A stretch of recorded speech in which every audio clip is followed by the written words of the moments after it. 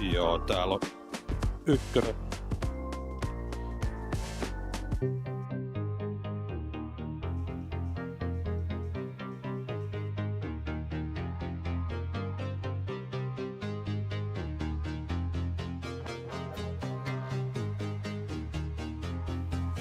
Jaaka.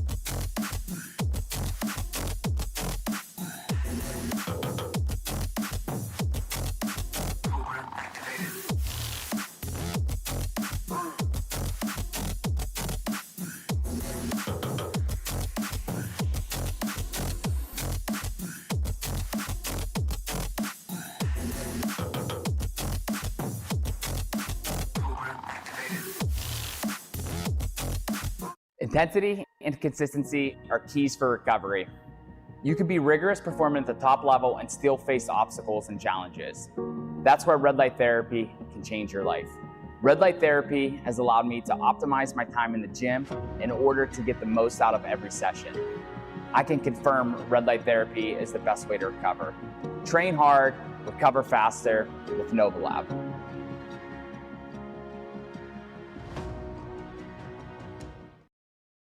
3 workouts, lots of movement, and one lady that stood on top of it all. Laura Horvath extends her dominance not just on the Copenhagen leaderboard, but also the overall series standings. She did that by taking event wins in Pro 5 and Pro 7, where she calmly got to the final 110-kilo barbell and stood it up in front of a packed-out Bella Arena, beating out Olivia Kerstetter to the line. Another very important result came on workout 6, for Andrea Solberg, an unbelievable time upside down. She took the event win, beating out not just the female field, but the men's field as well. Tudor Magda, though, was the talking point as he completes one of the most compelling performances of his career to date. One more day to go, and he's solidly in the top 10. When it came to the final event of the day, it was Jeff Adler who first put on a show, the rope climbs, running, and the heavy increasing cleans.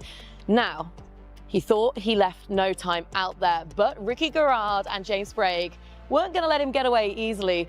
A battle between those two which came down to the finest of margins, but it was the Australian who took home the heat win. Now, what that does do is catapult Ricky to the top of the Copenhagen standings. But overall, James Sprague has had a little bit of help from his friends. And with a little bit of buffer, he's actually increasing his lead at the top of the overall series standings. So remains the man to beat going into the final day of competition.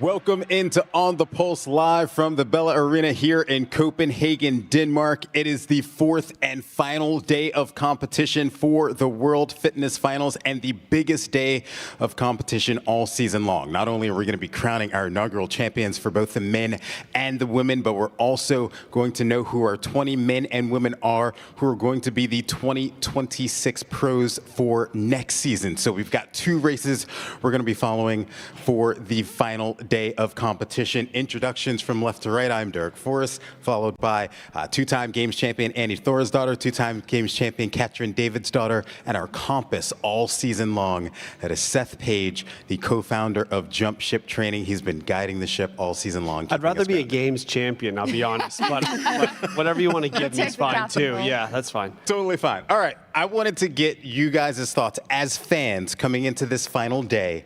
What are you most excited about? What are you looking forward to, Annie? Well, obviously, we have 2 really exciting events that are left for the athletes to do, and that's always going to be exciting to see.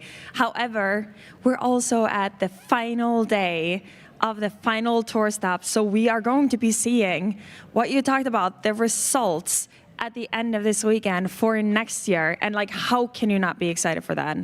What I love the most is when there's a race for the win. There's not only a race for the Copenhagen win on both sides, there's a race for the win for the overall standings after this whole season that we've never seen play out before. I just like the last day because the most drama comes out during these events. And so like when the workout is on the line in terms of like coming down to the last round or the last few reps and athletes take chances, some athletes come through with these heroic performances and some athletes make huge mistakes. And not that I want anything bad to happen to anybody, but I love when things happen because it just fuels the drama and gives us fun things to talk about. So I'm looking right there. forward to it. I'm right there with you. I Yeah. love the drama. I love the environment and the spectacle that we've seen all season long. Here in Europe, the atmosphere has been electric. The crowd's been into it. I love that. And I also love a nice little lunge to the finish line. We're going to see a little bit of that, Especially when something goes wrong. Adds to the that's drama. just- yeah, maybe, Adds to the okay. drama. All right, That's fair enough. sports. That's sports, That's and that's right. why we They're love really- watching it. Someone has to win, someone has to lose. Yeah. Otherwise, we're not even going to be here, right? Yeah. Exactly. Yeah. All right. So before we get into the competition and what we're going to expect to see in Pro 8, we do have one special piece for one member of our media team. what does competing means to me as a person?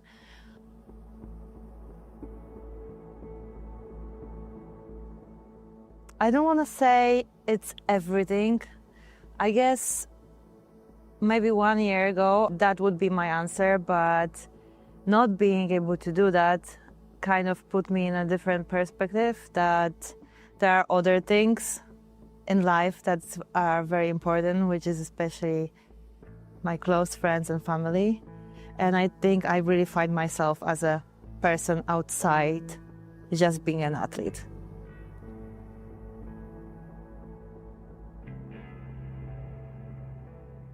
I got a message from Hanu, and I was reading through it. I was like, is that for real? I am the athlete known in space that doesn't talk much, and they want me to basically be on the broadcast team and commentate.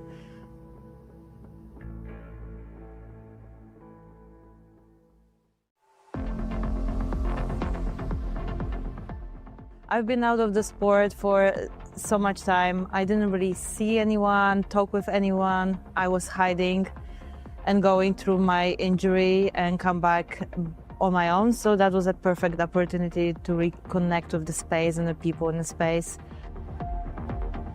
What I learned is how hard it is to be on the other side. Like, obviously, being an athlete and be on the competition floor and going through all the events and competing is hard itself, but to be commentating and knowing how much preparation is going into it in advance, I wasn't aware of that. So I admire all people who are behind the scenes.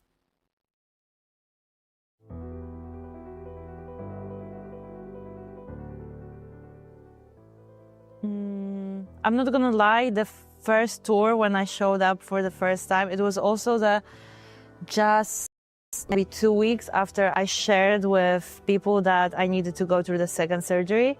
That was tough for me to reconnect with everyone. I was going through a lot of emotions, but to be honest, I heard so many amazing and nice and kind words from everyone in the community. So it gave me a hope that people still remember me. They know I'm gonna be back, and they believe in me that I'm gonna be back stronger than I was before.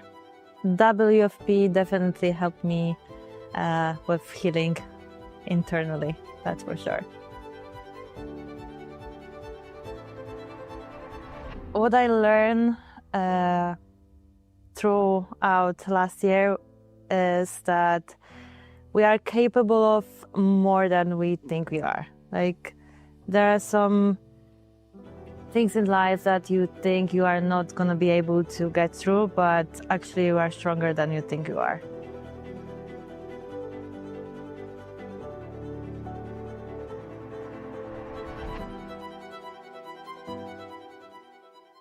I'm very sad to say this. As much as I enjoy being on this side of the event and being on the broadcast team, I'm not going to do that next season. I'm going to be definitely back on the competition floor, where I belong with the other athletes.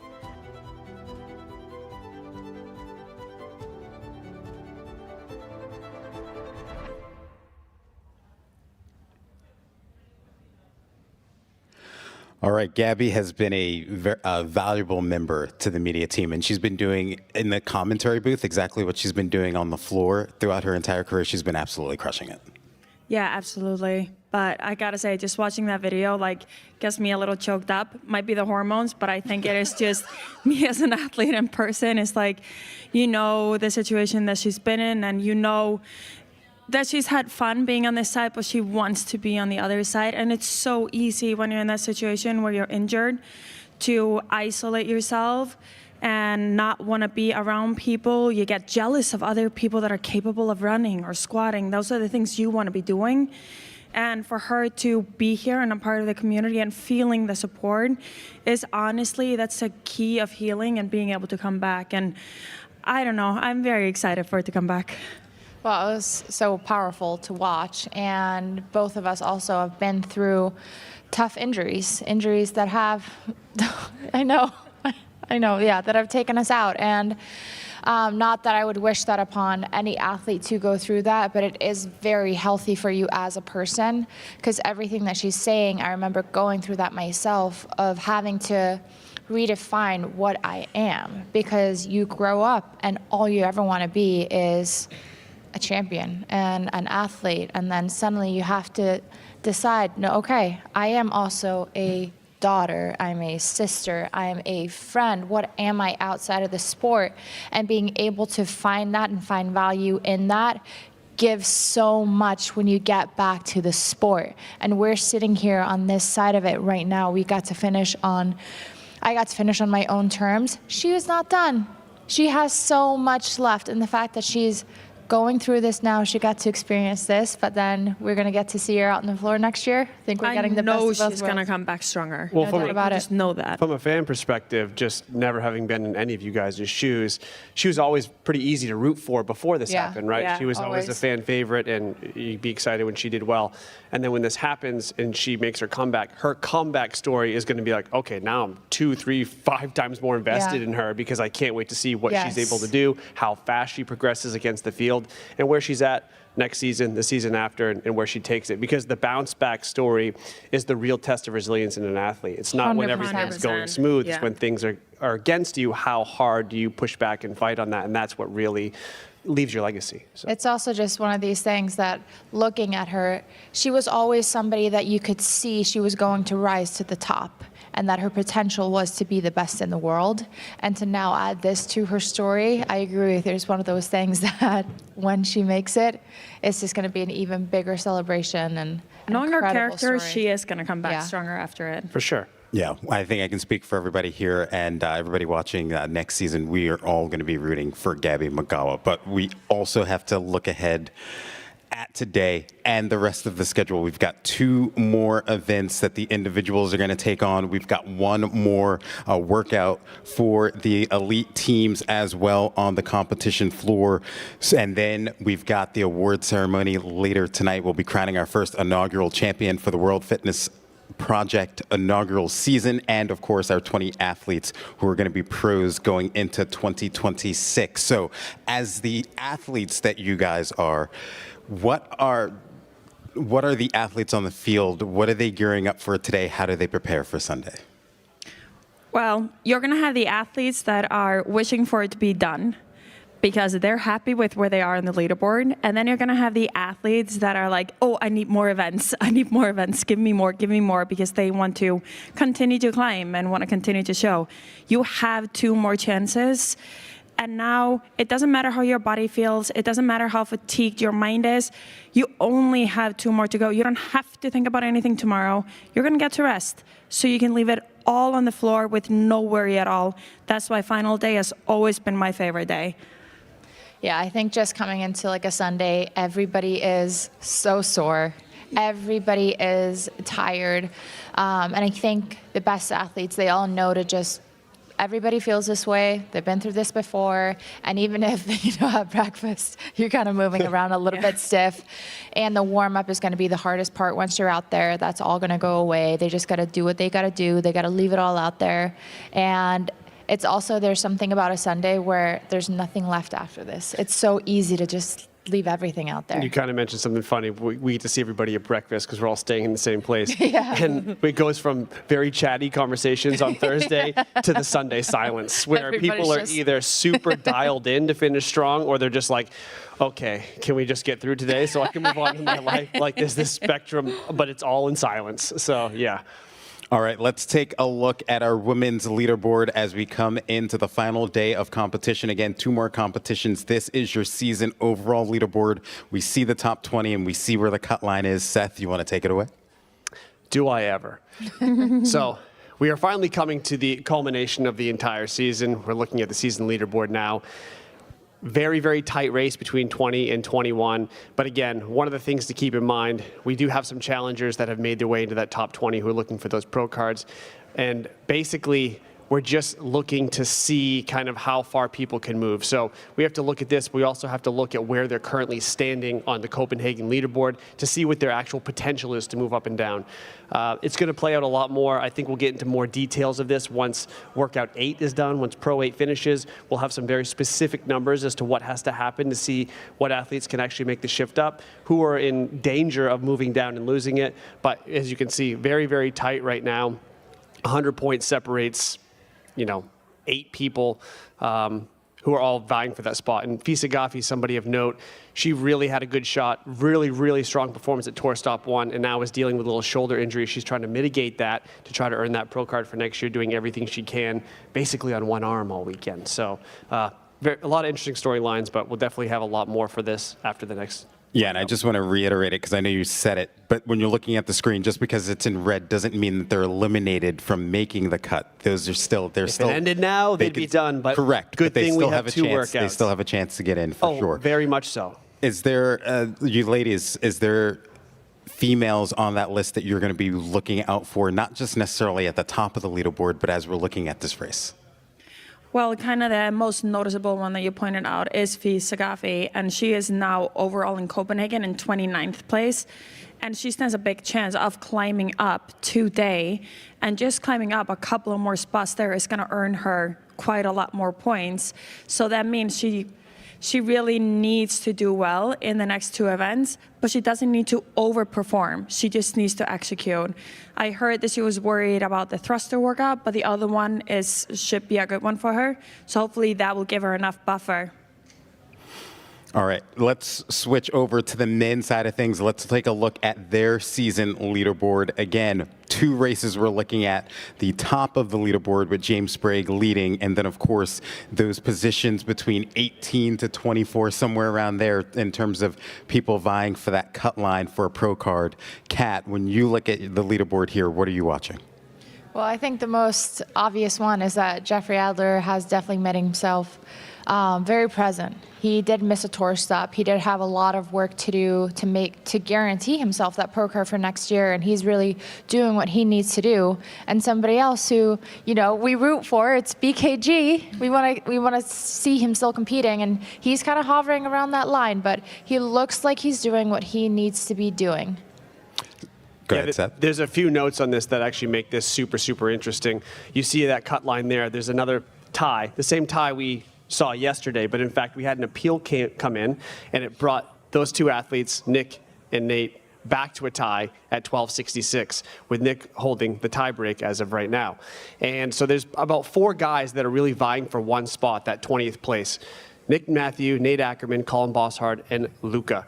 Those 4 guys basically are all fighting for 20th place. BKG is a little bit safer than them because he's not doing super well this weekend. He doesn't really have a lot to fall from there. So those points are pretty much 4 guys, 1 spot, and not a lot of points separating them. And we know one thing about Luca, he is going to leave every last bit of energy out on the floor today, fighting for that last pro spot. So even though he's a little bit further behind than those other 3 guys who are 4 points apart, don't count him out. He's really here to give everything he's got today. We've got 2 more workouts today for the individuals, and we're minutes away from Pro 8. So let's take a look at what the workout is.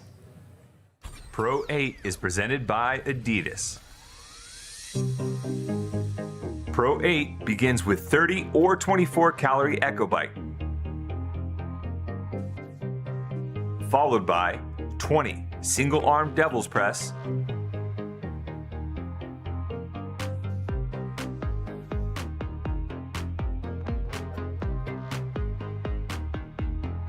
20 single arm overhead squats,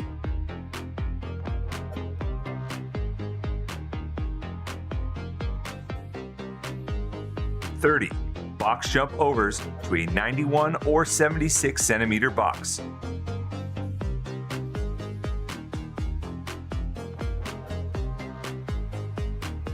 (14) single arm Devil's Press.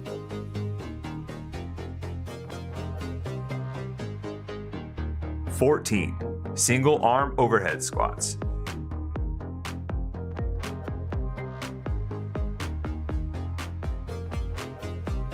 30 or 24 calorie Echo Bike. 8 single arm devil's press, and 8 single arm overhead squats. There is a 14-minute time cap for Pro 8. All right, that is Pro 8 for the individuals this morning. Seth, what is your secret of the pros for today? Well, it shouldn't be a secret, but maybe it is.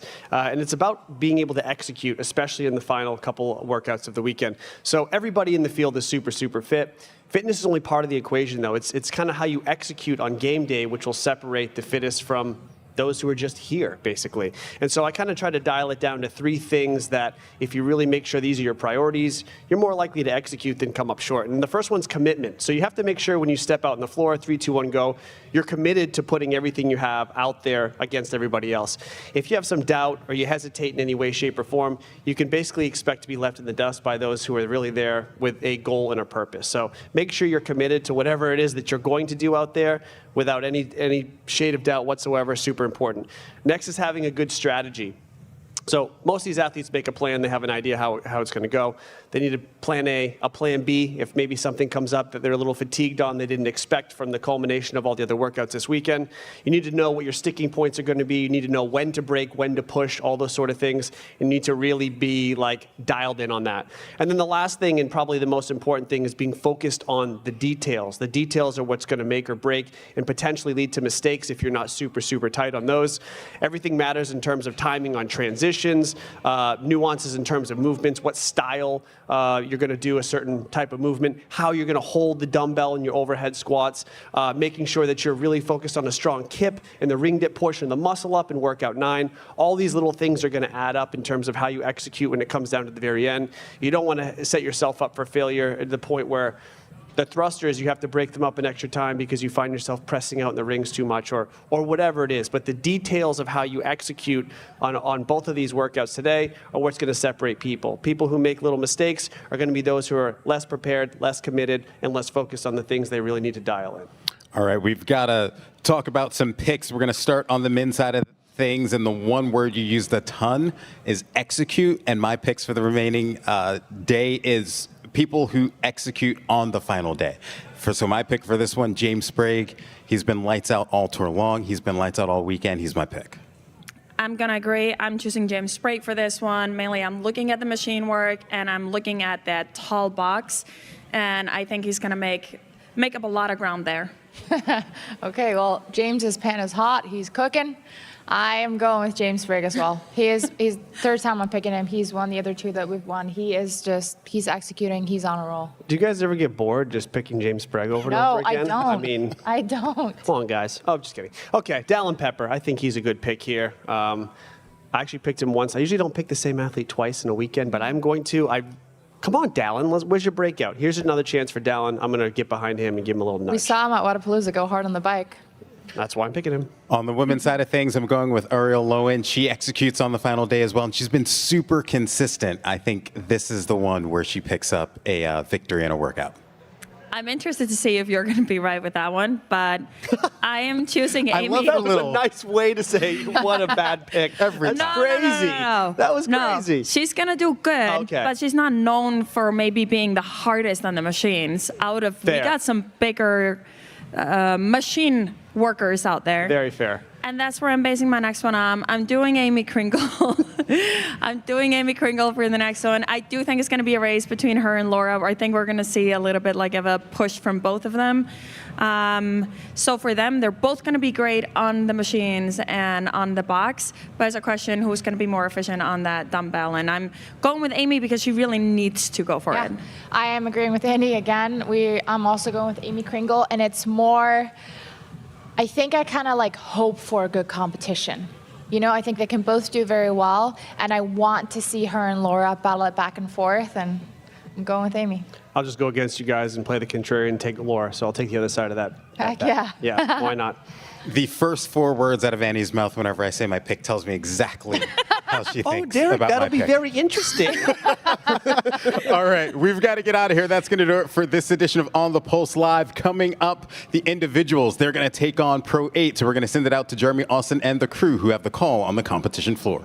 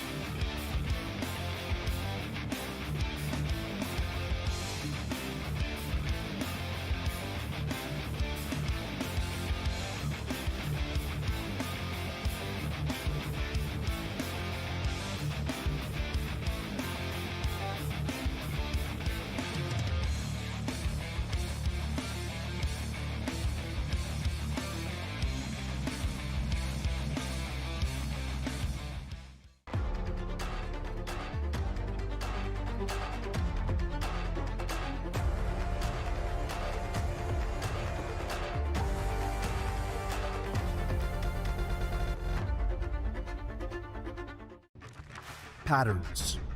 That's the difference. Strivey shows me what my athletes can't always feel. See the trends, spot the gaps, build the plan. Strivey, train smarter. The more we pause and stretch, the faster we move. The longer we hold, the more resilient we get. The lighter we feel, the stronger we become. The deeper we dig, the harder we hit. The higher we reach, the more unbeatable we are. Because when we stop, recover, and reset, the better we jump, climb, sprint, and leave it all on the field. When we move with pliability, we move more human.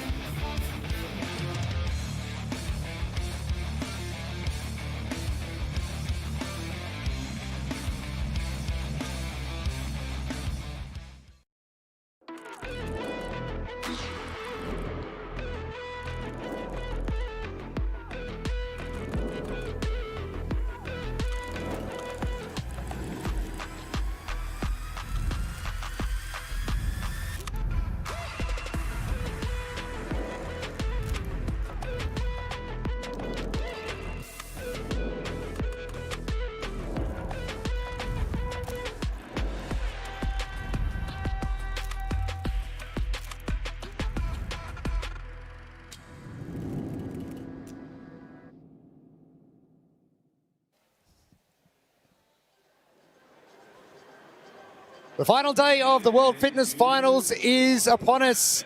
The inaugural season of the World Fitness Project for 2025. Hello and welcome from Bella Arena in Copenhagen for the final time as we get started on the final two workouts of the pro men and pro women, and the final workout for the team's competition. Jeremy Austin, Tommy Marquez and Gabby Magawa with you. And thank you for your company. And right across our 4 days of competition, it has been an epic contest, start to finish, all the way back on Thursday in Helsingborg in Sweden. And we finish things off today in Bella Arena in Copenhagen. That feels like it was a month ago. Yeah, a month ago and 3 hours ago, all at the same time. It's crazy. Good to have you in as well, Gabby. And a lovely piece done by the OTP live crew on the desk. It got a bit emotional here. Yeah, a little bit emotional. We're not ready to let you go just yet. Also, she's just ready to kick us to the side, apparently. It sounded like it. It's been good, but I'm getting back on the floor. Yeah, see you guys. Yeah. Lauren Smith will be joining us from the competition floor a little bit later on, and a busy schedule for our competitors today as we wrap things up on the final day of competition. We will get to our Pro 8 for our men and women first. Back to our final workout for our team competition, where we'll crown our top 3, and then finally to Pro 9 for our women, our men, and then to our prize ceremony. We crown not only the top 3 for our teams, our pro men, our pro women, but our top 20 to see who is going to get a pro card for season 2026, and that is all on the line today. Yeah, the scope of the results here expand beyond just what took place this weekend. We do know who is going to have that pro card. We do know the rank and order of athletes in terms of the pro contracts that they will be offered based on that ranking too. So a ton of opportunity, as we've mentioned. That has kind of been the key word and the operative word all weekend, is opportunity is presented to these athletes. And there's a chance to go out there and get it if they can move themselves up and down the leaderboard. Nick Matthew, Nate Ackerman sharing points on 1,266 on our season leaderboard. Colin Bossard, Luka Djukic still in touch. I'll tell you what, the heat's still not off BKG as well, but that red line is going to mark the top 20 and who does miss out and have to go through the qualifiers. And you kind of look at who has some momentum. Nick Matthew had a great finish to the competition yesterday, making that last barbell on those cleans just look like a paperweight. So hopefully he's waking up feeling pretty good right now. Paperweight, I like that one. Gabby, a little bit of FOMO from you as well, watching these athletes on the competition floor yesterday, and something you really would have loved to have dug into. Yeah, I'm trying to not give up too much of me missing out, but it's hard to pretend. I mean, the workouts are incredible this weekend. And not too far away from bringing our pro men onto the floor for the second last time for season 2025. Troy Clay, Springfield, United States. Julius Kieser, Leipzig, Germany. Daniel Camacho, Pamplona, Spain. Luka Đukić, Temerin, Serbia. Nate Ackerman, Illinois, United States. Colin Bossart, Bern, Switzerland. Tola Maracano, Maryland, United States of America. Tommaso Pieri, Lucca, Italy. Matt Gilpin, Brisbane, Australia.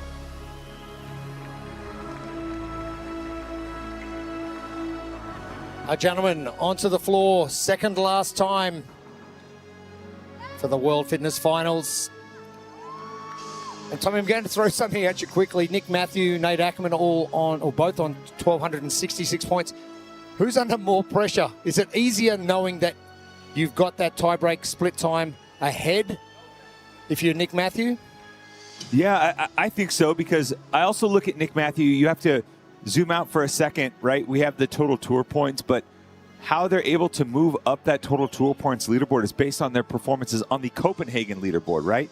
And the athlete that I think stands to gain the most on that leaderboard today is Nick Matthew, based on the point spread, only 8 points behind Tommaso Pieri. You look at Luka Đukić, who's trailing Nick Matthew on that Copenhagen leaderboard by nearly 40 points. That's a significant gap that Nick has to prevent someone like Luka maybe making the climb. So Luka's going to have to take some chances, going to have to pour it out on the field and really try and make something happen here if he wants to move up the tour points leaderboard.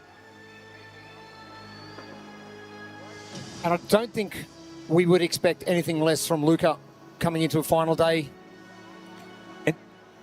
And I think one of the intriguing things, too, is another athlete that's right there on the cut line, Colin Bossard. You know, you look at how they're doing relative to the Copenhagen weekend on that leaderboard. Colin in 18th right now, 2 points ahead of Nate Ackerman in 19th.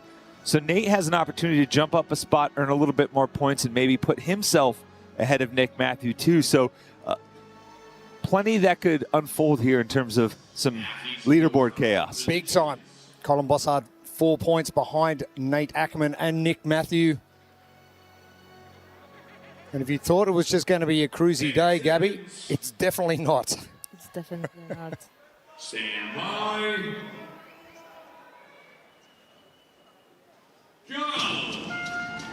Underway, 14-minute time cap for our second last workouts of the World Fitness Finals.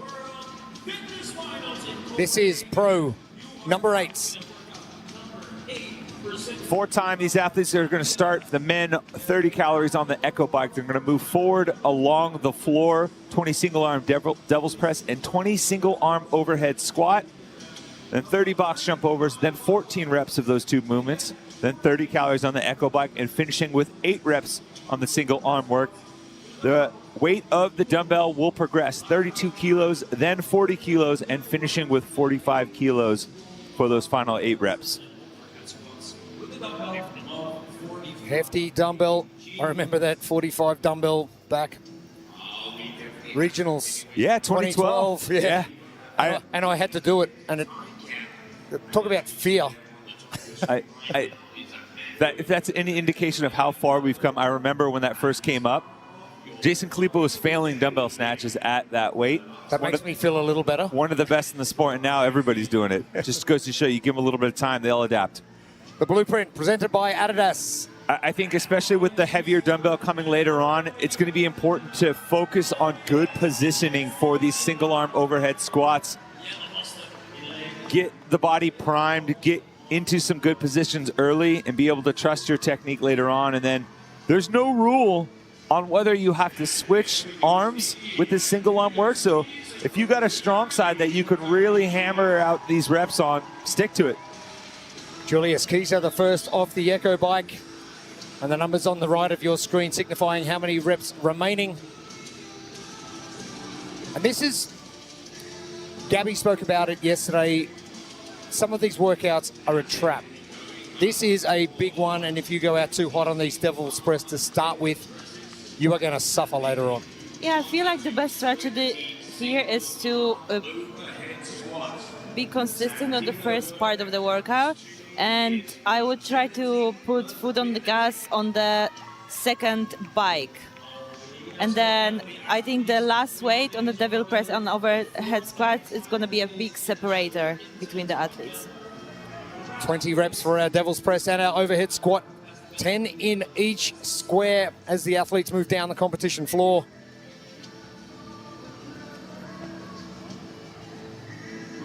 .30 box jump overs.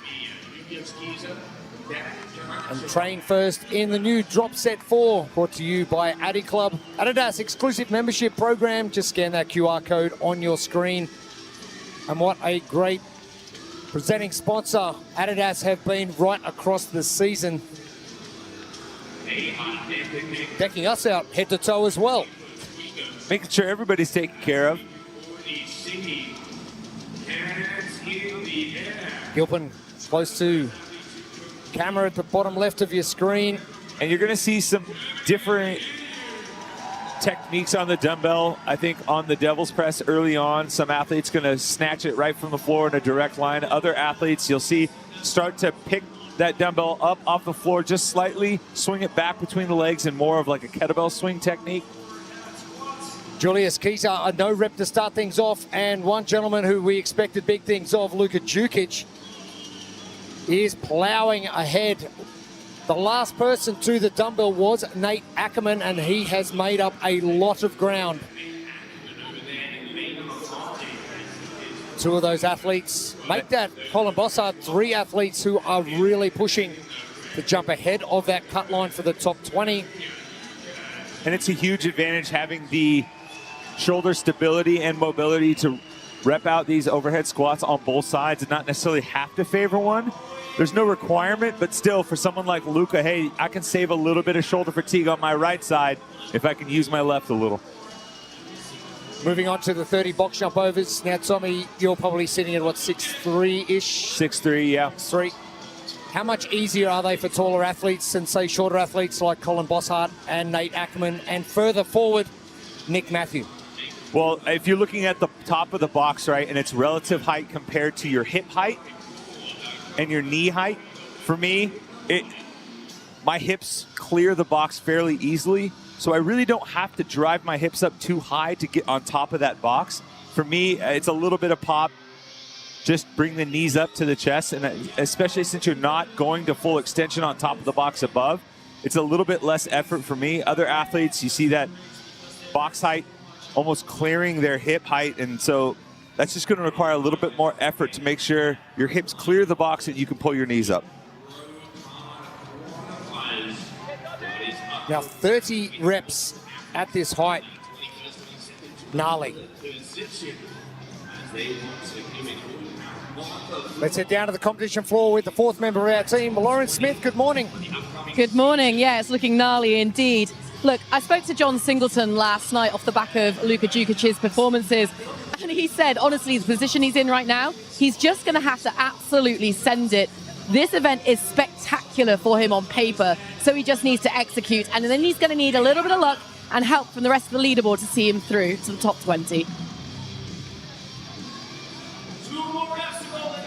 It's funny having so many workouts over the course of 4 days, and now the pressure is really put on these athletes. Not that they could have done much more with what they've had. But Nate Ackerman doing everything within his power to make sure he sits on top of that cut line that is looming.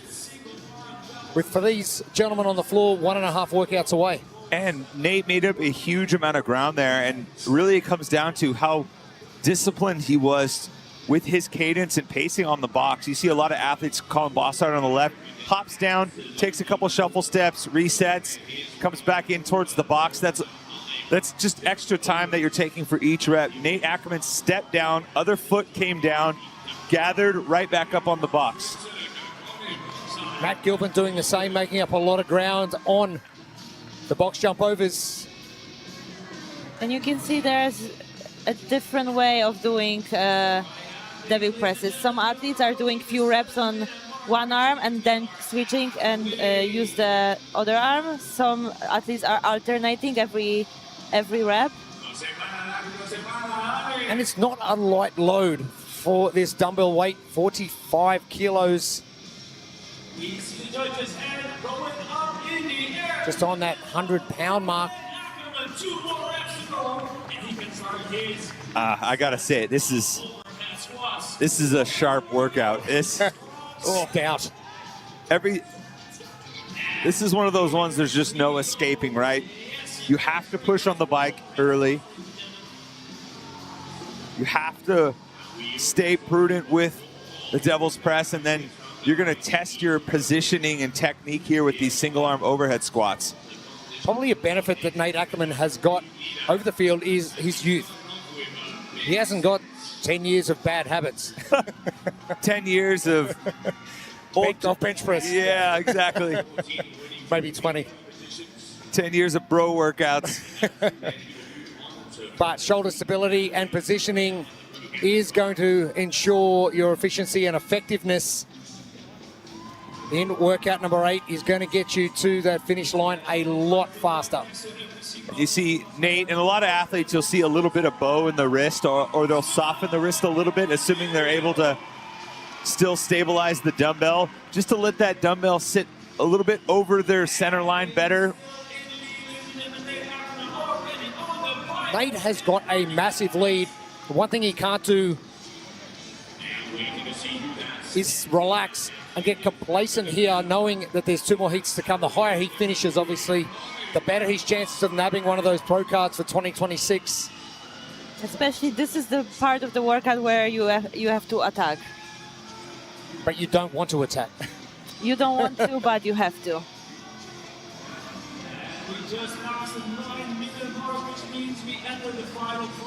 14 minutes. We're 5 minutes away from that cap. Nate Ackerman still in the lead. Back to Colin Bossard. Matt Gilpin in thirds. It's an interesting conundrum these athletes are in, right? You have the last bike. You're closing in on the finish line. You want to push hard. You want to maybe start to put some distance. But that Echo bike has the ability, right, to spike the heart rate and really just zap you, but you still have the heaviest dumbbell coming off. So it's kind of a double-edged sword here. Yeah, I mean, we saw something similar yesterday on the run. Some athletes went for it and they sped up the last round on the run.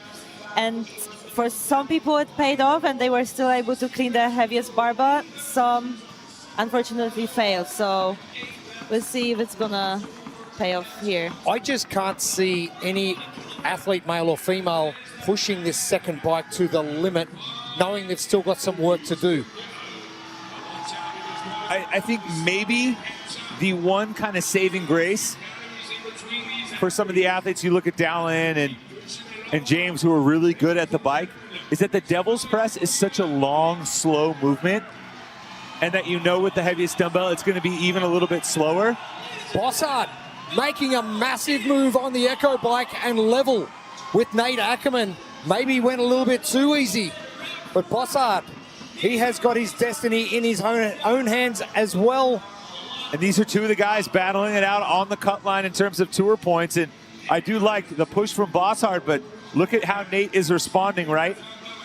Suddenly Bossard's on his heels. He turns it up a notch, and now he's staying rep for rep, maybe just one rep ahead of him. So, you know, a lot of pressure applied from Bossard, but Ackerman responding in kind. And Ackerman looked so comfortable on that overhead squat. His overhead position was just textbook. And here we go, we're about to see those overhead squats. Nate Ackerman. Straight into that. And positioning. Great position. Look how stacked he is. And remember, he started on his right side earlier. Now he's switching over to the left. That second dumbbell, he did a little bit of both. So making sure both sides are primed to be able to finish strong here. Nate Ackerman. Destiny awaits for this young man and doing exactly what he needed to do, as has the Swiss maestro, Colin Bossard. Luka Djukic now needs a good finish. Matt Gilpin pushing hard. Looks as though Matt Gilpin will get to the overhead squats first, taking a break. Luka Djukic coming home strong. Gilpin, 4 and 4 required. It's a great result from Matt Gilpin as well. And you can see a slightly different technique with Matty Gilpin. He's really got that bicep pinned to the ear. It's just a little cue that you can focus on, almost like holding a phone to your ear. We can all do that. Really trying to keep that dumbbell pinned over his center mass. Gilpin finishes up in third, 12:37. And contrast that with Luka, right? Like, Matt's able to be more upright on his torso. It allows him to pin that bicep to his ear. Luka has to cant his torso to the side. Good result from Luka Djukic in 12:51. I don't know if you saw those last few squats from Tola. That dumbbell wasn't a problem. Neither has any weighted load right across the 4 days of competition here. Pisa. And the other arm just aiding that balance. Pisa finishing. Marco Pieri will be next to get over the line, but he needs to get a hustle on. 30 seconds remaining. Danny Comancho moving to the dumbbell, and Troy Clay still on the bike. I'm not sure they are going to have enough time. Now, you're Nick Matthew. You're coming up in the next heat. You're on the outside lane. You've got a time to chase now. Yeah, and I'm sure Nick's coach or support system is probably paying attention to the splits and where athletes pushed. Give him a good gauge of what he needs to do. And there is time for the first of our pro men's heats. Nate Ackerman. Impressive performance from the youngster. And when the pressure's on, that's a great response from a youngster. It's a great bit of athletic maturity, I would say, from Nate Ackerman. You know, you're in a kind of straight shot down the line workout like this where you're always moving forward. And for the most part, Nate Ackerman was out in front of this heat, able to take control on that set of box jump overs, overtaking Luka Djukic, who was one of the first off of the bike. And Nate smooth with the dumbbell work. Got a push from Colin Bossard at the end, who pulled even with him on that final heavy dumbbell. But Nate, no hesitation to the overhead squat. No stress in the face of a little adversity, and gets himself a good spot.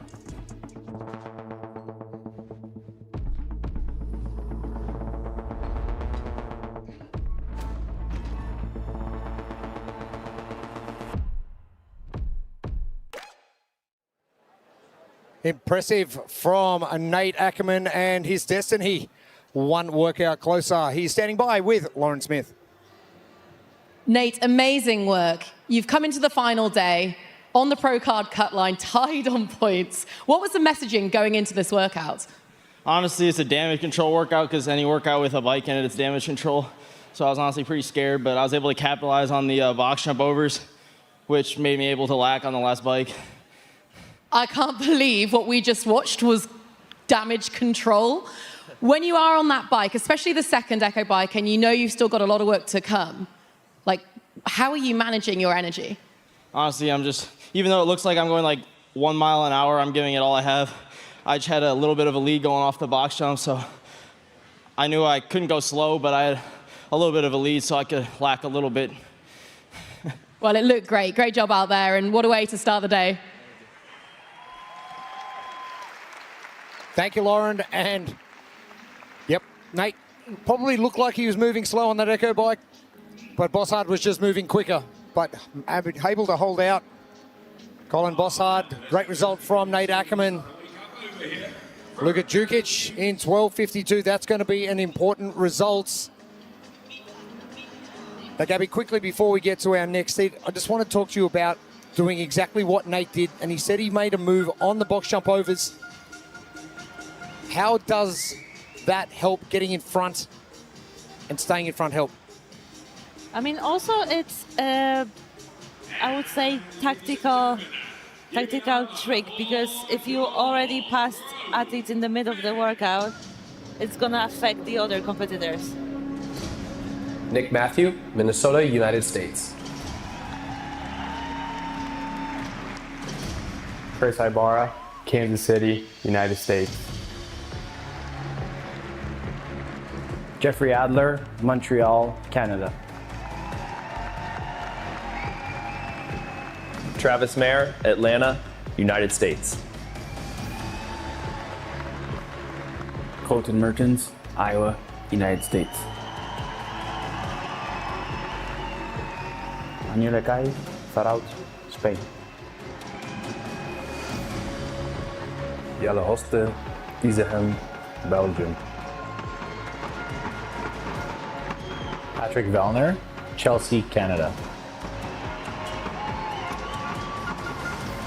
Ty Jenkins, Missouri, United States.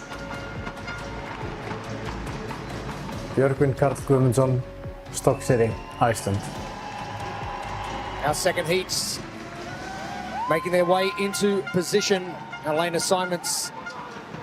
Pressure on Nick Matthew now after seeing the two gentlemen that he is really fighting with on that cut line.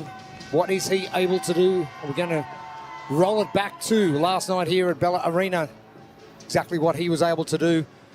Jeffrey Adler, what a performance from him last night. He has worked himself squarely into the top 20 right now, hoping to continue that momentum upward. Pat Vellner, not the weekend he'd probably hoped for, but still in a spot for a pro card. But Nick Matthew, you can see that shirt, trying to bring that big Nick energy. Hoping he can hold off that charge from Nate Ackerman. 11:40 is the time for Nick to beat.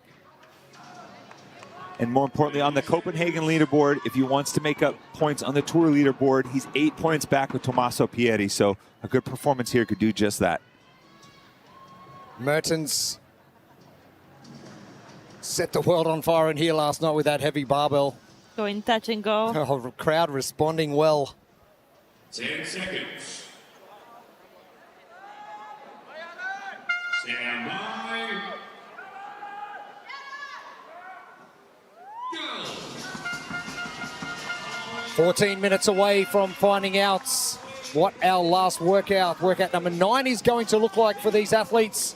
Vying for top 3 podium spots and top 20 pro cards for 2026. This is pro number 8, presented by Adidas. You're seeing the athletes tackle these 30 echo calorie bikes.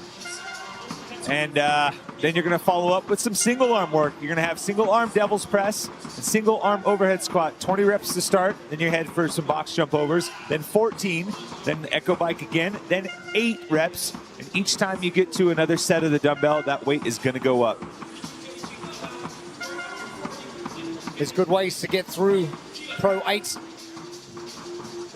Nate Ackerman showing us exactly how it's done, making a push on those box jump overs.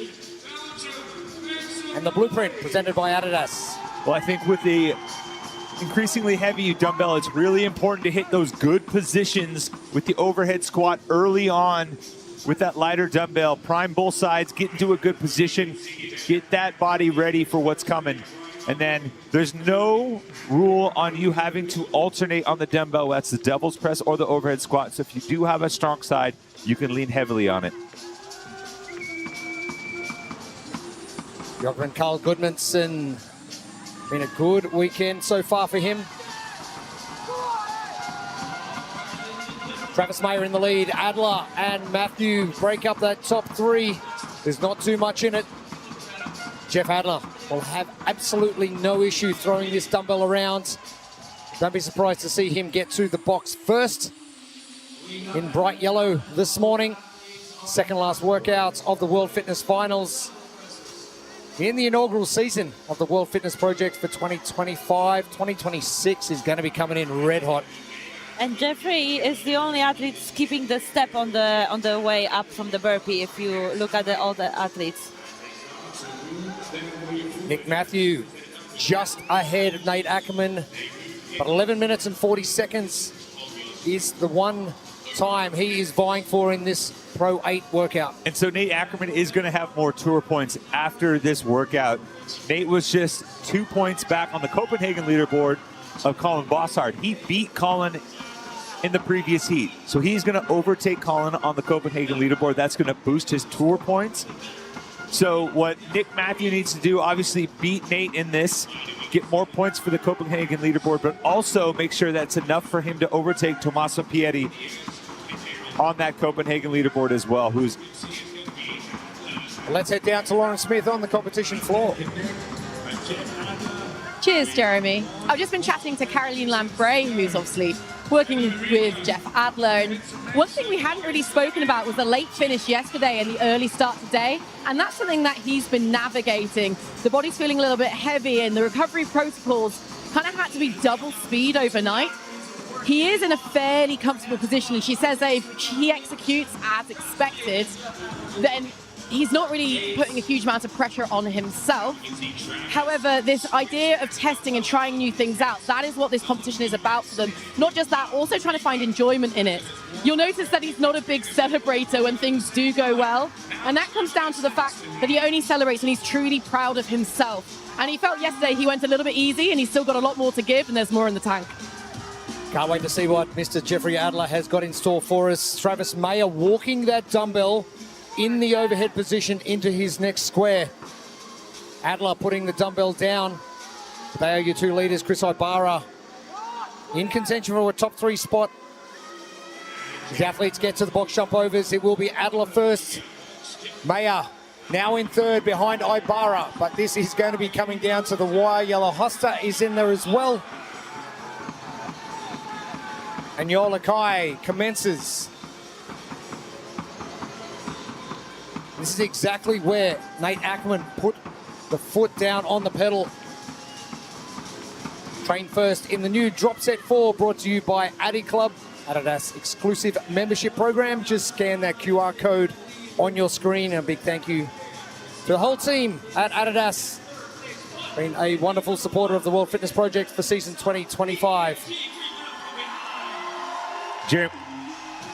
Jeremy, you mentioned Nate Ackerman making up a lot of ground on this box, and it was primarily because he was very disciplined in his foot cadence and how he managed each rep. He got off the box, he stepped down, he turned, pivoted, and jumped again. Not a lot of foot shuffling, not a lot of backing away from the box and having to step back up. A little bit more akin to what Jeff Adler is doing. Feet hit the ground, turn the body, reset the feet, and go. Now keep in mind what Jeff Adler is doing right now, and it's only about a half step away from the box. Colton Mertens is stepping about 4 to 5 paces away from the box every single time. Yes, increase your recovery, but you're also increasing your time. Yeah, I mean, it's just a taller task for Colton on that. You can see how high that box is relative to his hip height. It means it's just more of a max effort box jump for him in order to do it for reps. He's got to get a little bit more momentum going into the box. That requires a little bit bigger setup and just more time for each rep. Adler finishing up probably the most time consuming and grueling of all of these movements. Jeff said in an interview yesterday, yes, he had more in the tank, but no one was going to beat him. Ricky Garrard going 1 second slower. It was close. But does he think now, okay, Nate Ackerman's got 11:40, I'm going quicker than that? Yeah, I think so. And if you know his coach and partner, Carolyn Lambrey, she's got the splits written down. She knows where he needs to be at each interval, at each movement. And she's probably, I can't quite see the floor well enough, but she's probably right there on the sideline, letting them hear it for every movement. She's in the VIP area watching along. Maybe they have just secret signs, That's right? it. Now, fun fact, Caroline Lambrey was my volunteer at my first CrossFit Games in 2015. Oh, now look. And I remember her there. That's where we met. She was supporting the media team. And now an elite coach. And putting Jeff Adler on this trajectory. I'm interested to see the pace that Jeff Adler gets to work with on this Echo bike. We saw Nate just recover a little bit, gave Colin Bossard the opportunity to pull a little bit closer.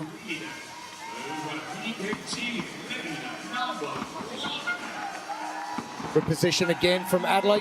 You mentioned before about Matt Gilpin with that arm close to the ear. Jeff Adler putting a bit of space between his ear and that bicep. Shot of Mertens at the back. To me, that also means he is very stable and strong in that position, especially with it kind of looking like the left side might be the weaker of the two.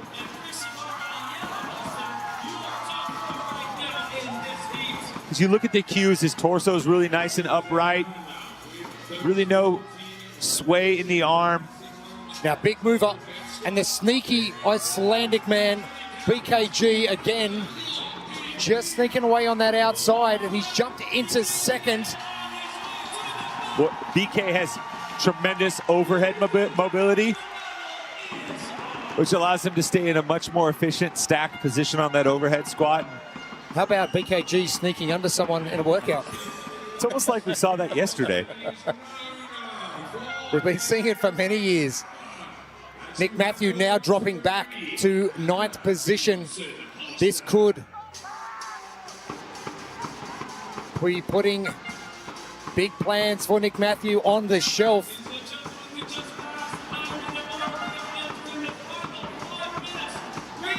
Now the look across from BKG just then, you can't see anyone else's display. Is it more so to see who was on the Echo bike as opposed to what calories they're up to? Yeah. I think it's also the fact that Jeffrey had no idea that BK is so close, and BK was kind of like looking what's going on the left side. Yeah, and BK gets a clear look at the entire field as they progress, right? He's all the way on the outside, so he just looks over his left shoulder and he can see who's on the bike and who's going to get off the bike first. Not necessarily the case for Jeff, who's on the other side of the field, is going to be blocked position-wise. He will get a look once he gets off the bike. You can see that he's alone at the dumbbell. And honestly, for Jeff, that's probably all he really needs. Adler saying he left something out there on the floor last night. It doesn't look like he's doing that right now. And if you're going to be trying new things with your coach, Caroline, is pushing on the final day at the start one of those new things? I don't know. It's hard to say. I don't know if effort necessarily is something new for Jeff. Ibarra into second now. Hosta. Sorry, into fourth. Ibarra into third. BKG still maintaining that second position. Adler ahead. We are still 1 minute away from that time from Nate Ackerman from heat number 1.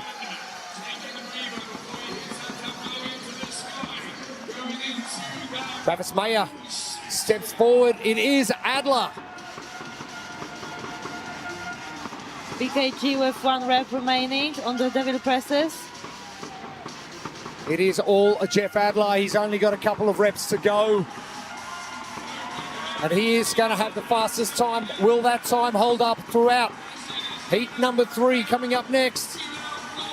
Jeff Adler, outstanding once again, 11:07. BKG, can he hold out? Ibarra, yes he can. Another great result for Björkman Carl Gudmundsson. They're a little bit more of a vintage BKG performance. He's 26th and 25th. The first 2 tour stops. Right now he's squarely inside the top 20 in a position for a pro card. He said earlier there's a Icelandic saying, I do better with all the swords pointed at me, so keep the swords drawn, boys. Still a couple of minutes before we hit our time cap. Ty Jenkins, bottom of screen, Pat Fellner and Yolakai, Colton Mertens, Travis Mayer, and at top in the pink shirt, Nick Matthew, who we go by one of the things that Nate Ackerman said, the damage control. Nick Matthew doing a lot of that right now. Jenkins is in. Yeah, this is going to be a tough result for Nick. He's going to have to scratch and claw here at the end. And it's also a good result from Jelle Hoste. Remember, he's dealing with a wrist injury. And I think he's an athlete that's benefiting from the fact that you don't have to switch arms on this workout. Mayer comes in next. Still 90 seconds, Senor Lakai. Mertens, great comeback on the bike, devil's press and overhead squat for him. Nick Matthew now with the final 5 reps before he comes to the finish line and sees the end of Pro 8 for our second heats. Nick Matthew. A minute outside that time from Nate Ackerman.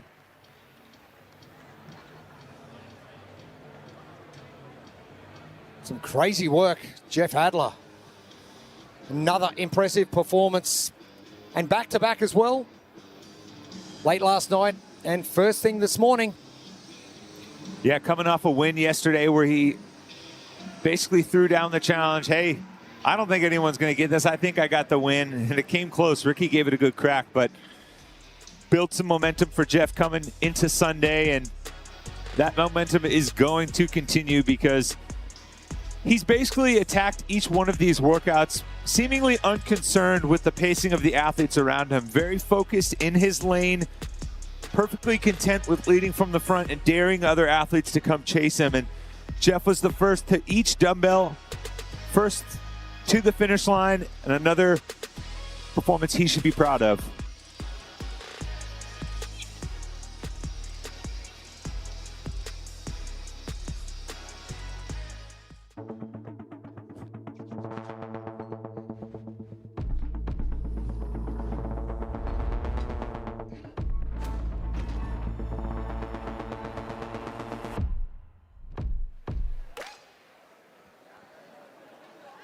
And an impressive performance from Jeff Adler, but by his own admission, BKG putting out on social media, it is no time to mess around. He is standing by with Lauren Smith. BKG, it was a 25th and a 26th at your first 2 tour stops. You came in today in 14th. What has changed this weekend? To be honest, first of all, we're in Europe. And to be honest, I totally had forgotten about how much it means to me to have the people in the stands cheering on me. I can hear you all the time, so thank you very, very much. You also come into this weekend a proud affiliate owner with a huge amount of your community in the stands. What's that like? Yeah, to be honest, early 2024, when my brother and his wife sold the gym, I thought my days were over in coaching. 2 or 3 months later, I had bobbed my share in CrossFit Reykjavik, and it looks like I'm gonna stick around for a while. I'm hoping that also applies to on the competition floor. Yeah, I mean, I have my back up against the wall, and in the past, I feel like that has definitely helped to have a lot of pressure. And, you know, I've just been training very well, and we have tried to take what was neglected from the first 2 stops and, you know, really just tried to work on my weaknesses and coming back here. And I'm just grateful that I'm still competing with all those young guys. And we love watching you, and hopefully for many more years to come. Thank you. Thank you all. Vintage BKG, and so close to home, it just must be so refreshing. And there's a lot of Europeans in the crowd. Oh, yeah.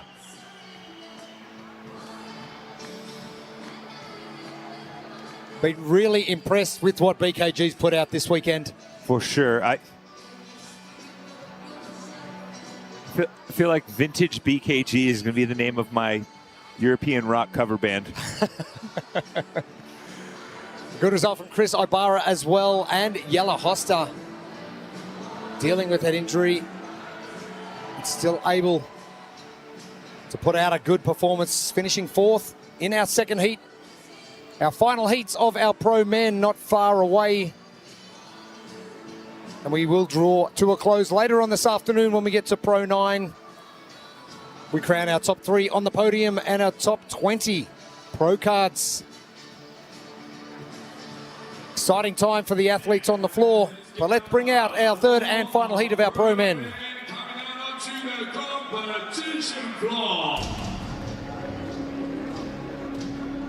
Jack Farlow, Waterloo, Canada. Chandler Smith, Kansas City, United States. Peter Magda, Baku, Romania. Justin Medeiros, Boise, United States. Ricky Garrard, Wollongong, Australia. James Sprague, Coeur d'Alene, United States of America. Dallin Pepper, Utah, United States of America. Roman Krenikov, Cookville, United States. Guilherme Malheiros, Rio de Janeiro, Brasil. Jonne Koski, Pori, Finland.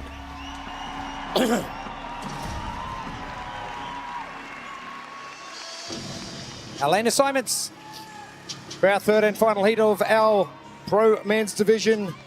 Ricky Garrard with a 20-point lead over Justin Medeiros on the Copenhagen leaderboard. And 8 points back from James Sprague. On the season leaderboard, Medeiros, he has had a great weekend as well. Yeah, really kind of finding his form in the back half of this calendar year. And right now he is in a close race for the podium overall on the tour points leaderboard with that man right there, Dallin Pepper. Dallin currently 16 points ahead, tour-wise, ahead of Justin Medeiros. And they'll both be chasing the man who nearly clipped Jeff Adler in the final event yesterday, Ricky Garrard. Ricky has had an awesome weekend. 30 seconds. And Ricky right now is first in the Copenhagen leaderboard, so he has maximized the tour points that he can earn. He's really just fighting to hold that position and hope that maybe some of the chips fall behind him on the leaderboard where they need to. Ricky, a big confidence player, and he'll be really buoyed by what happened last night, what he was able to achieve.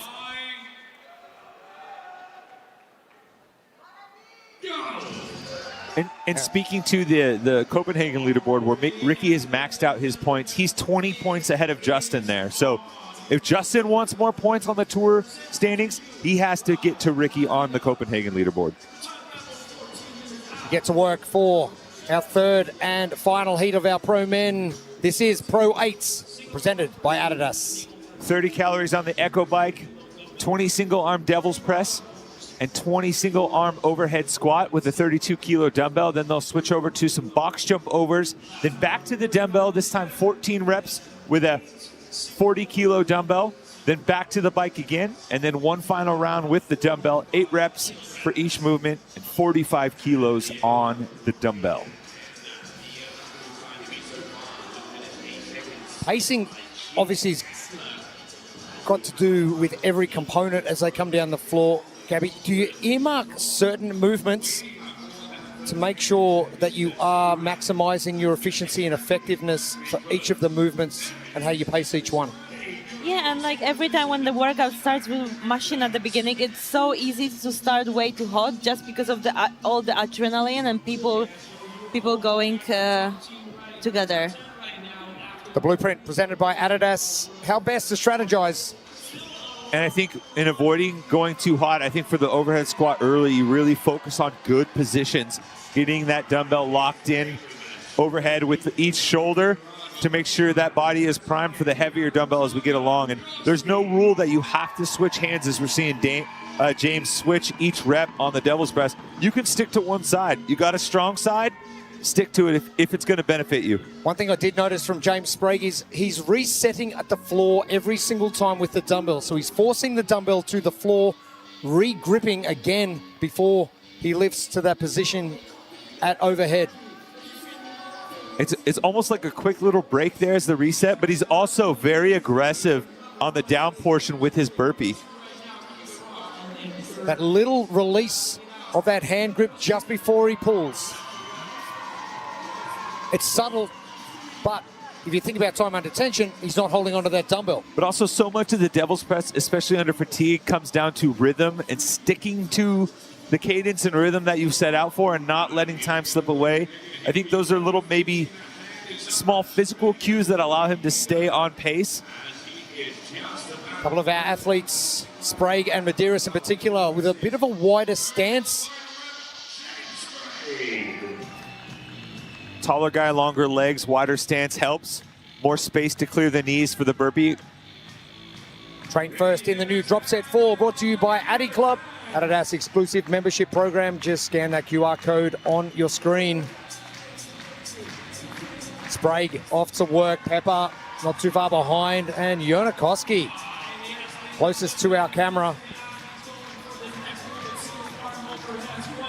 Tudor Magda's in there as well. Now we know Ricky Garrard can push. I'm just wondering if it's going to be the box jump overs where he's going to make his move. Now, Gabby, is it easier pushing with a load, with a weight, or an unweighted, unloaded movement like a box jump over? I mean, high box jumps are such a hard movements to make a move and try to speed up. I think what you can do is find the rhythm that works for you and just stick to it. Just don't go slower than whatever you established from the beginning. Now watch, Yona has to take that extra little gather step to get up over the box, and behind him, James is able to step down, keep his feet planted squarely, and right back up over the box. He's gaining about a half rep each time over. Just the little subtleties of the foot movement and footwork technique for each one of these box jump overs. We saw the same thing with Colton Mertens in Heat 2, having to take those few extra steps. But Sprague, one of the taller athletes, his hips way above the height of that box, and that's something you mentioned earlier, Tommy, in Heat 1. And there's an extra rep or half rep for James Sprague. Well, and that was because he forgot to move his box. Good catch by him in the moment, not losing too much ground. Still enjoying 5-rep lead over Jonikoski, Dallin Pepper, and Tudor Magda.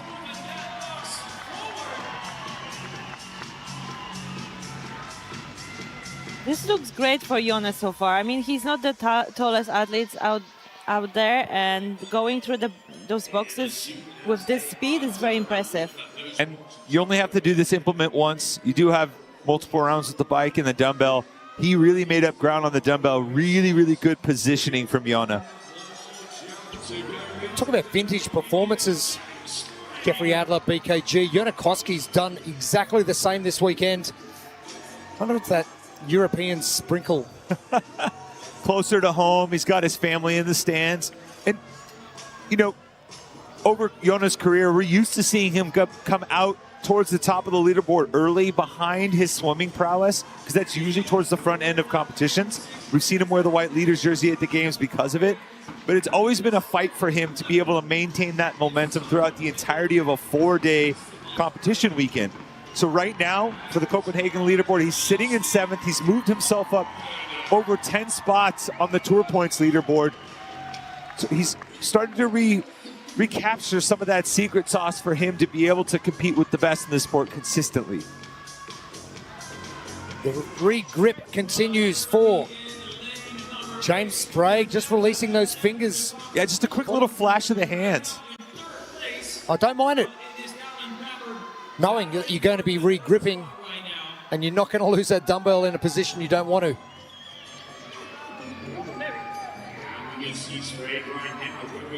Obviously something he's practiced. But Sprague now finishing up with the second round of Devil's Press onto the overhead squat. And this must be something that the Brew Crew in general is practicing or planned, because both him and Dallin switching every rep on the Devil's Press. So a little bit of brute camp cooking as part of their strategy, because we're seeing a lot of athletes stick to one side as Jonas stays on that right side for multiple reps. Pepper, 10 reps behind your leader, James Sprague. Sprague, your overall leader, dispensing with the second dumbbell. And Jeremy, does that look like an athlete who's tired right now? Not really. The way he's attacked the Echo Bike for this second round, completely different to what we've seen from Nate Ackerman in heat number 1. Dallin Pepper will be next. Jonakowski just a bit behind. We know how well Dallin Pepper can utilize this Echo Bike.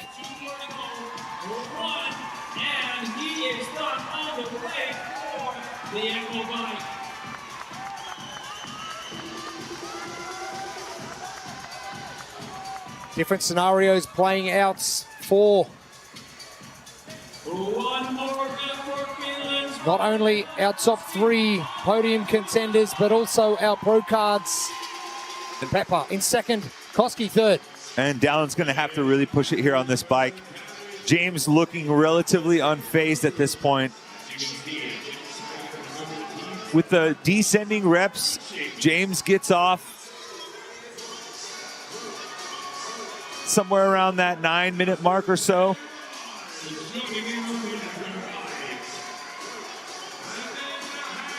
And both of these athletes at a faster pace on this last bike than what we saw from Nate Ackerman, who set one of the early times. Adler, 11:07 our time to beat from heat number 2, 11:40 for Nate Ackerman, heat number 1. And barring any disaster with the overhead squat, I'm going to say that time is probably going to go down, Jeremy. Only 8 reps with this dumbbell for each movement. Over 2 minutes to go to that time to beat. It's looking like James is cruising at this point. And I'm told that he's got a little celebration planned if he's able to hold on. He's going to knock it out of the park again. We might be switching sports. Oh, okay. Well, you miss 100% of the shots you don't take. Not quite that sport either, but I love the quote. Great Wayne Gretzky quote. All right. Dallin Pepper now moves forward. Tactical break here with 1 rep to go. I think he's planning on holding that dumbbell overhead as he transitions. But he's got so much time to Jeff Adler, and he knows he's not going to get overtaken from Dallin Pepper alongside him, so he can ease off a little. I mean, this is unreal. He's going to beat it by a minute. Simple stuff for James Sprague, and he will get done under 10 minutes. Wow. I don't know if you saw that little step back 3 action. That's his 3rd workout win of the weekend. So Pepper moving forwards. Maybe a little Steph Curry action. Tudor Magda starting to make a move now. Lane number 8. We're in Europe. We'll go with Luka Doncic. Chandler moving a lot faster than Tudor. Here comes Medeiros. Gerard still on the bike, but Pepper, he is in ahead of Jeff Adler's time, and the Brute Boys getting the job done. And that's big for Dallin points-wise on the leaderboard. He's 14 points back of Tudor for the Copenhagen leaderboard. About 44 points back of Justin Medeiros. So there's still some room with Dallin coming in today in Copenhagen leaderboard in 5th to make up some tour points. Sprague and Pepper enjoying some pro time on the cooler. And Jonakowski, come on. Faster than Jeffrey Adler. Oh, we'll check the time. 1 second outside Chandler Smith from Jeff Adler's time from heat 2. Tudor Magda is in 6th position. Guy Malheiros sneaks in just outside that time from Adler as well. This is big for both Dallin and James. James could further his lead on the tour points leaderboard with the 2 guys above him on the Copenhagen leaderboard slipping down the leaderboard.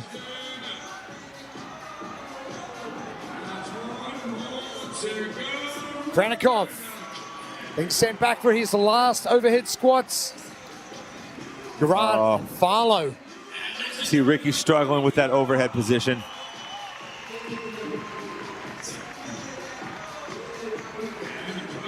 Final rep, Farlow, he is done. 12 minutes, fast heats. Ladies and gentlemen, please give it up for your winner of this world. But James Sprague. Unbelievable performance.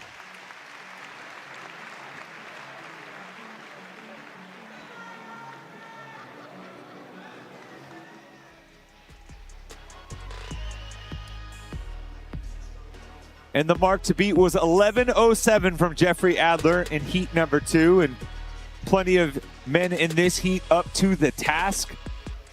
And like we saw each day of the competition so far, James Sprague willing to go out hot and stay hot, building himself a sizable lead through the box and into that final dumbbell, all alone coming off of the bike. Over a minute to go from the time to beat. And a little celebration from James. He drains that step back 3 for his 3rd win of the weekend.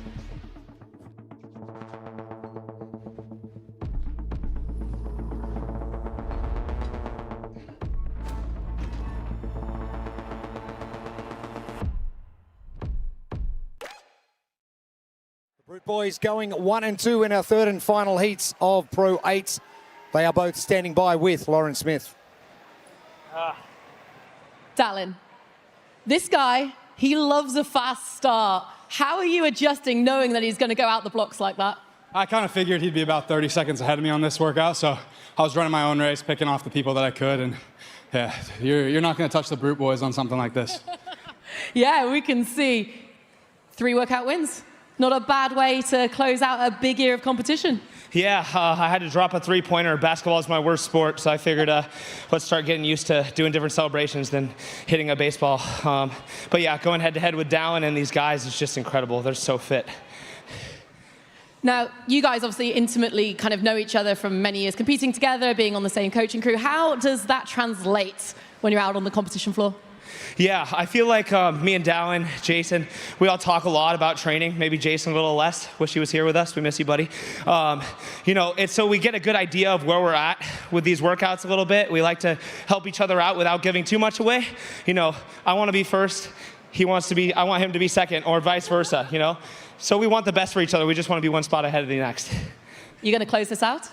Gonna do my best. I have to hold this guy off, and it's his best movement combo next, so nothing is given yet. Absolutely. Dallin, off the back of obviously quite a serious injury off an Echo bike, approaching that workout, how are you kind of managing your pacing and kind of giving yourself the confidence to get out there and execute in the way you did? Yeah, the score with the Echo bike's not even close. It only got 1 on me. I've got plenty points on it, so come out there and do my thing. I love it, and we'll see more of that in the next workout. Great job. Thank you. Thanks, Lauren. Cheers, dude. The Brute Boys showing us how it's done. A very similar strategy and very similar results, but Sprague pretty much in a league of his own in that one. Sub 10 minutes. Oh, going. Pep up. Great result from Jonakowski. So 3 gentlemen getting ahead of Jeff Adler's time from heat number 2. I love Dallin's confidence. Hey, the Echo bike got one over on me. You know what? I think lifetime I'm still winning the series. Oh, he's winning by a big margin. Now, overall results coming shortly. Excited to see what this looks like. BKG jumping straight in. And Ibarra ahead of Justin Medeiros. But BKG doing everything he needs to do to cement one of those 20 pro cards for season 2026. And Chris Ibarra as well, one of the challengers throughout this season, has consistently showed up and competed well. In a great spot right now. Jonakowski 3rd right now. Just another strong workout result for him and having one of the better weekends he's had in a long time. It's just enjoyable to see gentlemen like Jonakowski and Björkman Carl Gudmundsson doing so well.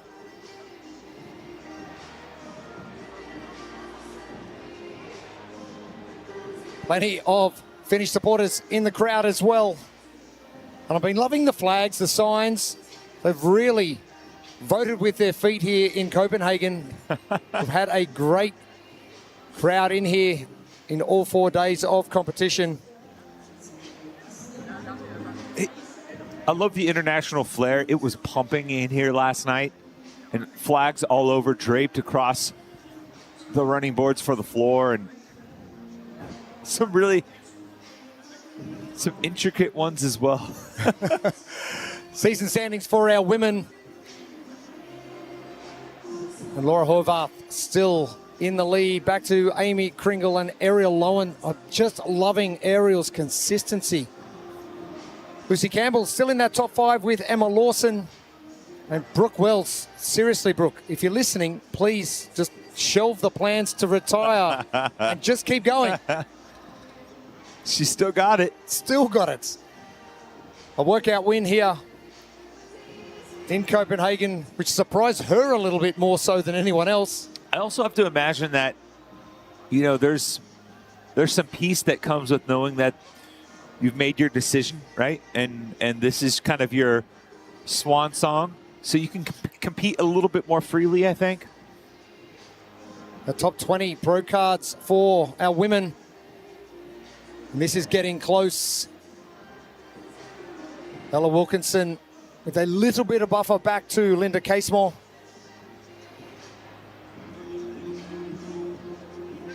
Fee Sagafi just outside as well. But as we've seen with our men as well, you just can't rest. You can't have an off workout. And for Ella Wilkinson and Linda Caseman on that cut line, they're both next to each other on the Copenhagen leaderboard as well.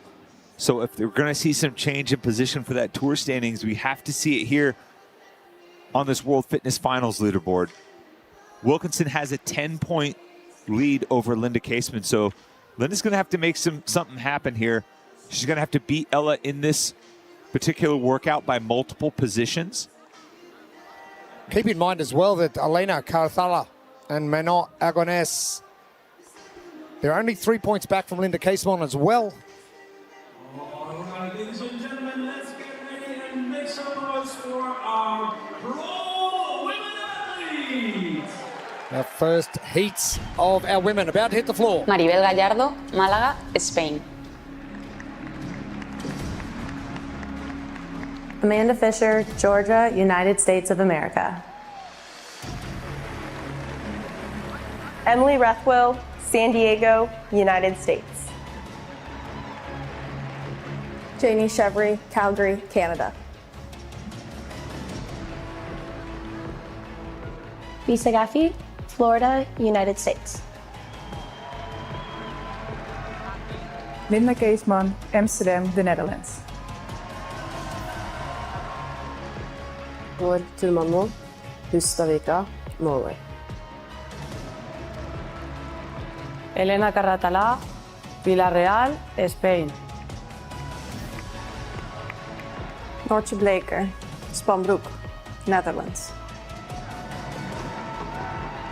Vivian Marie Christian, Soltau, Germany.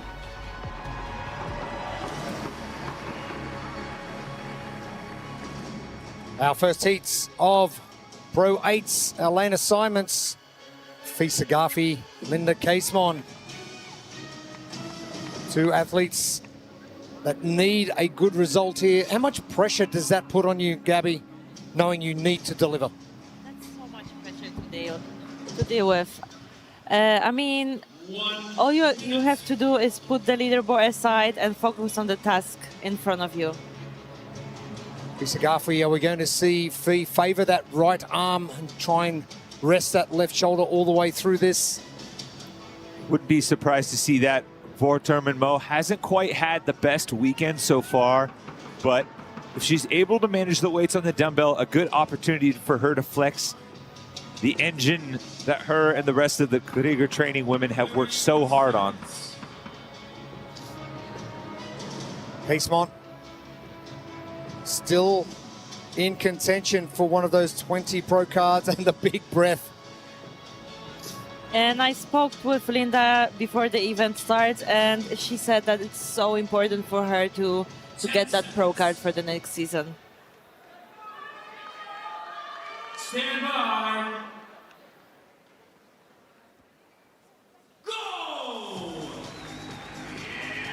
Our women from our first heats of Pro 8 underway. Casemont, Bortham and Mo, Fisa, Garfi. 3 women in particular who really need to finish in the top 5 here. It is Pro 8 presented by Adidas. These women will start with 24 calories on the Echo bike and 20 reps on the single arm devil press and single arm overhead squat. Then 30 box jump overs back to the dumbbell for 14 reps of each movement. And then finishing again on the bike with 24 calories and then 8 reps on the single arm dumbbell movements with the weight going up from 22.5 kilos up to 32 kilos on that last dumbbell. Box height is 76 centimeters. Don't be surprised to see Bortham and Mo off the bike first here. I think needing to make a little bit of a move. One of the things that she excels at is some of the output on the machines. And the blueprint presented by Adidas. I think with this single arm overhead dumbbell squat, good positions early with the ladder dumbbell set you up for success later on as it gets heavier. And then as we might see with someone like Fisa Gafi, if you have a strong side or if you're dealing with something on one side that makes it weaker, you don't have to alternate. You can lean heavily into your strong side. Now Linda Casemont, one of our taller athletes in the pro women field. It's a long way for that dumbbell to travel. It is, and we saw, if you remember back to the max snatch event, Linda had a very interesting overhead position on the finish, right? Her torso was a little bit more forward. It almost looked like the bar was fighting to stay up and not come forward, but she was locked in pretty well. I'm curious to see if that actually has an effect on her ability to find a good position with the single arm overhead squat. Bortham and Mo still enjoying a couple of rep lead over Linda Casemont. Vor on the left, Linda now in the middle, Fisa Gafi on the right. 3 ladies that are trying to get under that cut line and nab one of those top 20 pro cards for season 2026. Financially, it is just a breath of fresh air and a massive relief not having to go through qualifiers and not having to spend all of that money to travel or put up accommodation. If you think about a big picture, right? For any athlete, whether you're established or up and coming, knowing that you have access to 3 major competitions with high-level athletes showing up to each, that's a huge relief. That's a good year by anyone's standards. But also then throwing in that your accommodations are going to be taken care of, your travel is going to be taken care of, and you have a guaranteed payday from that, regardless of the amount. There's a huge sense of relief that comes with that too, I'm sure. Here, have some free money. Okay. I wouldn't say it free. They're still going to put in some work. Oh, a little bit of work. Casemont, Bortham Mo, your first 2.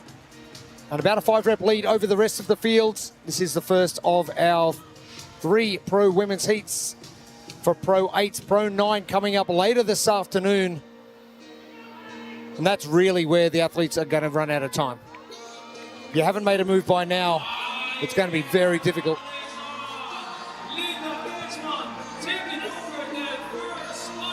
Casemont, we spoke about that overhead position with the barbell. Not so with the dumbbell. She looks in a good position here in that center of mass.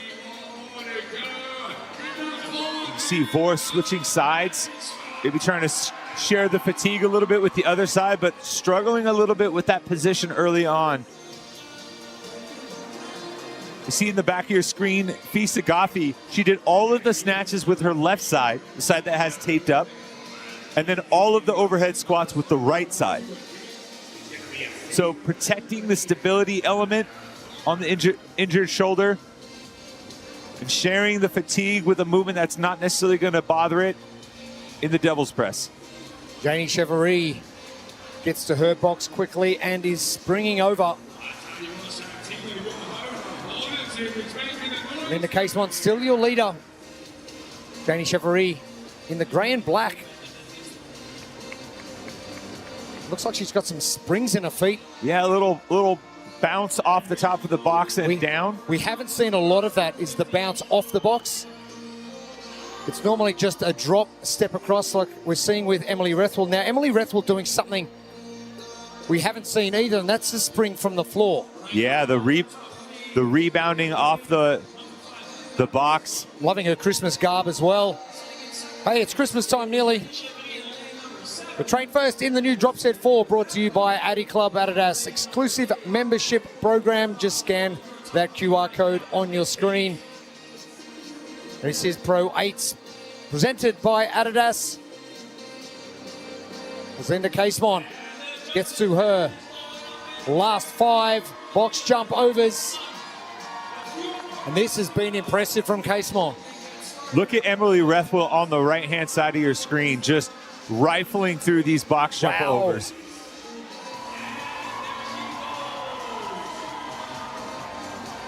She actually had a little bit of a misstep moving the box. She flipped it over on the wrong side, and they had to get an adjustment from her judge. So now Linda Casemont, has she gone out a little bit too hot? Now very slow descent into the bottom of that burpee. Knees down, lower down, you know that's fatigue straight away. And we are halfway in the whole workout, so let's see. And that's the tough part about having a sense of urgency behind your placement on the leaderboard and feeling like you need to make up points. Janie Chevrolet, Emily Rethwell jumping into second and third respectively. Vortham and Moe has lost her lead, but Linda Casemont trying to find something to maintain that lead. Let's head down to the floor with Lauren Smith. Thanks, gang. So Max Hillhagen actually surprised that Linda Casemont was currently leading. He said this wasn't expected to be such a strength for her. She can obviously batter the bike and she's very comfortable with the dumbbells. The way that they strategized it was that the box jumps into that set of 14, having watched the men, was where they can make the most ground. So that's the focus for Linda right now. And then all she needs to do is do what she's good at, and that's hammer the bike and see it home. Thank you, Lauren. And Janie Chevrolet has really started to make a move. And you're seeing the fatigue start to pile up with Linda, really taking her time on each of those last couple of reps, but able to still be first to the overhead squats. Now, I hate to say this, but is Linda going to be using the Echo bike as recovery? Because normally you don't get that choice. Well, I think back to a quote from Roman Krennikov, who across his career has been one of the best on the bike. He said, "I can recover at a higher pace than you can push at." and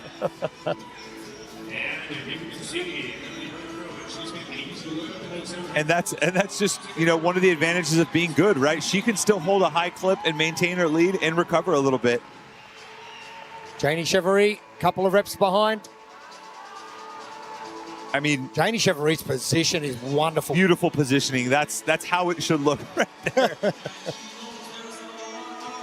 Great position overhead, stacked. Bouncing out of the bottom, no problem. My hips don't work that way, Jeremy, so.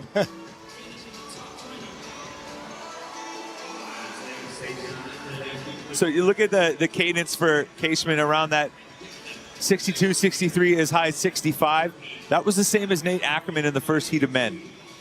So able to still maintain a solid pace from Linda. Emily Rethwell joining Vivian Marie Christian and Fisa Garfi, the top 5 women from our first heats. Casemont looking like she's moving pretty well to the far left of your screen in the blue and black. Janie Chevrolet. Not far off from Linda when it comes to the pace on the bike. 24 calories required. And if you're wondering what the slowest thing in the world is, it could be a snail or something similar. Or or the echo bike calories when you're looking directly at them, or the first time you look at them after you close your eyes for a bit. Oh no, don't do that. And then you look at it and it's still 1. Yeah, you're like, oh, I got to be at least like 9, 10, 1.4. Casemon, the last couple of calories remaining on the Rogue Echo bike. All right, this first couple reps on the Devil's Press are going to be telling here. Janie has been able to pull in within a few reps of Linda, but she has looked much better on the dumbbell. Let's see what Linda Casemon has in store for us. Needs to move on the season-wide leaderboard, sitting on 1,215 points. Even 2 or 3 reps ahead of Janie Chevrolet is going to help. Janie now moving. It is going to be 3 reps. The lead. Oof. Oh, Janie straight to work. Right into it.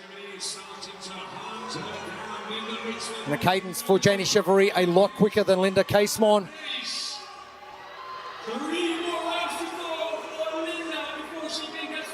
And this is that position in the workout where you need to push and find anything extra that you've got. Sure, you've been there many times, Gabby. Vivian Marie Christian making her way. Emily Rethwell in. Fisa Garfi, Amanda Fisher will be coming up next, but it's going to be Linda Casemon. Can Linda Casemon maintain this position? Janie Chevrolet coming strong, but it will be Linda Casemon. What a performance. Tremendous fight from Linda to really dig deep and hold on to the dumbbell for those final few reps. Looks like it could have came unraveled. Able to maintain her balance, really fight with that overhead shoulder position and hold off a charging Janie Chevrolet. 3 seconds between first and second.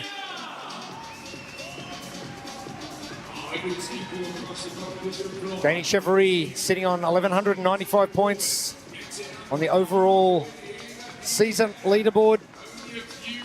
I think for Janie, if you look back at that, you should be proud of that effort for sure, but I also think she might cross that line feeling like she had a little bit more in the tank.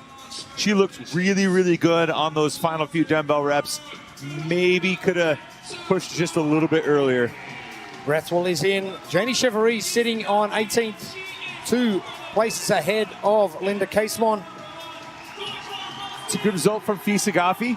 12:26 and Vivian Marie Christian in 12:31. 14-minute time cap. Just over 1 minute from now, Amanda Fisher is in.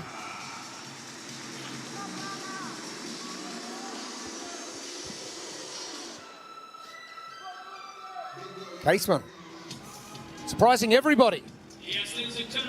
But trying to find something on this final day of competition. And that's the way to do it. Norcha Blaker, Alina Kalathala, and Vortham and Mo. And at the top of your screen, Maribel Gallardo. All with good position as well, very upright torso.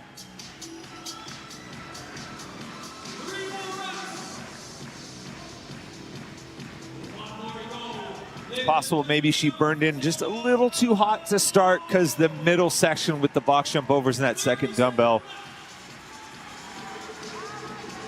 pushed her back just a few spots. The last 20 seconds coming. The first of our pro women's heats.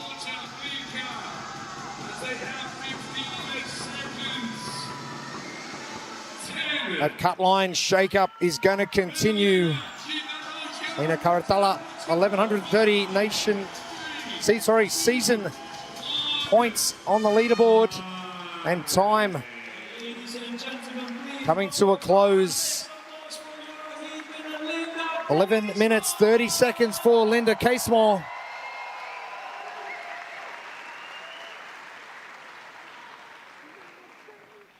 Suiting taller athletes so far, Pro 8s. Well, the pressure is on here on the final day of competition for those athletes on the cut line, and Vortham and Mo out front early, but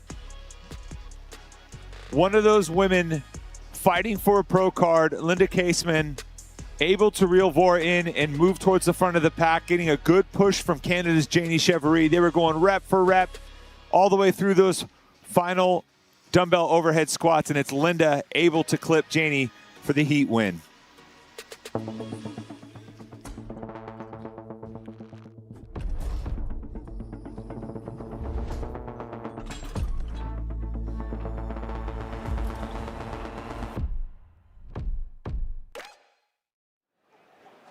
Dust settling on the first of our pro women's heats. We have two to come.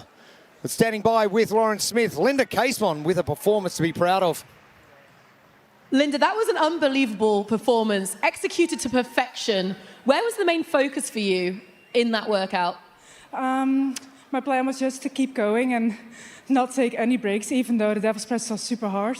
But I'm around the cut line, so I don't really have a choice. I'd rather go to failure than take a break. Exactly that.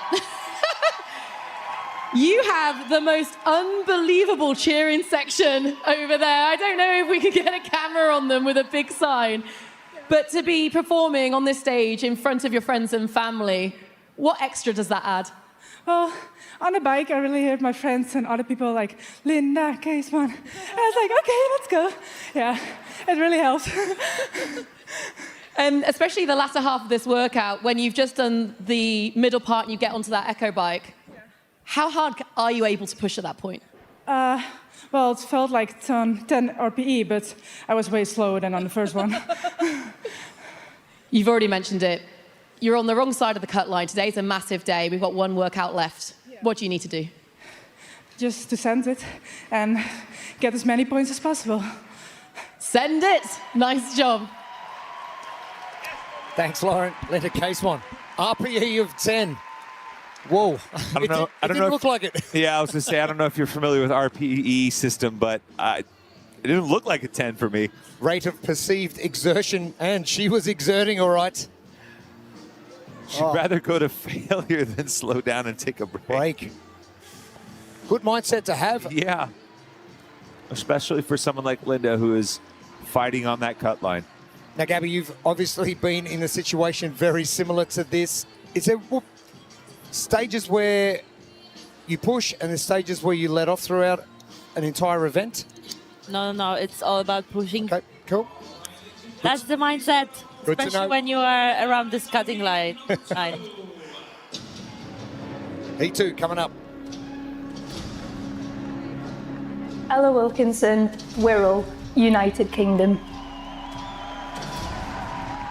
Manon Langonese, Chamonix-Mont-Blanc, Belgium.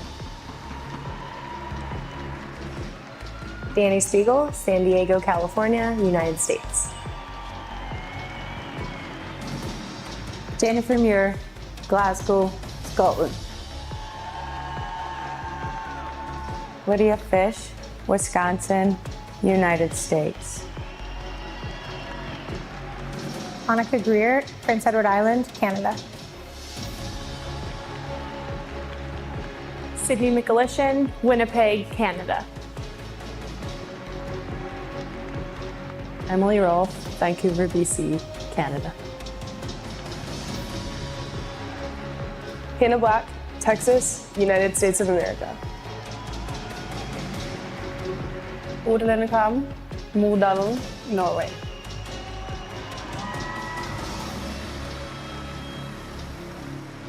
Our lane assignments for our second of our pro women's heats. 4 pro 8s.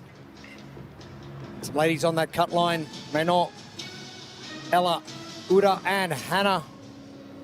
Things are getting tight. Top 20 athletes getting a pro card for season 2026. Manon currently in 18th in the race for the pro card.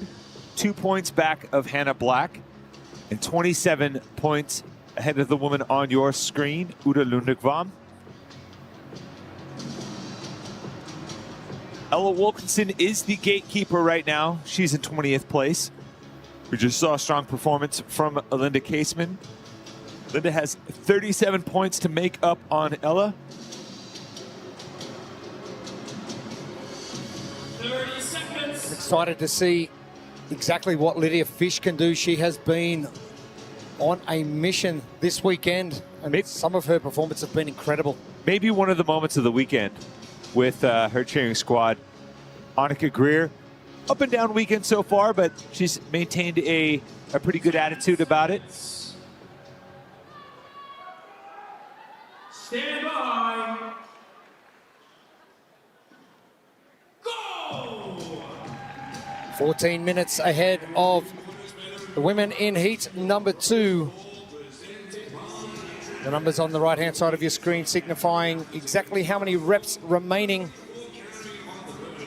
This is Pro 8 and presented by Adidas. And it is a lot of work to get through on the final day of competition at the World Fitness Finals. One straight shot down the competition floor, starting with the Echo Bike, moving through some single arm dumbbell work, the devil's press and overhead squat, 20 reps at the beginning, then 30 box jump overs, some more single arm dumbbell work, 14 reps the second round, and then finishing again with 24 calories on the Echo Bike and 8 reps with the heaviest dumbbell. Each time the women get to the dumbbell, that weight will get heavier. Uda Ludekvam from Krieger Training with some work to do, sitting in 19th. And the blueprint presented by Adidas. I think early on with this dumbbell, some focus on good positioning, some prime positions and technique, kind of getting you ready for that heavier dumbbell. The last thing you want is to rush it and get squirrely early on. It's going to be tough to fight those positions as it gets heavier. And then we saw this with Fisa Gaffi. You don't necessarily have to share the love between both sides of these single arm dumbbell movements. So if you have one side that's stronger than the other, you can favor it for sure. Manon Agones. She's sitting in lane number 9. I'm loving the way that Uda Ludekvam is just dropping straight to the ground. We've seen different techniques for the single arm devil's press. A very straight leg position from Annika as well on the way up, and not loading those quads too much, putting all that load right through the hamstrings. I think Annika is going to have to maybe regulate on the box and the bike, and on the dumbbell is really where she can make her money. Uda Ludekvam making a big move, and the first to move on to the second set of single arm devil's press. Uda sitting in 19th position, 1,291 points. Manon Agones, Hannah Black, who's had a great final series, starting off in the Challenger division. Linda Casemon just outside that cut line. Fisa Gaffi dropping down. Things are going to heat up. And I think you look at Manon in 18th, 2 points back of Hannah Black. Good opportunity for both of those athletes to maybe pick up some more points. Manon just 3 points back of Linda Caseman, and also in a tie for points with Elena Cartala. So a strong performance could give her a very quick boost up that tour points leaderboard. Ludekvam still in the lead, lane number 1. Norwegian, part of the Krieger training group. And I don't mind that from a number of athletes we've seen so far this morning, is the walk forward for the overhead squat. And one of those movements that has proven to be quite difficult over the years. Pistols, another one of those movements that is very difficult. Or impossible. We're trained first in the new Drop Set 4, brought to you by Addy Club, Adidas exclusive membership program. Just scan that QR code on your screen. I'm with you with the impossible pistol position too. Don't laugh at us, Gabby. I can see that. I can see that look. I'm not going to say anything. I don't want to be the mean one. But out of the three of us, you are the mean one. No one's going to believe that. Oh, we'll see that on the competition floor next year when you do get out here, Gabby. It's been awesome to have you here for the first 2 tour stops and for the finals. But let's head down to the 4th member of our team, Lauren Smith. She's on the floor. Cheers, guys. So Manon Agonez has been suffering with a really bad knee injury. She has managed these last couple of days, but this workout in the box, speaking to Justin Kotler, her coach, like, it's going to be tough for her. She's, you know, taking pain medication. She thought she was going to be stepping over, and Justin literally just went to me, let's see what actually happens in the heat of battle. She's hanging in there right now, and luckily it is the final day, and then she can take some time off and really work on those injuries. It has been a long season for a lot of our athletes. Emily Rolfe just getting spat out from that box and having to redo the rep. But just a lapse in concentration. Uda Ludekvam in lane 1, still in the lead.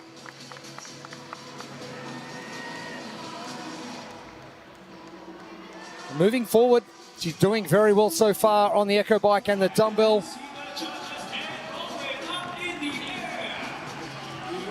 Word from Uda's coach is that this is the workout she was licking her chops for. The heavy dumbbell is probably her favorite movement in the sport, so a really good opportunity for her to sink her teeth in and put a dent on that leaderboard overall. Ludekvam in the lead. Emily Rolfe shaking off that missed box jump over. Hannah Black making a move as well. But this is where the separation started with the dumbbell, and if she likes heavy dumbbells, this is going to be a breeze. I like the footwork there. We've seen some athletes start to slow that shuffle, but pretty consistent footwork, stepping up with one foot, bringing the other foot up, using it as kind of a loading phase, and immediately into the pull for the dumbbell. Now, benefits of going alternating, benefits of going same arm.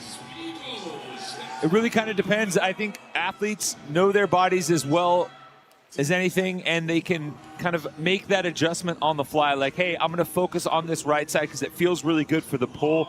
As soon as fatigue starts to pile up, I can switch and kind of do so freely rather than having the mandated dumbbell switch for every rep. I've seen Uda really focus on the right side for the pull. Emily Rolfe starting to make a move and is now ahead of Uda Ludekvam. So even with that missed box jump over and having to recover 5 seconds, Emily Rolfe looking in good stead for the back end of Pro 8. 7 down, 6.5 remaining. You still have to remember that when she's at her peak, Emily Rolfe has one of the best engines in the sport. 2025 maybe hasn't gone the way she had planned, but just a year ago, finishing on the podium at the Games. Hannah Black joining Uda Ludekvam. Oh, Uda, look at that overhead squat and the speed of it. Incredible position, and now goes chasing your leader, Emily Rolfe. Emily is going for it. I wish we could see the screen right now. I think she's holding above 65 RP at least.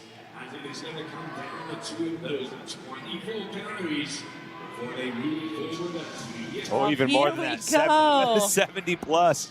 Good for Emily.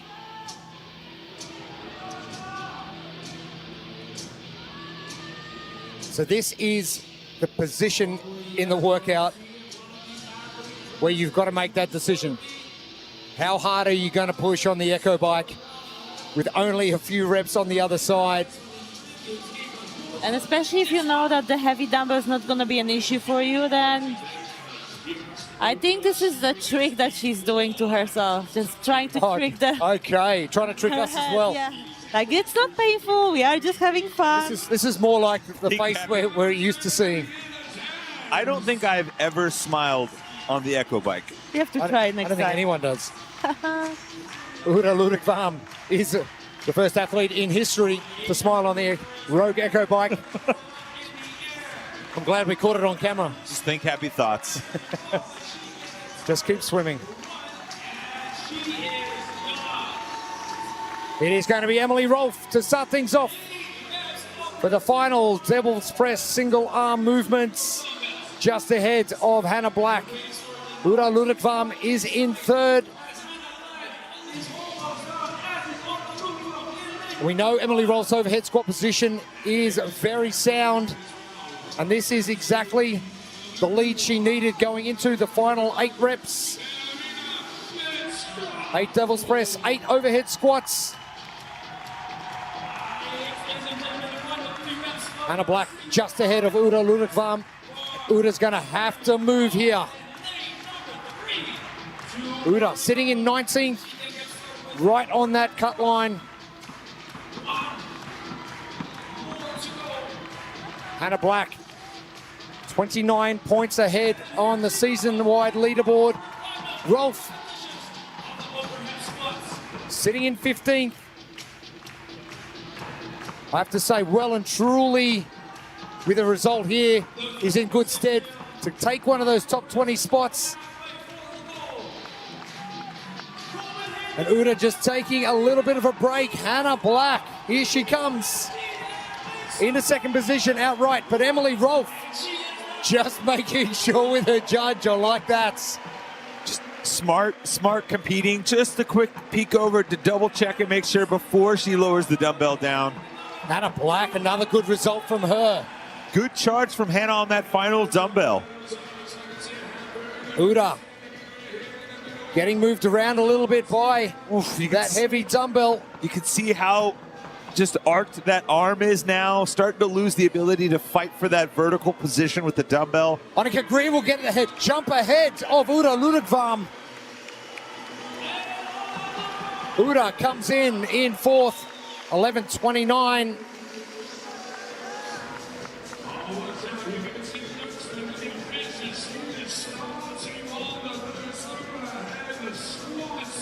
Linda Casemont's time of 11:30. Janie Cheffery, 11:33.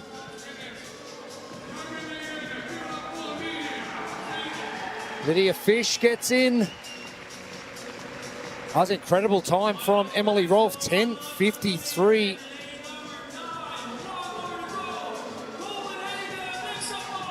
Still 2 minutes as Manon Agones finishes up in 12:06. Ella Wilkinson, this will be an important result for her. Danny Spiegel getting in.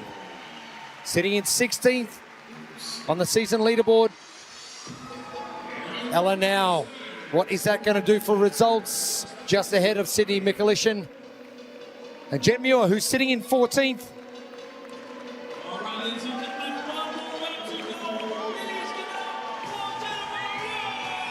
All of our pro women in Heat 2 getting the job done, well under that time cap. But how are things going to shake out?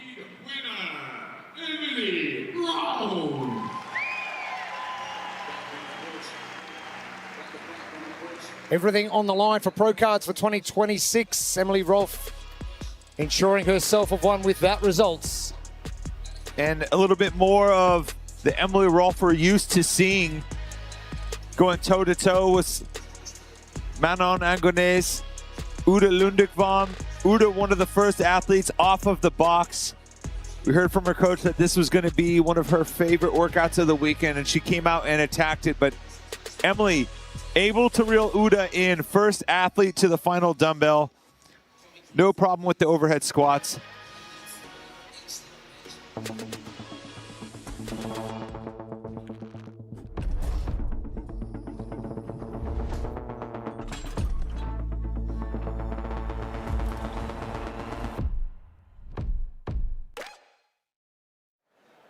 The second of our pro women's heats finished up. We have one more to come.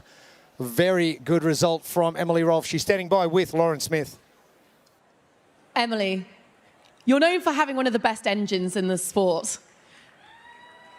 When you're out, when you're out on the competition floor and you know you've got a huge amount of work ahead of you, how are you leaning on the experience that you've built in that area? Yeah, I mean, I love this stuff, but I think just the confidence. I do this every single Monday and Tuesday morning. I hate my coach those days, but pays off. I know for the most part, 2025 hasn't really been what you expected in terms of results, but it feels like Something's really coming together at the close of the year. Can you put your finger on what it is? I think I'm just starting to feel better, and I'm healing from that massive injury. And I think this is the, what do you call it? The back before the catapult again. So I'm excited for next year. I love it. I feel like we've had a real full circle moment from your time in the pool, which was exceptional, and now we're coming into the final day. When you're looking at the leaderboards and you're comfortably in both Pro Card and Copenhagen contention, what's more important to you at the moment? Ooh, haven't thought about it. I'm just, just trying to do my best I can every event. I think a lot of people are having ups and downs throughout the weekend, and it's just how it goes. Just how it goes. You gunning for that Pro Card? Yes, of course. Of course. Lovely job. That was awesome. Go and enjoy it. Thank you. Thank you. Gunning for Pro Cards. The answer is always yes. But impressive from Emily Rolfe. Heat results for our second heat. 10:54 official time for Emily Rolfe, Hannah Black and Annika Greer. Ella Wilkinson, what is that going to do? Have to wait and see what happens from our third and final heats of our pro women, which will be coming up next. But a good shake-up coming with only one workout remaining to see who gets those top 20 pro cards. Similar to the men's division where Nick Matthew was the gatekeeper for the top 20. Didn't have the best result. Mixing things up. Ella Wilkinson also towards the back of that heat. And we still have one more heat to go where you know some of the women in the top heat are going to put up competitive times at the top. Just going to make things all that more interesting heading into the finale. Our third and final heat's about to hit the competition floor. Andrea Solberg, Osterøy, Norway. Sydney Wells, Nashville, United States. Brooke Wells, Nashville, United States. Emma Lawson, Ontario, Canada. Amy Kringle, Worcester, United Kingdom. Laura Horvath, Budapest, Hungary.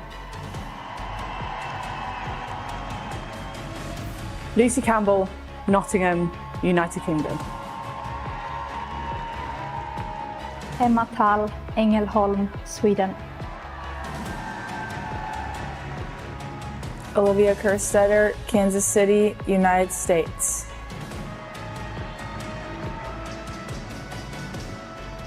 Our final heats of Pro 8 coming up. Lucy Campbell dropping down to 7th on the Copenhagen leaderboard, and Amy Kringle dropping down to 3rd. Lucy in lane number 3, Amy in lane number 6, and your leader, Laura Horvath, in 5, but shake-ups will continue. Emma Lawson currently in 4th in the Tour Points standings. Needs a boost here to try and catapult herself up into a podium position for this Tour final. Lucy Campbell also in the hunt in 5th. She stands to make up the most ground given where she is on the Copenhagen leaderboard, currently in 7th. Gonna have to make a move. She wants to make up some points. She's roughly 43 points back of Brooke Wells in 5th on the Copenhagen leaderboard. And Ariel Lowen right now doing her best to maximize her opportunity here. 2nd in the Copenhagen leaderboard. That has catapulted her up into a podium position in 3rd as far as the final Tour standings are concerned. Our pro women from our final heats about to get things started. Stand by. Go. 14 minutes, which will decide the makeup of our heat schedule for our top 3 heats of our pro women. This is Pro number 8 and presented by Adidas. 50 pounds into 20. This workout is going to start with these women on the Echo bike. 24 calories to kick this off.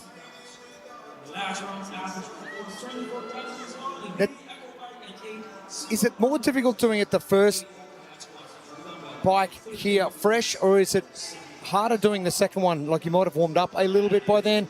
The nerves are obviously very high coming on. Which ones are easier to get through? I mean, probably the first one, obviously, but it can be tricky. Like, you have to control yourself to not go too hard. This workout isn't one on that first bike. You have the 20 single arm devil's press afterwards, the 20 single arm overhead squat. You move over to the box for 30 box jump overs. Back to the dumbbell, 14 reps, this time with a heavier dumbbell, then back to the bike one last time, and one more set on the dumbbell, 8 reps to finish with the heaviest dumbbell of the 3. The blueprint presented by Adidas. I think a little extra focus on good positions early on with that dumbbell. Figuring out your cadence can help you set up yourself up for success and avoid any costly no reps with that heavy dumbbell at the end. And then you have the freedom to choose which side you use and when with these dumbbells. So if you have a side that you're stronger with, you can favor it if you choose. I'm loving the cadence from Amy Kringle, who's alongside Laura Horvath in the center of Bella Arena. Amy Kringle really needs to put the hammer down in this one, set herself up for a good result coming into Pro 9, which will be the final workouts of the World Fitness Finals. Look at Laura, you're seeing her do more of that kettlebell swing style. We're seeing some athletes early go straight from the floor like Amy Kringle off to the right. Laura taking an extra half beat to let that dumbbell drift past behind her center line and then firing the hips to get it up over. It's slower, but it takes a little bit of the stress off the upper body and let you get those legs and hips into it a little bit more. Emma Lawson, your leader. 1 rep back to Lucy Campbell, who is level with Amy Kringle. And we know Amy Kringle's got a massive engine. This is probably going to suit her down to the ground. Same as Lucy Campbell. I mean, she didn't have the perfect evening yesterday, so I'm pretty sure she really wants to get the win in this workout. Emma Lawson with wonderful position overhead. And I like the fact she's just gazing off into the distance and picking a spot on the horizon to focus on. Yeah, well, you see that her torso has to twist a little bit to be able to get that dumbbell in the right position. Same with Amy Kringle as well. Contrast that with Laura Horvath and Lucy Campbell and how forward-facing they are, upright their torso is, stacked their positioning is. That just means they're more comfortable in that position. They have the mobility and the stability to get there and stay there. And that's going to be a little bit faster. I think one of the benefits for Lucy here, right, is you can favor a side. So she's been dealing with that wrist injury and the comeback from that. She's in a much better place for it, but she doesn't have to necessarily use that side for the overhead squat. Lucy Campbell into the lead. Emma Lawson in second. Now, Laura Horvath has made a big jump over Amy Kringle in the last minute. I think that's primarily due to the overhead squat positioning. Both Emma and Amy did not look as comfortable with that dumbbell overhead. If that's truly the case, it's only going to get worse as it gets heavier. It's not like going from, you know, overhead squatting the PVC pipe to a bar where a little bit of added weight helps you get into those right positions. With this dumbbell here, if it's difficult early on, it's only going to get worse. Train first in the new Drop Set 4, brought to you by Addy Club, Adidas exclusive membership program. Amy Kringle making up some time on the first set of box jump overs. A little bit taller than Laura. And just pausing on the way over. Olivia Kerstetter, a few extra steps both sides. Just using a little bit more momentum to get up and over that box. Emma Lawson looking in really good position. Sitting in fourth on 603 points. 56 points back from Laura Horvath on the Copenhagen leaderboard. currently sitting in 4th. I think we're seeing something similar to what Fee Sagafi had, where she favored one side for the devil's press and then switched for the overhead squat based on where her injury was. Campbell still enjoying a 3-rep lead and favoring one side for those devil's press. Well, let's head down to the competition floor. Lauren Smith. Cheers, gang. So Emma McQuaid is on the sideline here, acting as Lucy Campbell's coach. And look, yesterday, workout 7, it wasn't for her. She got 28th. She was a bit emotional after it, but according to Emma, she put it straight to bed. Today's workouts line up so well for her skill set, and I think that's given her a lot of confidence, and it's really showing on the competition floor that she's here to find a way. She found a way on day number 1 in Helsingborg in Sweden in the pool. The fastest time overall, male and female, for the 500 meters swim. But not everything's going to line up in your wheelhouse. Hey, Gabby. I mean, like Lauren said, those 2 workouts for Lucy are great today. And look at her go. She's up in the front, looking very determined. And I think this is actually impressive. Lucy did the overhead squats on the left-hand side, so maybe that wrist isn't as much of an issue in this positioning here because she's able to switch pretty seamlessly. So, I mean, that's only going to be a better sign for Lucy and her prospects here. Lucy Campbell moving way ahead. Almost got a mirror image with Emma Lawson and Amy Kringle looking at each other. It's almost like when you're squatting across the rig from someone and you make eye contact. Orkies. Campbell still ahead. Emma Lawson moves. She is clearly in 2nd. And that's a good cadence from Lucy Campbell. Amy Kringle into 3rd now.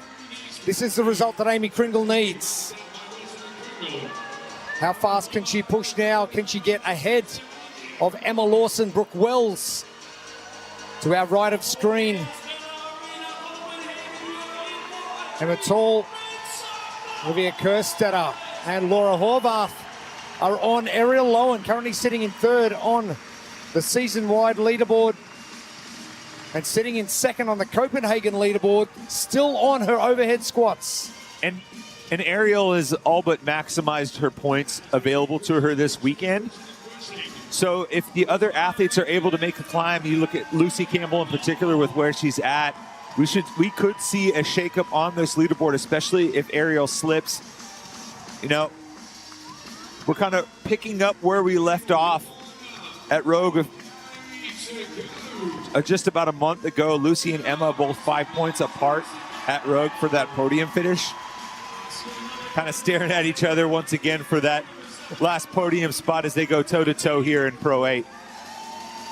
Campbell finding a way yet again. I like the fact that as she threw that overhead, she just glanced left and saw nobody. Is that a good feeling when you get to that position on the competition floor? Yeah, but it can be dangerous because that's the temptation to slow down a little bit. But Emma Lawson just joined Lucy on the devil presses, so there's no time to slow down. That seems like a sweet spot, right? You get the boost from knowing that you're out in the lead, but shortly thereafter, the woman that you're chasing on the leaderboard joins you. So just enough to give you a boost and then keep the pressure high. Amy Kringle maintaining that 3rd position. Brooke Wells jumping ahead of Laura Horvath, but only just. Lucy Campbell storming home once again. Couple of reps remaining for the overhead squats. This has been impressive, and she has found a way yet again. Lucy Campbell.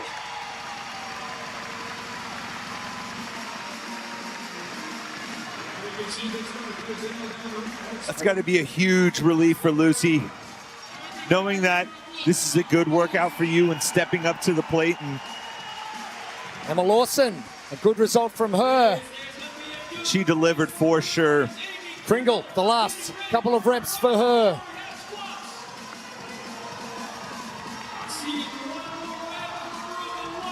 Amy Kringle trying to get these last reps done. Brooke Wells coming home strong. And look at Laura's speed. She could catch Kringle here. Amy really fighting for these last couple of reps. Oh, Amy Kringle.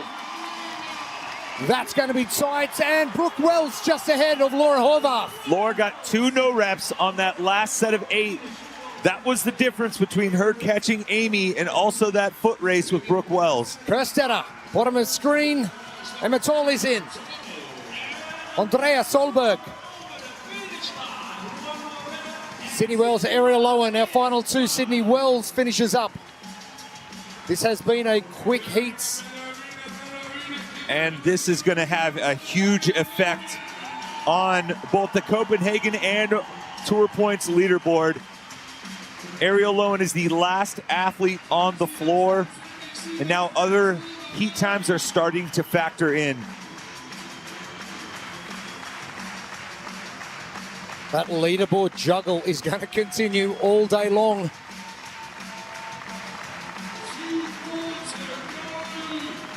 Lowen sitting on 612 points on the Copenhagen leaderboard, currently 3rd on the season leaderboard, 20 points back from Amy Kringle, but that result is going to be imperative to what happens later on this afternoon.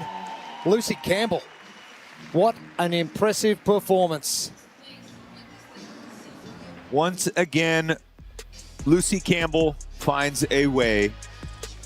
Coming into the day, needing a big push to give herself another shot at the Tour Points podium. In a close race at the start with Laura Horvath, Ariel Lowen, Emma Lawson, some of the best in the sport. And as she has done all year long, Lucy Campbell rises to the occasion, moving towards the front on that final dumbbell. The first athlete to get across the finish line in that final heat and earns herself a win on the weekend.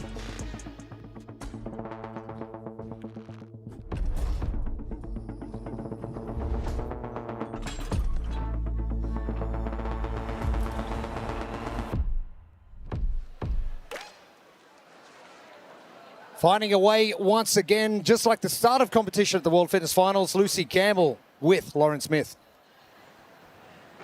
Lucy, there's no doubt about it, yesterday evening was tough. On Instagram, you said today you're going to be a goldfish. For those who don't know Ted Lasso, can you explain what you meant? Yeah, so in Ted Lasso, he says to a player, what do we do when we're done being sad at or angry about the situation? We'd be a goldfish. Goldfish are the happiest animals in the world because they have a 10-second memory. So I knew that today's events would be a bit better for me. The events of the previous days have been very much like one really good, one really bad.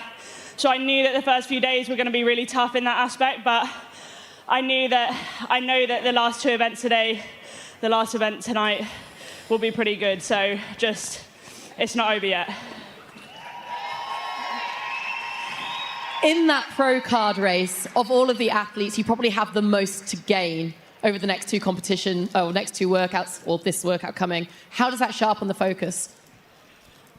Well, I just know that, like, for me, the pro card is secure. It's about now trying to do what I can with this last event to get on the podium and really finish what has been an unbelievable year on a high.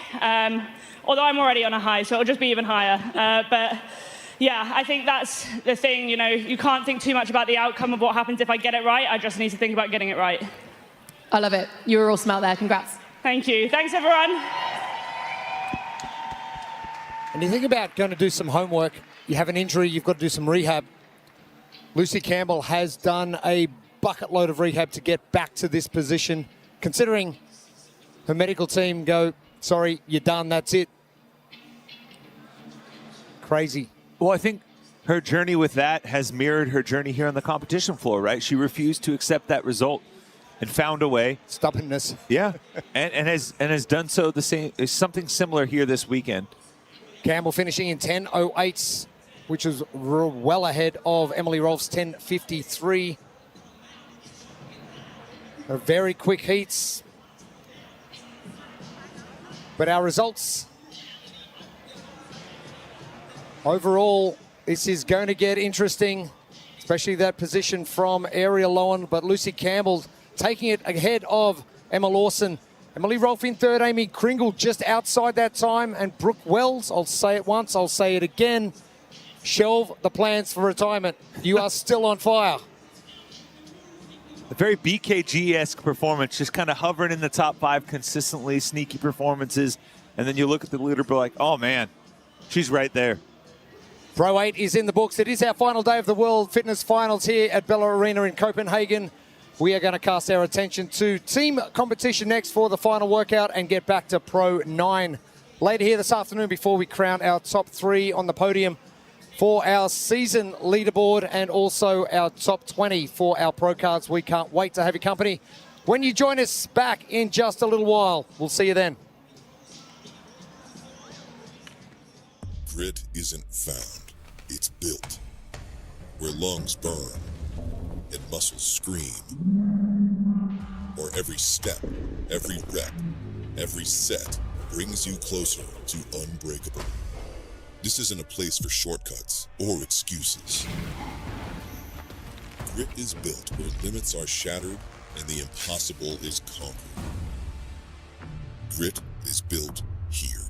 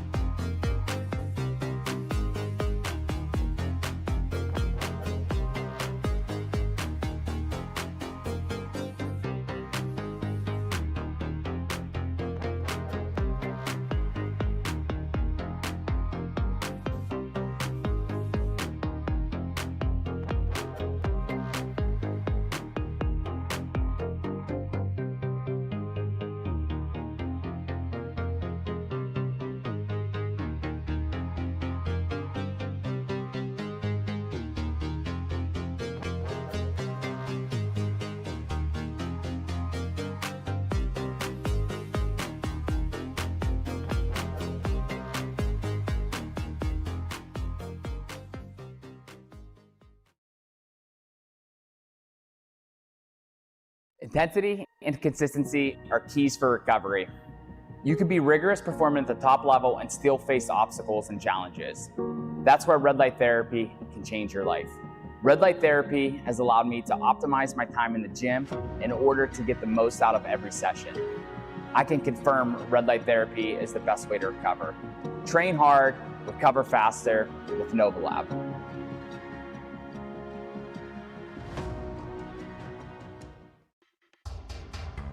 True Form Runner, the original and still the best, most effective running tool ever created. True Form changed the game forever. Challenge your skill, challenge your strength, improve your run. Don't settle for less. Demand the best from yourself and your training. American made. True Form Runner, engineered for human performance.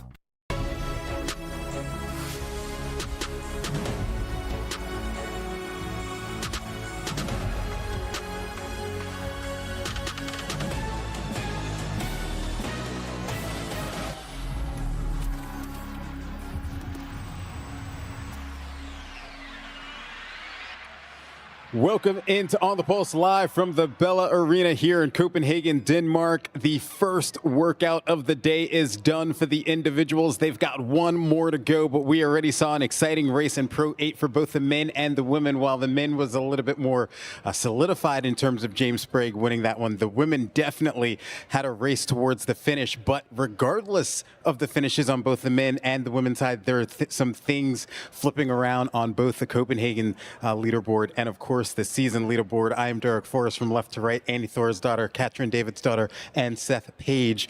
Let's start by talking about the men. And as I mentioned, James Sprague is the one who comes out on top. He's also sitting atop the leaderboard both here in Copenhagen and for the season. Another dominant performance, and we pretty much expected to see that from him. Yes, absolutely. We ended up calling James winning that workout, and he crushed that.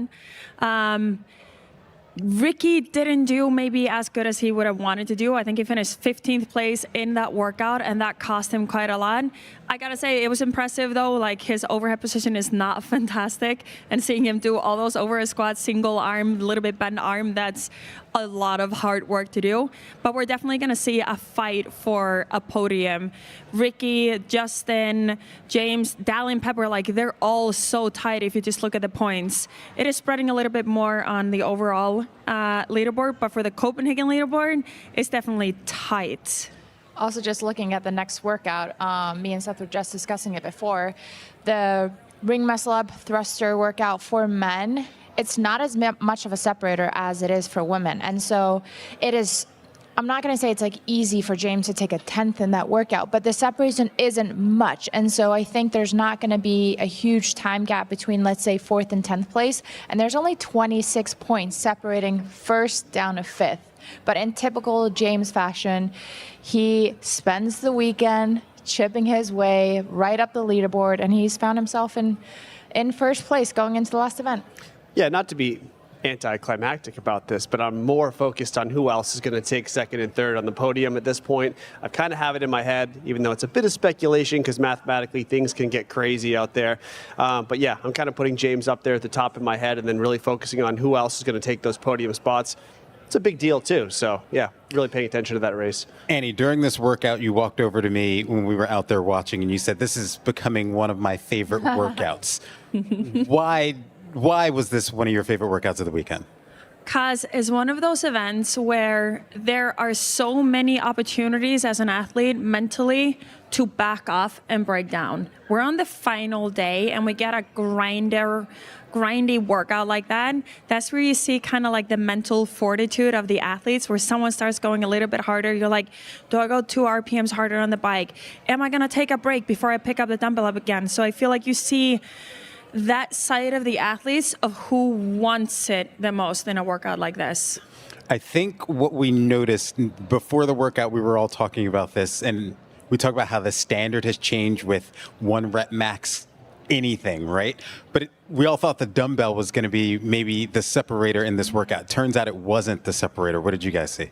Yeah, in terms of the dumbbell being a heavy implement, it didn't end up being that big of a role. In terms of being how fast the athlete could move with the dumbbell, how quickly they wanted to cycle it on the devil's press, and Annie made a great point there a second ago. As athletes brought the dumbbell back to the floor, you saw some follow the dumbbell right down to the floor at the bottom of that burpee, whereas others let the dumbbell hit the floor and they stay bent over for an extra second or two going, wow, am I ready for another rep of this? I don't know. And then on the other side of it, the overhead squats, we circle back to that overhead position that we've talked about throughout the weekend. You saw athletes that you may not have expected to be as strong with something heavier, balancing that dumbbell perfectly over their center of their body and just cycling those overhead squats like nothing. Those who had the tighter shoulders just struggled and just expended a ton of energy just trying to keep the dumbbell overhead while moving through that squat pattern. So efficiency kind of won out here. Yeah. We've got the Copenhagen standings, or excuse me, the overall standings for the men as we go into workout number 9. Seth, you've been following this all weekend long. Let's break down what we're seeing here, but you're seeing some separation there with James Sprague, now Dallin Pepper sitting in second place. Yeah, like I said, I'm kind of looking past James a little bit. That is an extremely healthy lead there in the first position. This is something we sort of projected after Tour Stop 2 going into a final with James that we'd expect him to keep rolling. But Dallin Pepper making a jump into second. I mean, we were talking privately before going out and watching the last event. We haven't talked about Dallin that much. He's been just flying under the radar all weekend, and now he's worked his way up to second place overall for the season. He just isn't somebody that's been hitting the home runs the same way that some of the other athletes have been in terms of us picking and putting on huge performances, but just so consistent, and that's a nice kind of tribute to what it takes to be good in this sport. Yeah, and I was going to say, you just mentioned it right there at the end. It shows to his consistency because, yeah, we hadn't said his name all weekend long, and there's been other athletes who have been in that same ballpark as well, but they find themselves in the top 10 here this weekend. Yeah, I mean, we've seen some consistency. Even Roman, who another name that was stuck out in Tour Stop 2, we haven't seen a ton of this weekend in terms of him being highlighted, but he has also been finishing really, really well near the top. Somebody else who I think hasn't been on the top 10, but we should point out, Jeff Adler, who has put up huge performances in a heat below the top heat over and over again. Because he missed one of those tour stops, his projection could never be high enough to get himself in with the top guys all weekend, yet still putting up insane times on workouts. So his effort should be mentioned as well, I think. On the women's side of things, and I don't know if we're going to get to the leaderboards right now because we've got an open appeal right now, but it was such a big race, especially in heat number 3 there at the end where we had 4 or 5 women within like a minute of each other, but we had a close race between Lucy Campbell and Emma Lawson. How exciting was that race, and what did you guys notice from that? Kat, we'll start with you. Jill, we talked about it a little bit at the start, that this workout was different than what we anticipated. We thought this was going to be, one of those big girl workouts. We thought that the dumbbell was going to be like a heavy odd object implement almost. And it actually was like a very work ethic, who wants it, and who can actually cycle it and move fast on this workout. And so none of us actually projected neither Lucy or Emma coming on top of that workout. So that was both a fun surprise to see that, and then seeing both of them. I think this workout very much just came down to those little details of who actually jumps up and over the box and takes an extra step, and who actually just gets right back up and over. You repeat that 30 times, they've gained some ground. Who actually follows the dumbbell down, and who kind of puts it down and waits a hair longer. And I think both Lucy and Emma just executed it flawlessly. Yeah, I wonder if the bike actually played a lesser role than we anticipated as well. Emma did get off first. She got off first. She set the tone. Yeah, absolutely, but I wonder if some of the other ladies were like, I kind of have to back my RPMs or my wattage off because I do want to make a push with the devil's press to follow. I don't know. It just didn't seem like it was the biggest separator compared to cycle rates of other movements to me. But without doing the math out and watching, I don't know. That's how it appeared. All right, so we've got we've got the team ready to take on their final workout of the weekend. We've got, here's your leaderboard right now. It is Invictus International sitting in first place, Team Krieger Vivid sitting in second, and Team Fleck sitting in third. I do want to mention this because we heard earlier this morning at the World Fitness Project, they're now going to invite the top 5 teams from this tour stop to a tour stop next year as they're continuing to expand and professionalize the sport. So nice to see that we're going to see some expansion, especially on the team side of things. But they've got one more workout. It's a relay style workout where an individual can go through all of their different movements in any order that they want. This is the workout here. We're going to see some ring muscle ups, toes to bar, deadlift, and thrusters. And there's a 12-calorie run as well. In terms of strategizing for this, considering that you can do this in any order with your athlete, how are you working on your strategy with the team? Well, it's going to be hard to bring out a specific strategy for each individual athlete to go faster because they just need to be able to do that work. So they need to have an internal strategy of what they're going to do to be the fastest. But for the team to be the fastest, then this strategy comes into play. Are you going to have your best person go first to get that lead for the team so everyone else are maybe going to have that momentum going forward? And then you want to make sure that you have someone really strong finishing so that you finish with a strong end, like you know that you're not going to be slowing down that much in the end. So that's going to be the strategy mentally for the team, what order you're going to pick it for your team to get the best results, because we know how much it can affect if they're looking around and seeing someone else going a lot faster. It's like, we've lost it anyways, or do they have the momentum to continue to push? Yeah, I think for sure you'd want to put like your secure, like the one that you know is going to perform super solid and great first. And then I almost feel like you want to put that risky athlete that might bring it might blow up, might bring it home right at the end. Yeah, and I think you're right. Depends on the time cap, right? If you know you're going to finish, you can change the order. But if you think there's a chance you get capped, you put your slowest athlete last for sure to give yourself the opportunity to get as many reps I also as mean possible. the one that's going to take the risk, that could do very well, but also could blow it up for the team. Well, yeah. If you got a wild card in there, you might have to play it a little different. But I will just add this. What I really like about this workout is a lot of time with teams events, when you have to do synchro stuff or partner up or you go, I go, you're at the mercy of your partner, right? The weakest link is what holds you back. And something like this, where it's straight up individual relay, you get to see the highest amount of intensity kind of put out there on the floor. And what a race it's going to be to finish. I like races like this when it's really dump it all out. You're done after that. That's what I want to see, like, get across the finish line. It's going to change a lot probably throughout because you're going to have different strategies, so different speeds. It could get, like, these type of races can get crazy. You see, like, team athletes just, like, sprinting across the floor. Yes. I mean, it gets wild when you get to relay stuff like this. There's no hiding for every single athlete on the team has to finish every single implement of it. Yeah. That's going to be fun to watch. That's it. Yeah, speaking of races, we're going to see races everywhere from our individuals to our teams. Let's take a look at the schedule for the rest of the afternoon. Coming up next, the team, they're going to take on Workout 7. But for the individuals, they're going to finish off their weekend competition. Again, we're going to crown our inaugural champion here at the end. But we've got to move on. Coming up next is Workout 7 for the teams. For Seth Page, Katrin David's daughter, Annie Thor's daughter, I'm Derek Forrest. We're going to send it back to Jeremy Austin over on the competition floor, who has the call for the teams.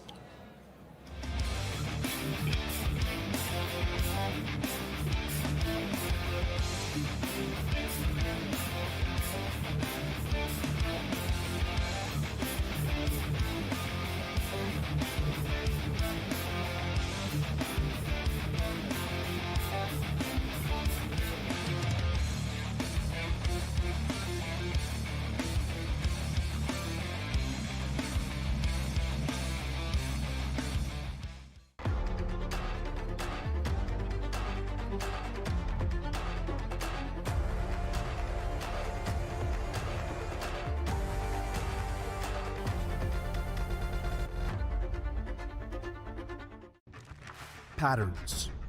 That's the difference. Strivey shows me what my athletes can't always feel. See the trends, spot the gaps, build the plan. Strivey, train smarter. The more we pause and stretch, the faster we move. The longer we hold, the more resilient we get. The lighter we feel, the stronger we become.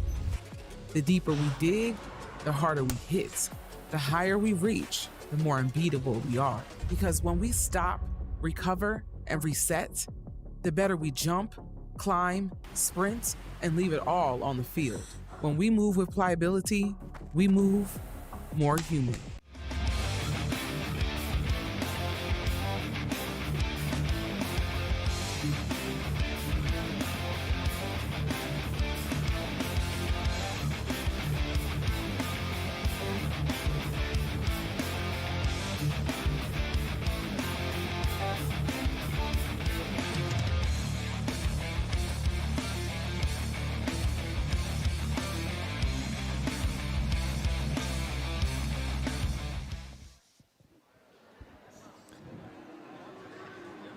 Welcome back to Bella Arena, Copenhagen. It is our final day of the World Fitness Finals, the inaugural season of the World Fitness Project for season 2025. Jeremy Austin, Tommy Marquez with you.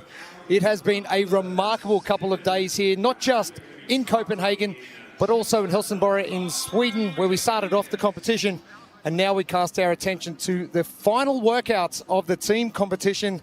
And it is going to be an absolute blistering one because the top 3 spots for the podium are up for grabs. But as the team from the OTP live crew just said, top 5 spots for next year are up for grabs as well. Yeah, and that's going to open up some opportunities for some of these teams that want to get another taste of this World Fitness Project environment. So yeah, that just adds to the stakes, right? You know, you obviously want to get on the podium, but there's a wider scope of teams that are in the mix for one of those top 5 spots. So just added motivation here in the finale.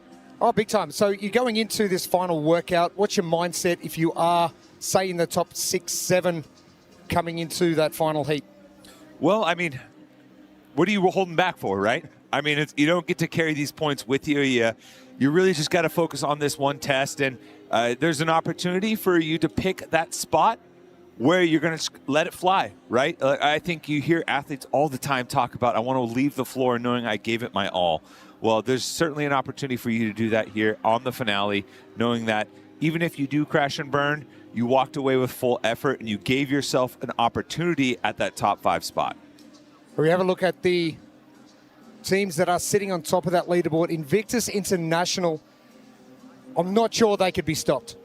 No, and as we've gotten away from that pool event, they've only continued to build and chip away at a lead. Team Krieger Vivid has very clearly been the second best team here, but it seems like at every turn, Invictus International just has a little bit more in the tank. AOD Fitness doing very well, getting into that top 5, and Team RX Performance Krieger, that top 5, they have done very well over the last couple of days, and they have jumped from that 3rd heat into 2nd and now into 1st. It's been incredible. And as you saw on the leaderboard, only 13 points separate 7th through 5th, so an opportunity for some movement there on the leaderboard as they tackle Elite Team 7. It's going to be 4 rounds for time, relay style. Each athlete completes 1 full round, then the next starts once the previous athlete crosses the finish line. That round is 12 ring muscle-ups, 9 for the women, 24 toes to bar, 12 deadlifts, 24 thrusters, and 12 calories on the runner. 120 and 80 kilos on the deadlift, and 45 and 31 kilos for the thruster. Time cap is 18 minutes. Now, the waterfall style workout we have got coming, you have to get that entire round completed. What's your strategy with your teammates? Are you starting off hot? Are you bringing it home hot? I think really, I mean, for the most talented teams, right, you look at someone like Invictus International that has really talented individuals. They don't necessarily have to worry about order, per se, because they know they're going to finish underneath the cap, assuming no disasters. So really they can maybe finish with strength or, you know, play with their order to maybe kind of throw the gauntlet down early by putting their strong athletes forward. But I think for any of the athletes that feel like they may have a weak spot, you're going to put them in the back of the order, right? Make sure that you can get as much work and get ahead of the time cap with your strong athletes, and maybe give the athlete that might struggle a little bit more time and not necessarily have to feel the pressure like you're holding back the rest of your teammates because they're stuck in the corral at the start line. Good crowd in here at Bella Arena. And it has been a great team competition, 35 teams in all. And from right across Europe and right across the world, they have traveled far and wide. The support's been epic. It really has been, and it's been a blessing, right? Because I've been able to have so many conversations with people just in passing throughout this competition weekend, fans and volunteers, you know, checking in, hey, where are you coming from? You know, across Europe, across the globe. A lot of people basically saying, hey, you know what? This is my first time attending a major competition like this. And when the opportunity came up and I heard that it was going to be close by, well, you know what? I had to jump at that and get to see some of my favorite athletes in the sport, see some of the content creators that are out here as well. And a really cool opportunity. And I'm really glad that the World Fitness Project decided to finish the season here in Europe. We've got a massive crew here at the World Fitness Project, and we have rallied the troops for the World Fitness Finals, and the massive amount of volunteers that we have got, judging, crew. even our pit crew changing all of our equipment. They have been exceptional. The scoring team have done a remarkable job. Keeping in mind, we've got 2 leaderboards going. We've got the Copenhagen leaderboard and the overall leaderboard for our individuals. Yep, and a huge shout out to all the volunteers and people working here. They are the heart and soul of these competitions. It wouldn't be possible without them. And I think it's a really important to note that there's a reason why they were included in that opening ceremony. There was a huge procession where all the volunteers got to come out into the floor and be a part of that ceremony ahead of the athletes, because none of this would be possible without them being the solid foundation that everything else is built around. They do so much work right across the weekend, and a lot of them travelling over to Helsingborg in Sweden for our first workout of the competition. And as you said during the call, it feels like 5 minutes ago, but it also feels like 5 months ago that we were over there and going through our first workout of the competition. We aren't far away from getting our teams onto the competition floor. And probably for the first time that I can remember, personally anyway, calories on the True Form runner. So it's not a distance, it's actually calories. Yeah, a little bit of a twist here, right?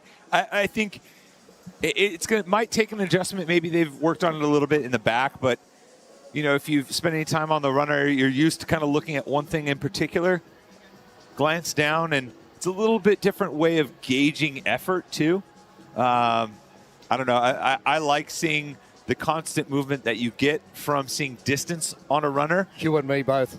You're not necessarily getting that instant gratification of seeing that number tick up or tick down depending on how they're counting, but and we know what the slowest thing in the world is. Oh, Echo bike calories. Yep. Well, are we going to see something similar on the True Form runner? Yeah, I think the runner might have something to say about that. But an exciting finish to our last 4 heats of our elite team competition. And there's been so much happening here at Bella Arena as well. We're going to have a let your hair down type of party once everything is done. But we are going to bring our teams onto the competition floor now for the final time. Number 7, US Army Warriors. In lane number 6, we have Team Coots. In number 5, CrossFit Team Jack. In lane number 4, the CC Vikings. Some of our teams that did extremely well at the start of competition and throughout. US Army Warrior Fitness Team, Katie Cooper, Marie and Lucas. Marie Dawkins swimming was just one of the absolute highlights of the 4 days. It was one of those performances that stands out across the week, and it just looks so much different than everyone else. Poetry in motion when she's in the pool. They are going to be in lane number 7.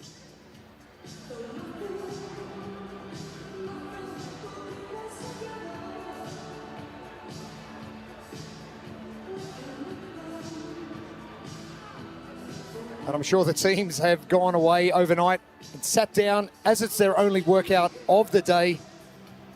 How are we going to best strategize the final workout of the competition, maximize our position on that leaderboard? I was talking to a few of the teams in the hotel yesterday evening. There was a sense of relief, right? Just one workout on Sunday, only one thing to focus on, really kind of hones in the recovery process, the prep process. 10 seconds. Stand by. Go. We are underway. It is the first heats of 4. Our team competition underway.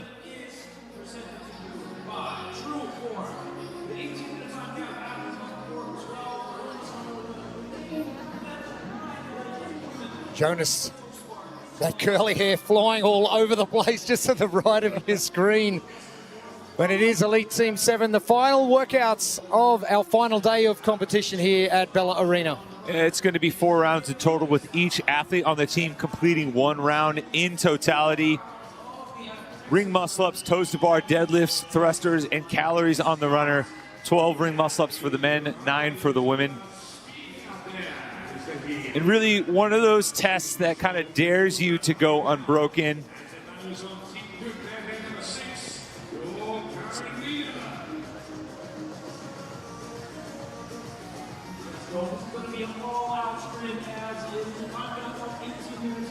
The blueprints presented by Trueform.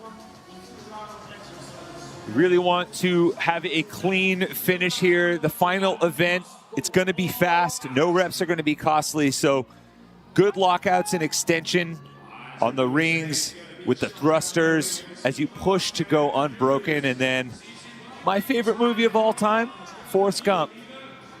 Time to run, Forrest. You're going to have to push it on that Trueform at the end. And you're going to see some people fully sell out. Well, I don't think they've got a choice.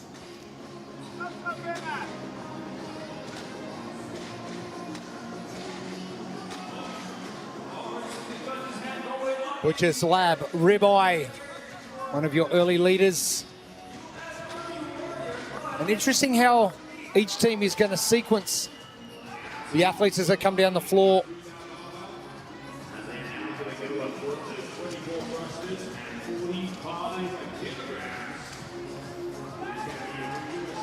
US Army Warrior Fitness Team, Lucas, the first to go. Those thrusters are electric.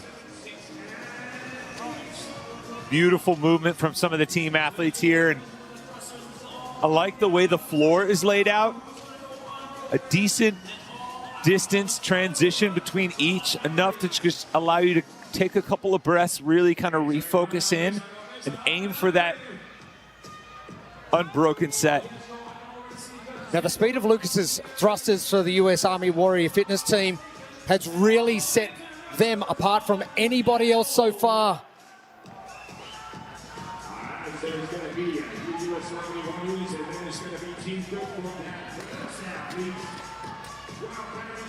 And Butcher's Lab, Ribeye, the only team to lead with one of their female athletes. And I think this is what's the kind of cool part. It's also the spicy part of this test. Each movement in succession has a slight interference effect on the movement that follows it. The originator of the curved treadmill, built for uncompromising performance. Trueform runner. Just scan the QR code on your screen. Lucas for the US Army Warrior Fitness Team completed. Jonas, the team cooked, is in next. And this is when the tags start to happen at the far end of Bella Arena and the athletes can get started. Now keep in mind, athlete number 4 is going to be waiting approximately that 12, 13, 14 minutes before they get to work. How do you make sure you're warm enough to get going for a ring muscle up, especially when it's 12 or 9 reps? Yeah, it's really going to take a good warm up in the back. I think you're going to maybe stagger some of the movements from those athletes. The first one out onto the floor can kind of put a cap on their warm up a little bit sooner. I think if you're one of those final athletes, really pour into the last section of the warm up right before you get out onto the floor. You're going to have some time to recover and get that heart rate down and stay loose. But also, you know, I wouldn't be surprised to see some air squats, maybe a burpee here or there, just enough to keep the blood going. Team Butcher's Lab, Ribeye making the switch outs.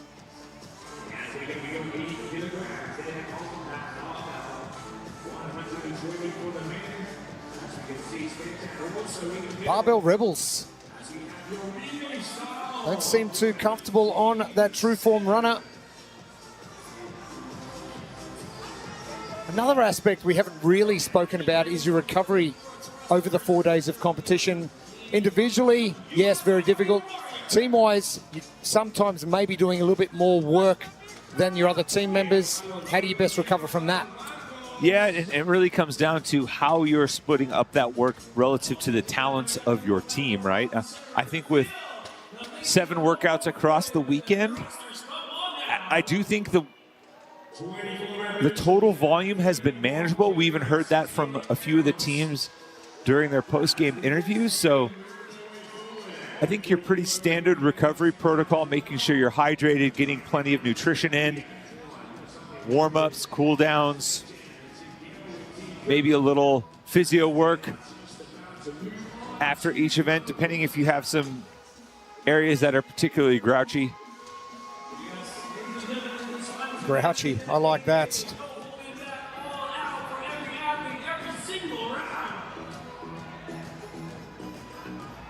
Lavisa off and racing on the True Form runner. 12 calories required, 24 thrusters. Let's get back to that for a second. That's a gnarly number. Yeah, I think sometimes you put in rep schemes that almost fit just outside of what mentally you're used to.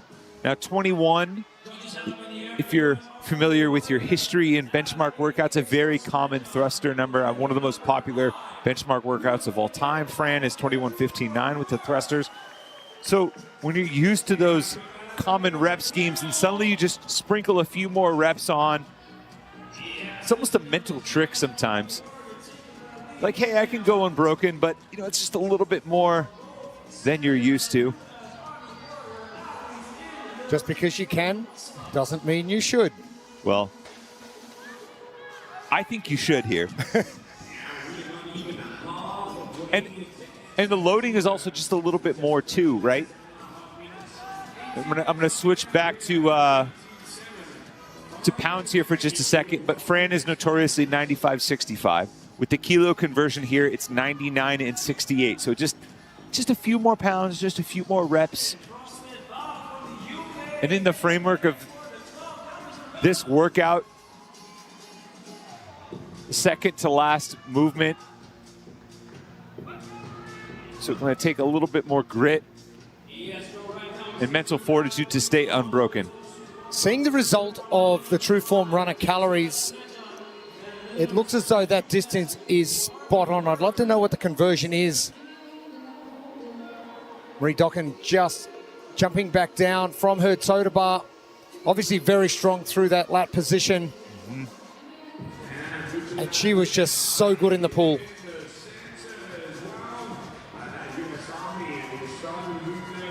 As I mentioned earlier, Jeremy, I like the way each one of these movements presents a potential interference point for the movement that follows it, right? You have so much upper body pull from the rings, requires a little bit of grip management. You have more pull and grip on the toes to bar.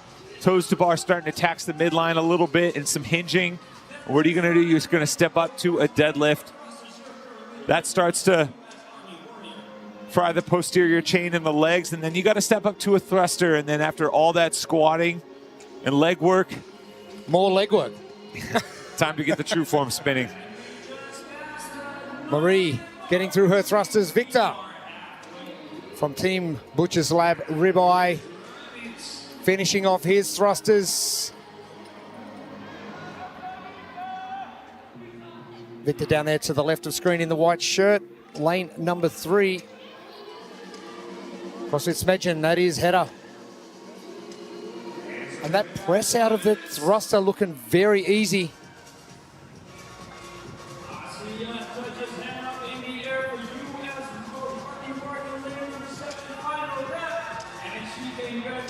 Marie moving forward now.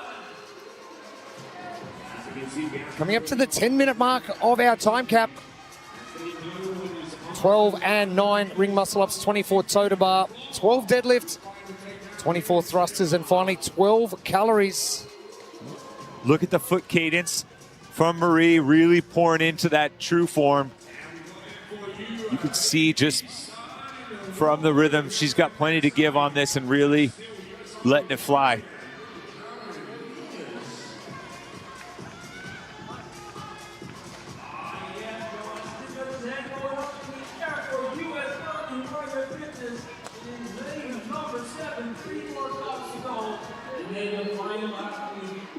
Hedda coming forward to get onto her true form. 12 calories. Marie about to finish up in the background in the blue and the black. It is Britta.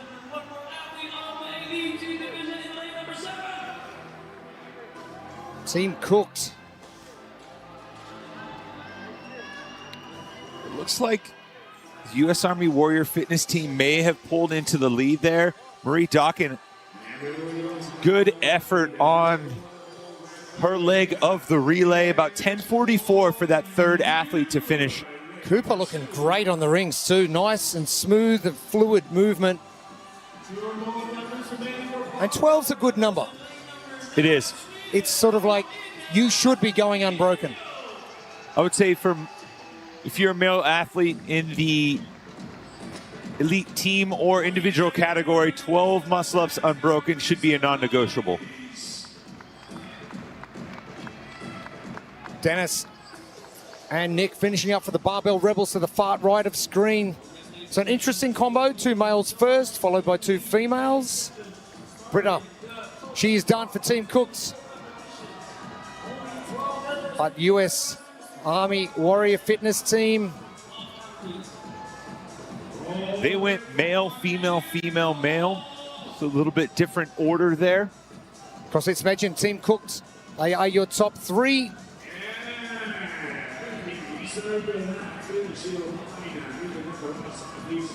Lucas finishing things off for Team Cooks.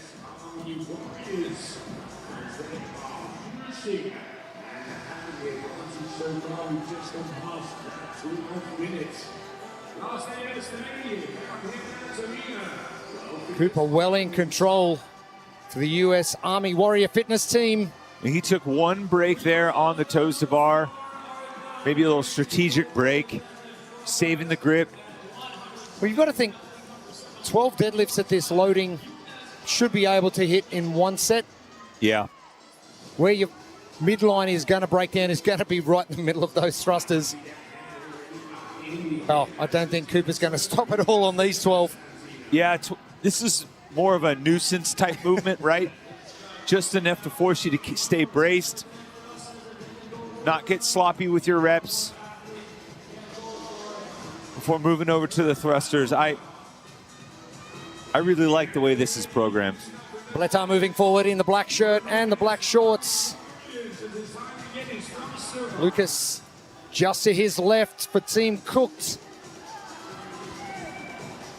But the US Army Warrior Fitness team. Cooper getting to work. Good movement. Their sequencing of their athletes has been beautiful. Yeah. The first athlete came out towards the middle of the pack. Their second athlete is where they started to take control. Marie Dawkins continued to build that lead. Great effort on her leg of the relay, and now they're solidly in first, although a break there on the thrusters. Bletar moving pretty well on his. Yeah, no rest for the weary. You got to stay on it. But does he go, okay, Cooper's taking a break, I'm going to keep moving? Yeah, sometimes that can be the boost, right? Especially you're going through all the different mind games and mental challenges in the middle. And it's paying dividends. You may be bargaining with yourself at some point, and then you see someone drop and you realize, hey, that's my opening, that's my opportunity. That can give you the mental boost needed. CrossFit Smedgen through Bletar, the final anchor leg. And Cooper, has he sent it too hard? There's Lavisa trying to cheer Bletar on.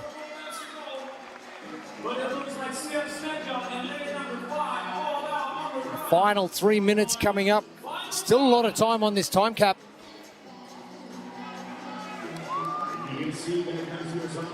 But Bletar knowing that he's got enough of a lead over Cooper and the US Army Warrior Fitness team.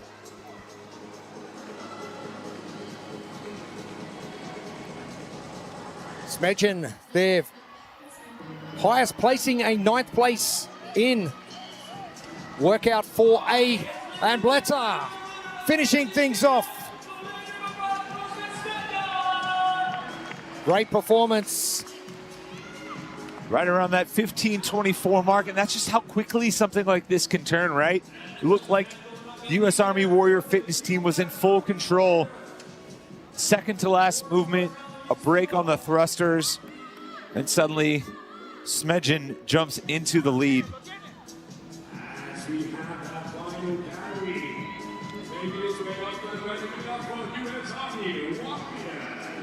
And Cooper finishing up for the U.S. Army Warrior Fitness team.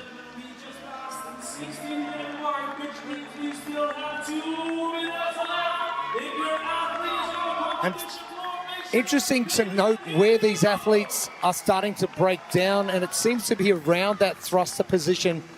And no surprise, full body movement loaded at the back end of a tough weekend.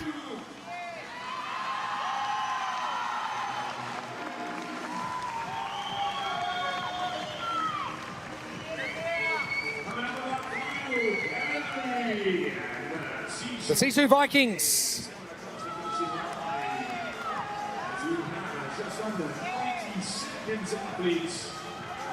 Nina Hege, Tyler Sebastian, a good finish from them. And for you coming forward now.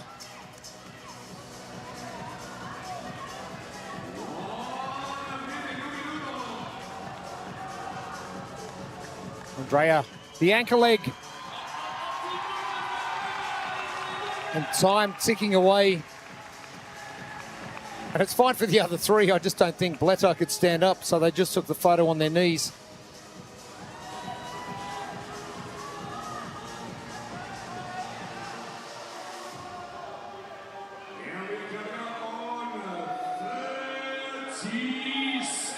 Barbell Rebels, CrossFit Bath as well. Joey, Alex, Ellie and Fenella. Keep in mind, Fenella with that quad strain is not going to be assisted well with the thrusters. But she is fighting through it anyways.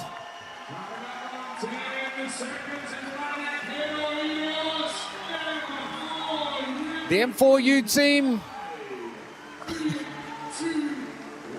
Andrea, all she wants to do is lie down, and they're propping her up. With Smedjen, Magnus, Bletter, Lavisa and Hedda. Great work. Smiles all round and a good finish from Bletter. Heat 1 in the books. 3 more to come.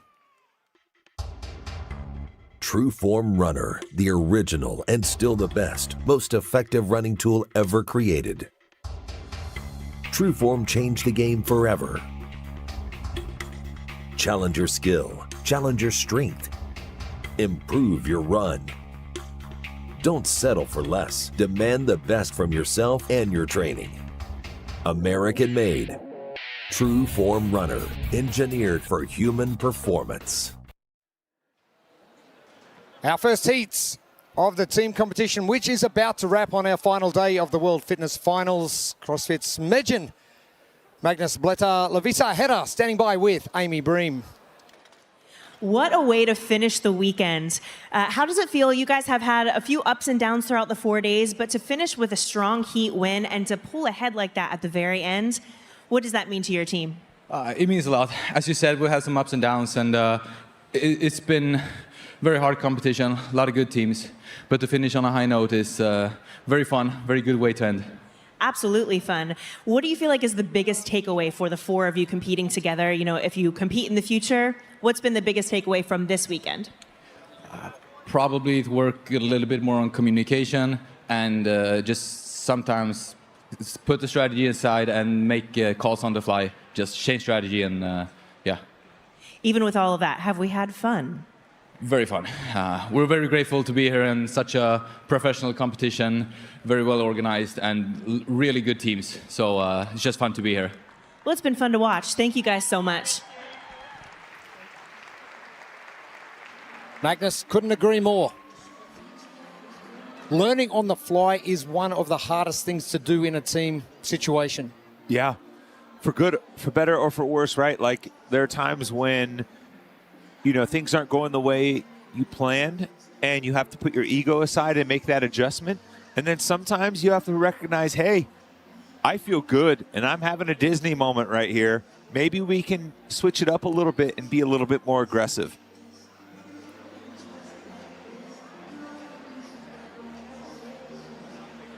Our first heats of the team competition done. 3 more to come. All right, ladies and gentlemen, please give up and make some noise for heat number 2 of the elite teams. Heat 2 coming out. Number 9, one method team. In lane number 8, we got Tactical. Got our 2 Zeus teams, Jimmert and Vondeljim. Butcher's Lab Triple X. Getting a first place finish in workout 4B. Team in lane 4. Zeus, Killer in lane 3. And last but not least, in lane number 2, we got Fear.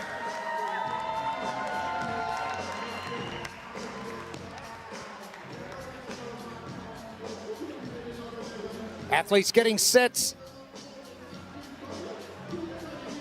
Our lane assignments for our second of our 4 heats. I'm excited with some heavy loading. The Butcher's Lab 4B. The gentleman getting the highest score for that snatch. If you look at that weight for the snatch, these barbell loadings are reasonably light. Yeah, just daring these athletes to stay unbroken. But I do think if we're taking some feedback from that first heat, being careful not to burn too hot on those first 2 implements, especially as we get towards the later athletes in the heat. We saw a few athletes come out hot on that first set of muscle-ups and toes to bar. And after an extended break, being the last athlete, the heart rate spike and maybe just crash and burn a little bit. Sal from Vondeljim in the white shirt, ready to roll. Unfortunate to have a special guest in with us from the OTP live desk. It is Seth Page. Welcome. Hello, hello.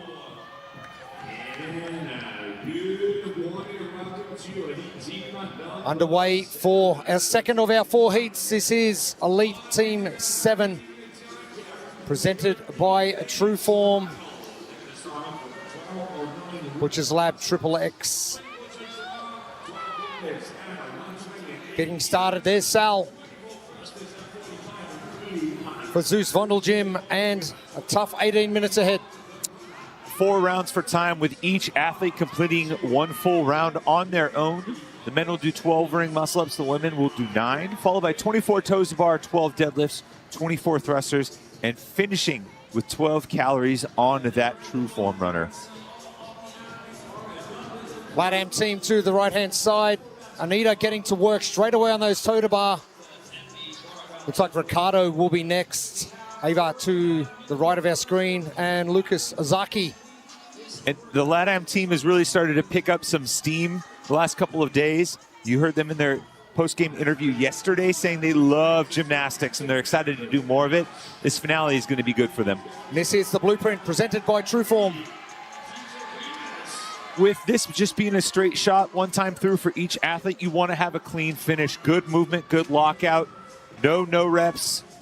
Keep things clean, and then you are going to have to run, force, run on that True Form if you want a top performance. Thomas from Butcher's Lab Triple X is running already. Well, that's because he's a fan of Captain America.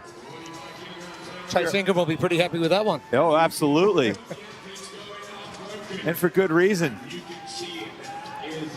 That gentleman is a very good mover. On all 4 movements, he looks as crisp as can be. Well, he saw that with Bletta, with CrossFit Smedgen in the previous heat. Yep. He got onto the anchor leg and to the thrusters and went 24 unbroken, and the movement was impeccable. I mean, it's pretty clear from his compression shirt he could do this all day. I'm not sure he wants to do that all day. Oh, easy work. Butcher's Lab Triple X. It's a good reason they sent him out first, clearly. Well, that'll sort of get the team pumped up a little knowing you're in the lead, and you've got to try and maintain that. Oh, yeah, clear the path for the remaining athletes. If I was slower, I would definitely want to follow somebody who gives me a lead, give me a little extra confidence. For sure. He's running hard, too. I'm going to stick with the Marvel theme. Looking like Cap out at the front in the battle for Wakanda. The detail in that is pretty good.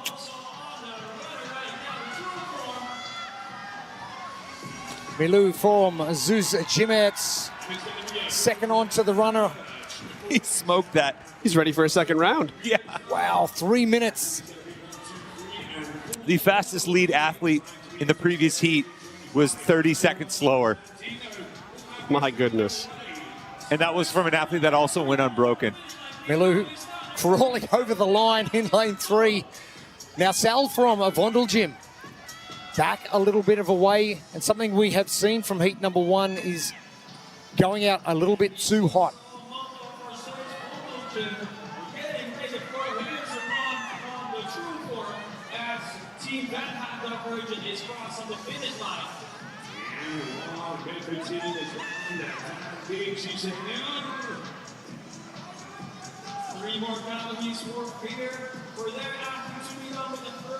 There isn't a lot of reason to try to push the pace on muscle-ups. Whatever your smooth rhythm is, you should just try to maintain that. If you do feel super confident on toes to bar, you could switch from that traditional kip to a more of a scoop, as we'd call it, and kind of speed up that rep range. But like you said, earlier in the workout, you really want to keep the heart rate down because the barbell is going to be the biggest thing that jacks it up in the middle there. Yeah, and especially if you're one of these athletes that's been sitting kind of cold in the back, there is a potential to go from an extended rest period right into maybe pushing the pace a little bit and that heart rate spiking. That's a good point, Seth. Muscle-ups, you can't really adjust. There's not really much to gain from trying to speed up your cycle rate. And in fact, I would say there's a lot more to lose, especially with the technique element and possibly getting outside of what your normal technique is. Absolutely. Ava from Zeus Vondel Gym in the white shirt, lane 5, making light work of these 9 muscle-ups.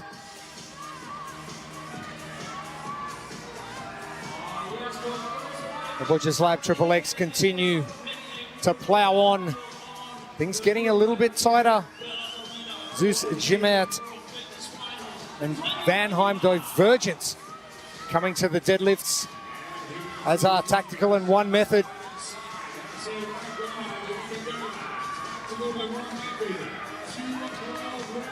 The athlete's finishing. You get through and you do that in 3 minutes. You got to wait another 15 for the rest of your team to come through. You get to enjoy the show. What's wrong with that? I mean, that's the best part about being that lead athlete. 3 minutes and his weekend's done. Going last, you just sit there with the anticipation and your heart rate all the way up and you haven't even started working yet.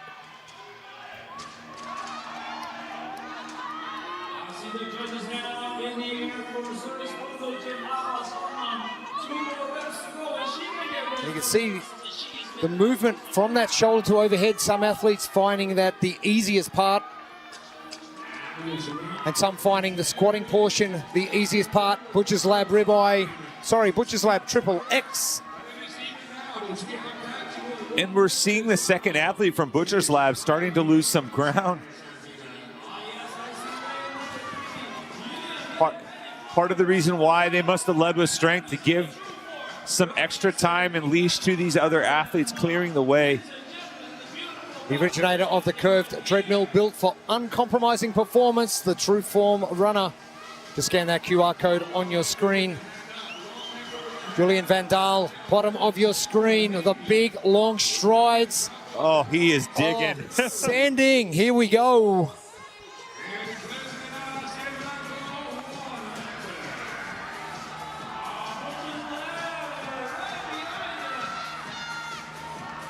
Alex and Chima are done for Tactical.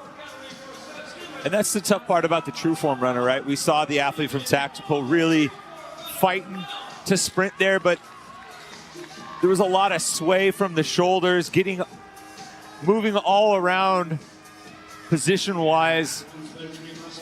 on that true form. That actually is less efficient too, as your body starts to slide back and forth on that track. You may be working hard, but if you can stay in the pocket on that sweet spot on the true form runner, it's actually going to be much more efficient. I would imagine coming off deadlifts and thrusters, there are a handful of athletes who can't even feel their legs as they're running on that. They're just trying to survive. Yeah, and Seth, I was saying this earlier. That's one of the things I like about this workout in particular. It feels like each movement kind of creates a little bit of interference point for the movement that follows it, right? Muscle ups, grip, pulling onto the toes to bar, obviously midline. Onto the deadlift from there. Onto the deadlift into the thruster, and then, I mean, it's just it's brutal. It's a series of doom. Yeah, a series of doom. Anna getting the jump on Noe from Tactical and One Method. Lucas Ozaki from LATAM in that blue shirt. Tommy, you did mention it. High skill gymnastics is all they want to see. And they finally got their chance.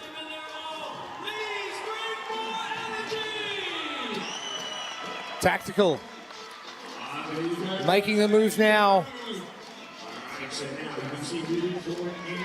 Away from One Methods.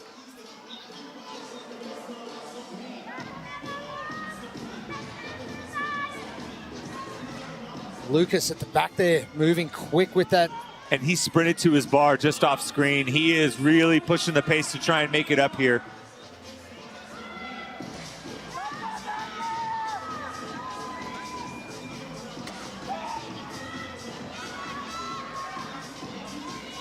Speed of thruster. Lucas Ozaki. There's movement, and there's movement with purpose. He's pulling the bar down back into that rack position. He's sprinting between the transitions. He went unbroken through the first three movements. Yeah, that's the look of supreme confidence right there. He knows how it's going to feel. He knows how he's going to execute, and he's just trying to get to the end as fast as possible. Anton from Team Vanheim, Divergence in lane number 4. Moving well, but not moving as well as Lucas from LATAM. Oh, he just smoked those thrusters too. One thing we haven't really delved into is running on the true form at a fairly rapid rate, getting off and having to run to the finish line. So you're running on the spot, and then you've got to jump off to the ground and start yourself moving. How does that affect what's happening? It's a little bit like getting off a boat. It's like getting your seat legs back or something. It doesn't feel quite right when you take your first step. Luckily, it's only about 10 yards or 10 meters they got to go. Tactical. Pop, stop, and roll. Lucas has sent this. Wow, that has been impressive. And a seamless transition, too. Got his land legs back quick. Yeah. Anton continues. Their final athletes.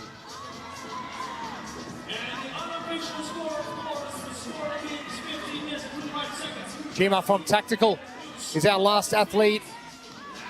Without the shirt to the right-hand side.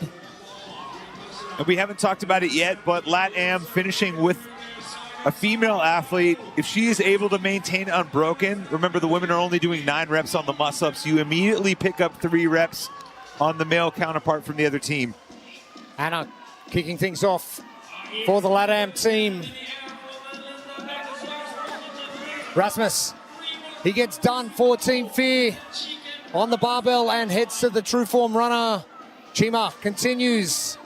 Great battle here between Tactical and LATAM. Chima on the right, Anna on the left. Oh, a couple of reps to go. Anna can't hang on. 24 is a great number of toe to bar, tempting you to go all the way unbroken. It wouldn't tempt me. In most gym settings, these athletes are capable of 24 unbroken, but within the framework of this workout, it's just the right amount to dare you to push for it, but If you overextend yourself, you're going to pay for it in the next two movements. A lot of these athletes could do a lot more than 24, but you really don't need a bigger dose to have it impact the next movement. So you want to keep the time short and the intensity high. Bram to the far left of your screen for Zeus Chimert. Anna continues her thrusters. Chima continues his way down the floor. 24 thrusters required, and that's some good fast movement, same that we saw from Lucas from LATAM. Bram onto the true form runner now in lane number 3. I see a much faster time, 15:24 from CrossFit Smedjen from heat number 1. And the tactical hold, at least through that first set before that break at the top, a little bit faster cycle rate. Oh, it's going to be a sprint finish between Chima and Anna. Tactical and LATAM, oh, they're going the same time. Oh man, here we go. This is exactly what you don't want.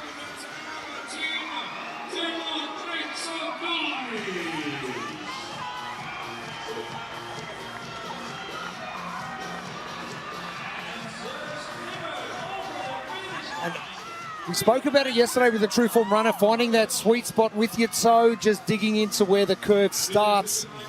Anna doing a great job of finding that. Chima moving very quickly. Bragging rights. Hey, we beat LATAM. The worst part of a true form is seeing those numbers right in front of your face. Oh, Chima, there we go. Timber. But a great result from LATAM as well. Anna finishing up.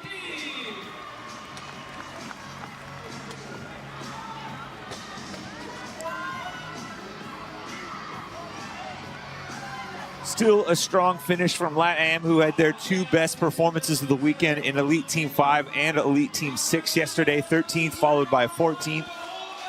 Tactical had their best performance of the weekend yesterday as well with a 10th in Elite Team 5, so building some momentum into the finish, and another good way to finish this World Fitness Finals for both of those teams. Jacob Geholm finishing things off for Team Vanheim. Divergence. 3 minutes under the time cap. And it's just like rinse, repeat. It is taking so much out of their legs. You know, there's added pressure too, being the anchor leg, right? You feel like the end result is largely dictated by your performance because you're responsible with that chip timer getting across the finish line. A ram for Zeus Vondeljim. 3 more reps. He is having a hard time. Oh, emptying the tank. A ram finishing the weekend for Zeus Vondeljim. Imagine if we started the weekend with this workout. It'd be a very different set of circumstances going into the future workouts. And we finished with the pool. Times wouldn't have been nearly as quick. It'd be way different. A lot of floating. Backstroke, perhaps. Yeah.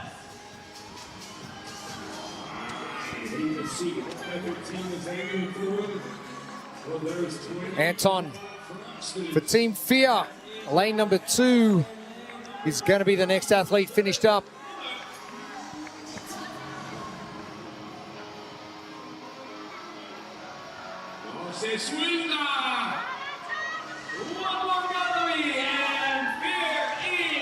Fear finishing off their weekend well, 90 seconds under that time cap.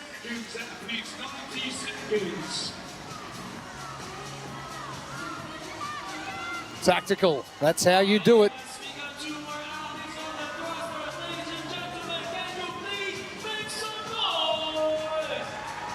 Three teams remain. One method, top of screen. Zeus Chimert.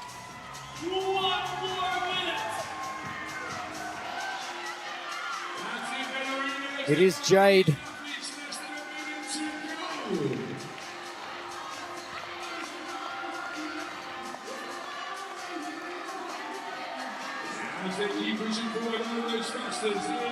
Marta for one method, top of the screen. These thrusters. Let's have a look and see what's happening on the floor. Oh man, the athlete from Zeus Jimmer getting to the runner. 30 seconds left. Oh, just what you don't want.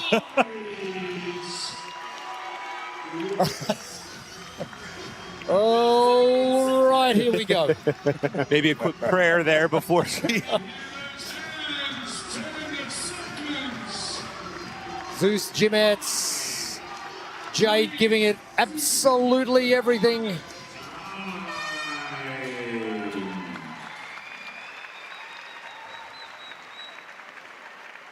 Oof. Our second heat of our teams. Oof is it has right. been so unforgiving. This workout has not disappointed. Not at all.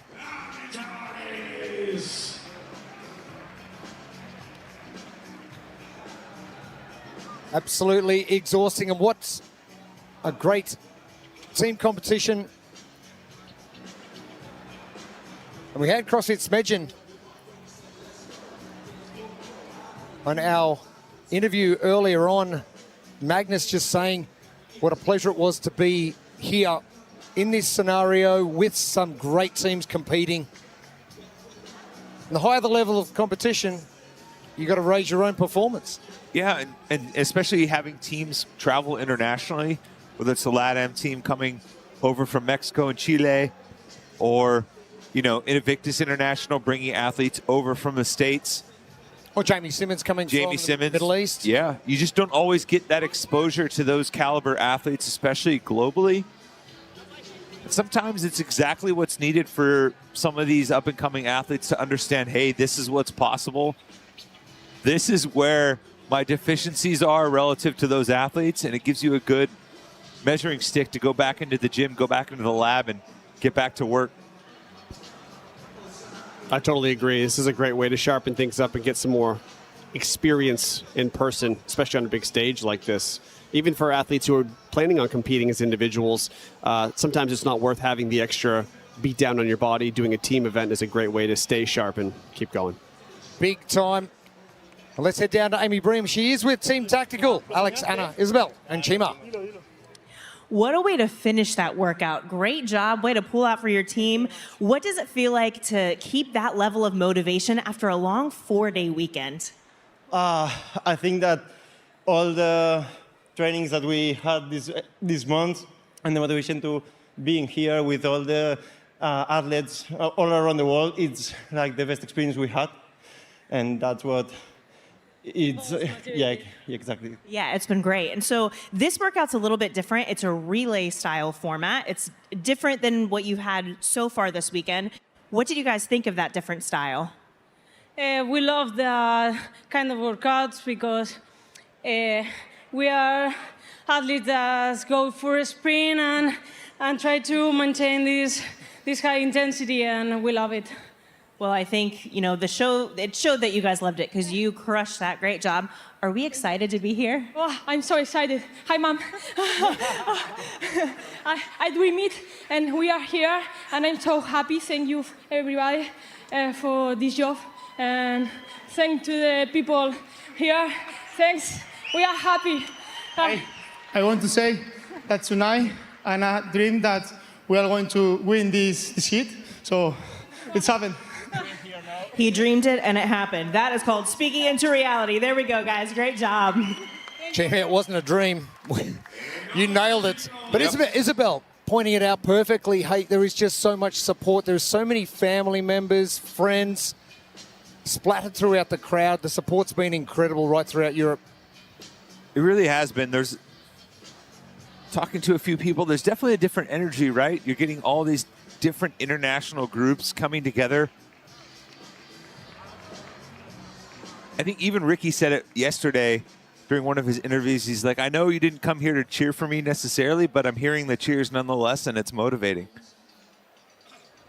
We're going to take whatever you can from every experience. Feels weird being this close to Christmas. obviously you guys are going to go back to the States in the next couple of days, whereas I'm staying on in Europe, so I'm going to get to experience completely different culture over here at Christmas time. Yeah. Looking forward to it. We move on to our third heats, our second last heat of our team competition.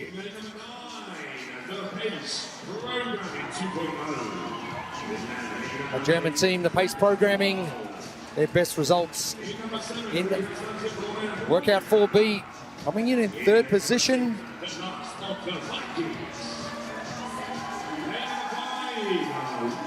Icelandic team last of the Vikings out on the floor.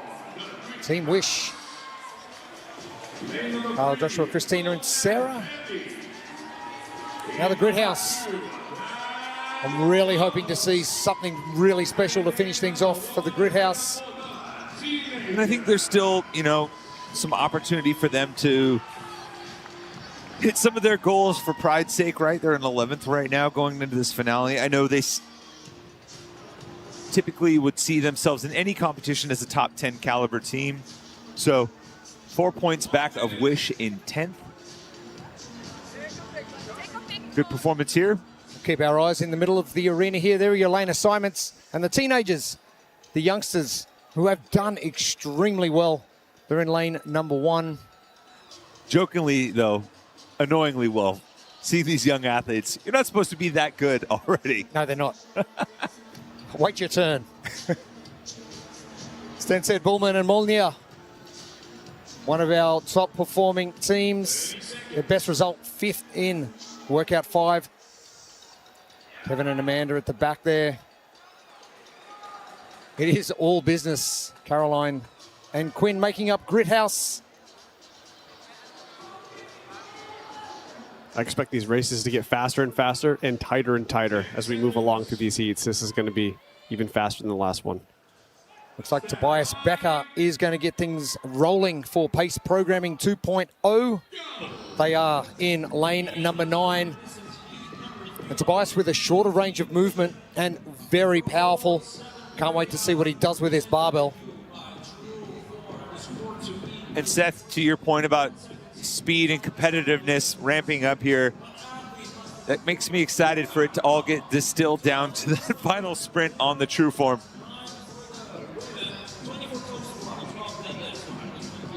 This is Elite Team 7 and a tough 18 minutes ahead of these athletes. There's 4 rounds in total, 1 round for each athlete relay style, 12 or 9 ring muscle-ups, 24 reps on the toes to bar, 12 deadlifts at 120 or 80 kilos, 24 thrusters at 45 or 31 kilos, and then 1 final 12-calorie sprint on the true form runner. Tobias back into the far right of your screen. Caroline getting to work for Grid House.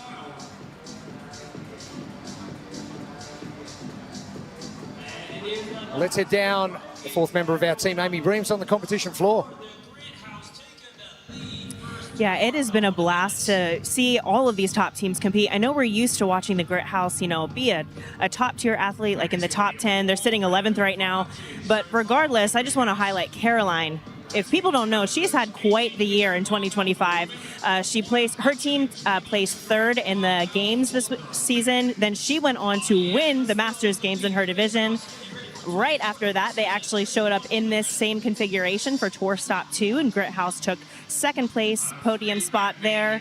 And then not long after, Caroline then placed top spot in Crash Crucible.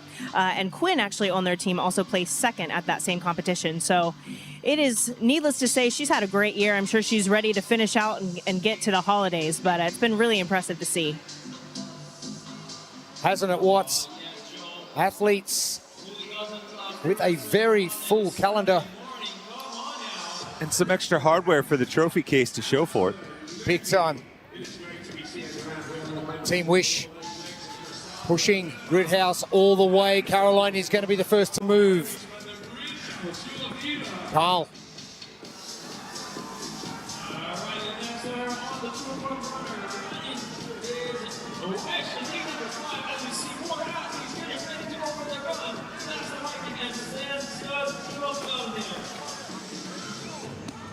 About 3 minutes was the fastest we saw any single round last time, I believe. 3:07. We are going to see something a little bit quicker this time. Caroline, the long strides.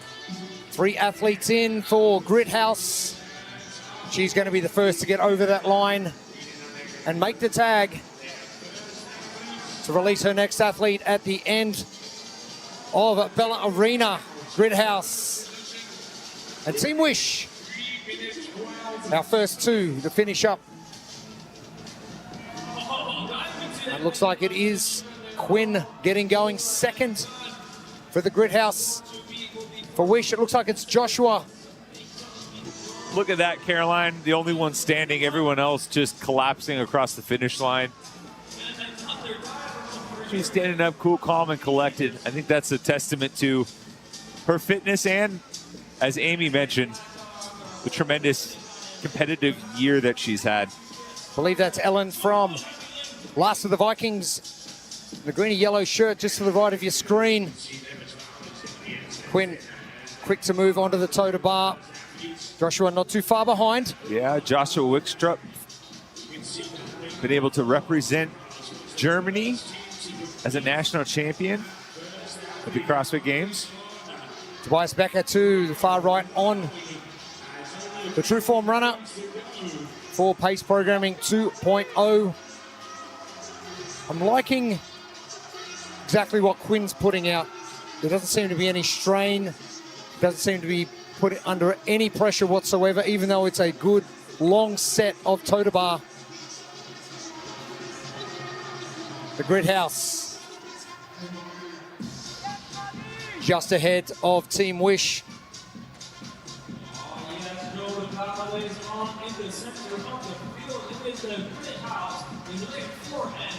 From an athletic perspective, if we're looking at this workout, you know, in general, we can expect a very aggressive high output to be about 2 minutes before you start to really see people fall off a cliff in terms of energy output.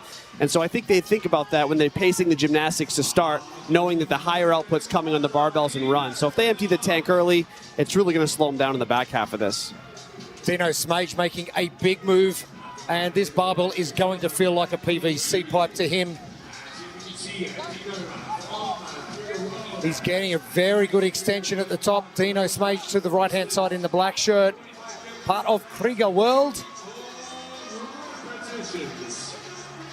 Oh, the speed for Dino. He's going to make up a lot of ground.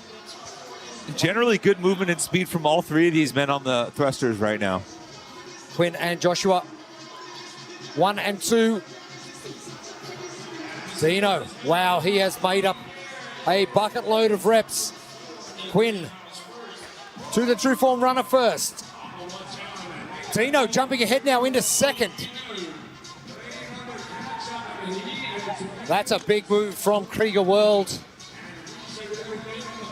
I think half the crowd here is from Krieger. Competing, supporting. Some big strides from some of these guys here on the True Form runner. Really opening up their stride length, getting that thing spinning.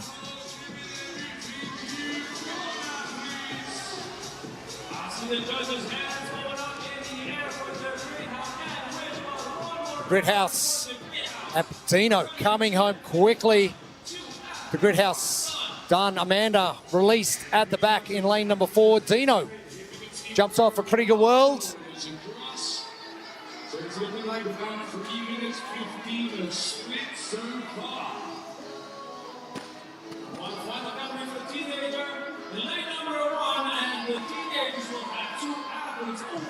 And Greg just giving Dino a bit of a pat.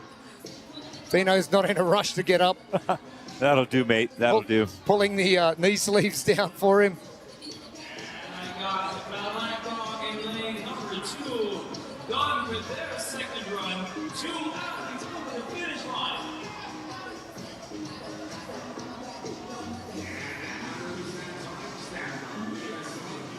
Sarah now moving forward for Team Wish. Pulling level with Amanda. Grithouse just seemed really focused this morning. Not showing too much emotion. It is time to get to work. Amanda did 13 reps on the toes to bar there. maybe wanting a little bit of a negative split action, just doing a little bit more than half, one of those little mental tricks. Verena Remez for Krieger World. Ooh, big push from Krieger World. Unbroken on that toes to bar. She's had a busy year traveling as well. She's been down to Australia for the Down Under Championship. Came out for the Torian Pro. Don't think she spent much time at home this year. Malta from Pace Programming 2.0 to the far right in the white shirts. That's Verena. Wow, this is impressive. Sarah and Amanda left in her wake. This is going to propel Krieger World into the lead by a long way.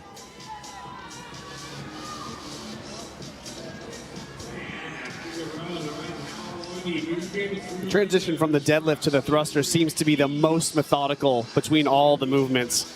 You just have that moment where you're thinking about, am I ready to pick this up? Yeah. Is there a placebo effect where you're doing a heavy deadlift and you go to pick up the thruster bar and you go, ooh, wow, this is light? And then about 3 reps in, it goes, no, I'm not. I think you nailed it right there. For a second, when it comes off the floor, you're like, yay. And then you start squatting, you're like, no.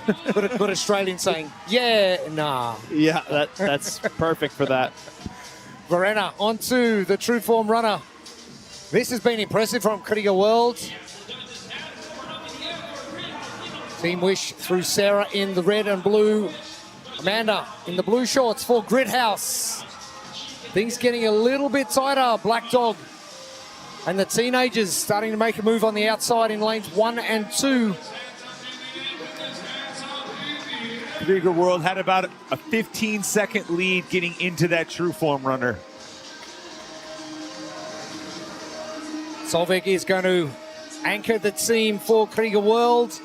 A good stride, though, from Amanda from the Grit House. It is going to be Christina for Team Wish and Kevin for the Grit House. Verena done. Now, keeping in mind, Tommy, something you mentioned earlier in heat number 2 was the amount of reps they're doing for the muscle-ups. You have a female finishing, it's 3 less reps. Amanda finishing up. Uh-oh. Kevin Steinhaus struggling to get up onto the rings there for a second. Took a step up. Missed the ring with one of his hands. Had to wait for it to settle. Christina doing the same thing for Team Wish. And if you're not tall enough, you just got to wait. Those are precious seconds ticking away.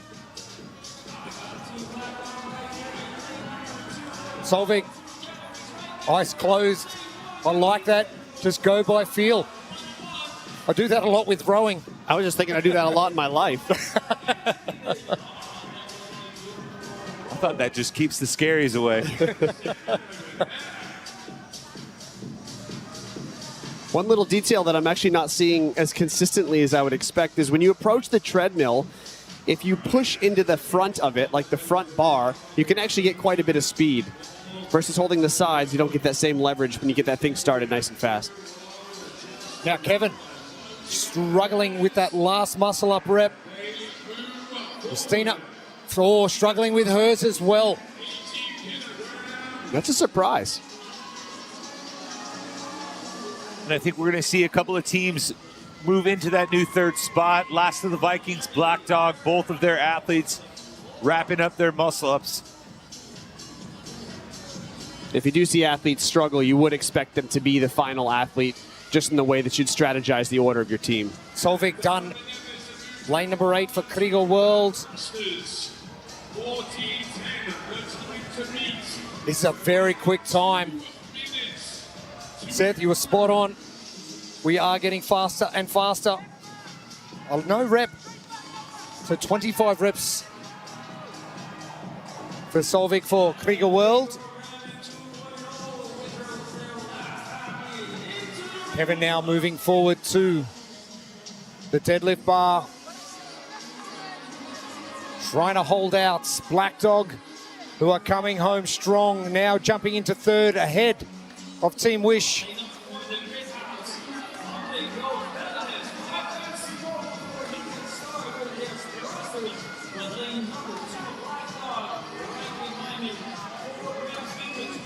Max going to work with those deadlifts to the far left of your screen for Black Dog. Kevin steps up.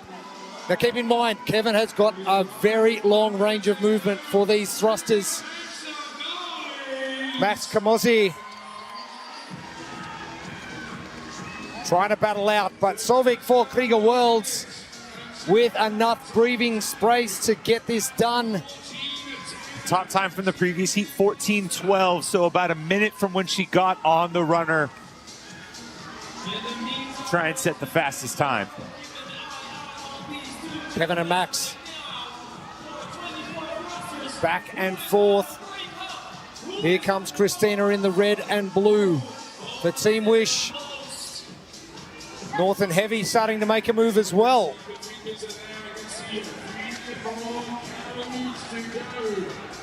Solvik.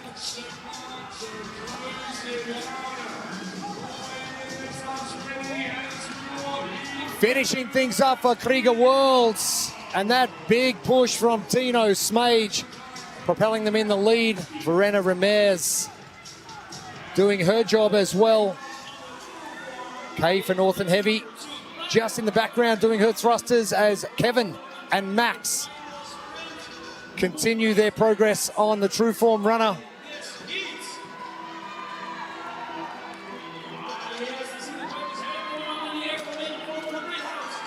A 3.5-minute round here per athlete is extremely fast. That's exactly what Krieger World just averaged for their finishing time. The grit house through Kevin, anchoring the leg. Oh, it hurts.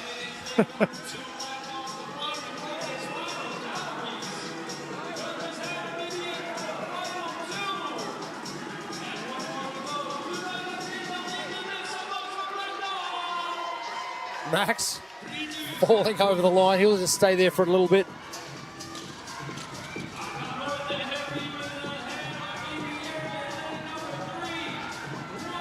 Kay for Northern Heavy. She'll be finished up next. Christina in the red.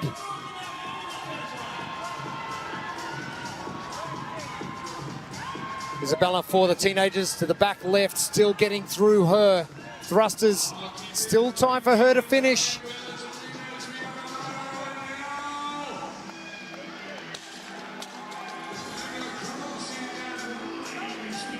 Last of the Vikings.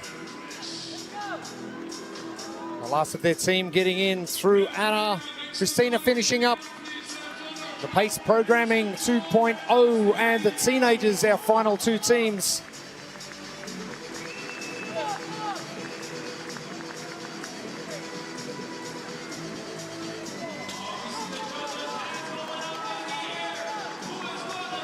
Oh, I want to race. Isabella, the bottom of your screen.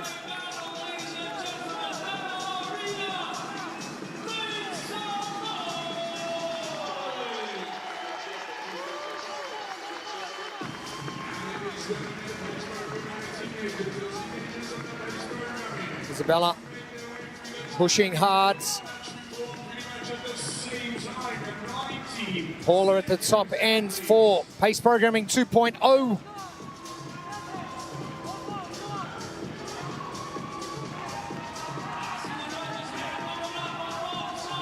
If you're in this teenage team, you've got to be happy with performance against, dare I say it, adults. Yeah. I mean, you're a group of 4 teenagers coming together to compete in an elite team division with the teams from all over the globe, and you're in the second to last heat, finishing pretty much everything under the cap. Pace programming done, and the teenagers, Isabella, Tuva, Ole and Dennis, they have got a massive future.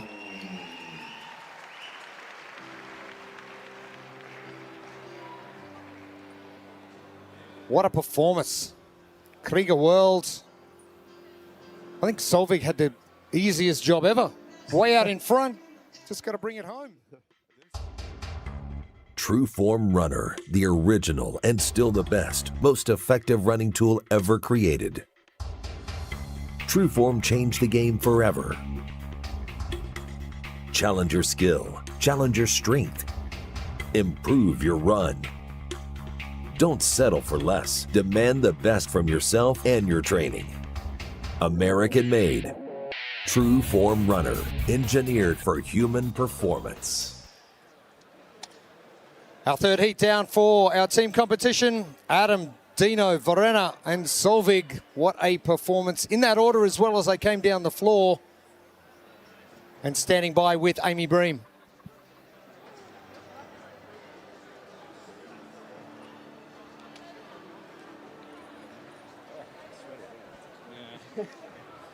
All right. Guys, great performance.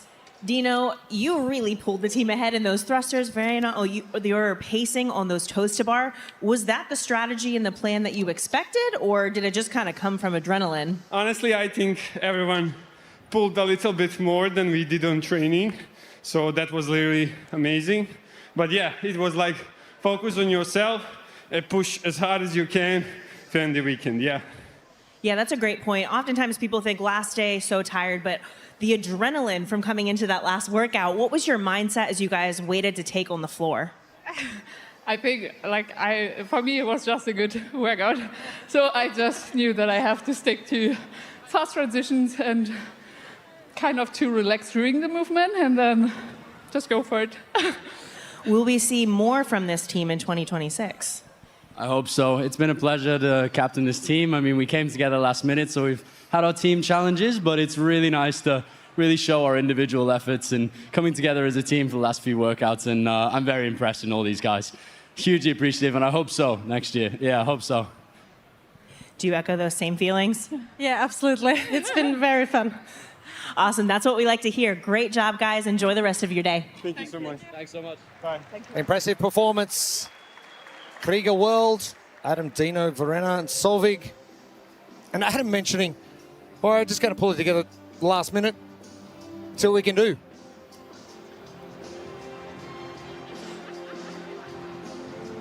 Three down, one to go.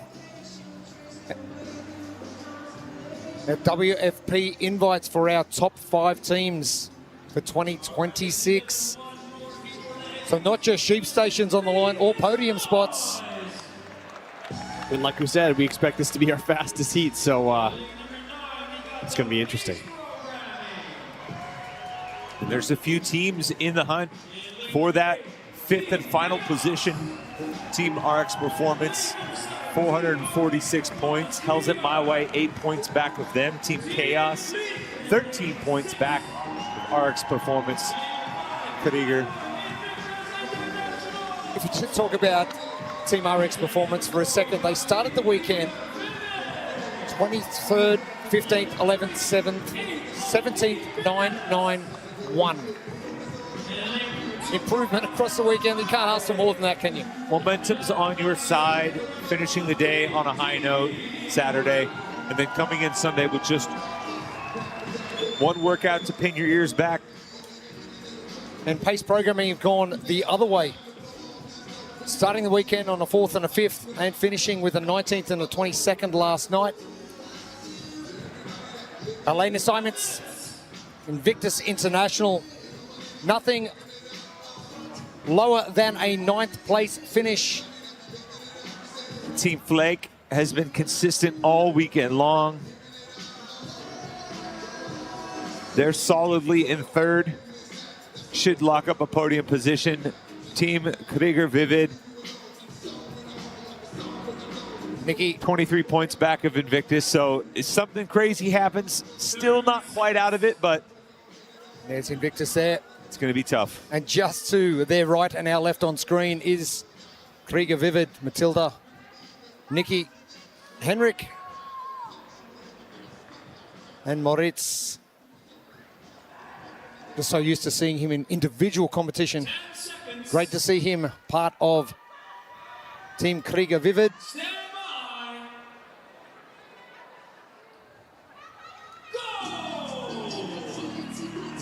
And he has a history of smoking workouts like this on the individual side of things, and they may need that type of performance. Well, if you think about the final workout for these teams, this is very individually based. it is up to you only, then you get to tag. But it is Elite Team 7, presented by Trueform. Yep, each athlete will have one full round to complete themselves of 12 or 9 ring muscle-ups, 24 toes to bar, 12 deadlifts with 120 kilos for the men, 80 for the women, 24 thrusters, 45 and 31 kilos, and then 12 calories on the runner. You see Jamie Simmons out for Invictus International, no surprise. At her peak as an individual, one of the best in the world at ring muscle-ups. And you blend it with those thrusters below parallel. And toe to bar. Yeah. You remember way back when she kind of had her shining moment to start her individual career. She won Amanda 45 at the games in Madison. Simmons getting to work quickly, but it is the blueprint presented by Trueform. A clean finish here with each athlete having to do the entirety of this round. Good reps, good lockouts, no costly, no reps here. Finish on a high note, and as we've seen a few of those foot races on the Trueform, you are going to have to run, Forrest, run. And a thruster, one of those movements that Jamie Simmons is going to eat up. Team RX Performance through Leah Storin to the right-hand side in all black. Yeah, this is a good workout for Jamie Simmons. If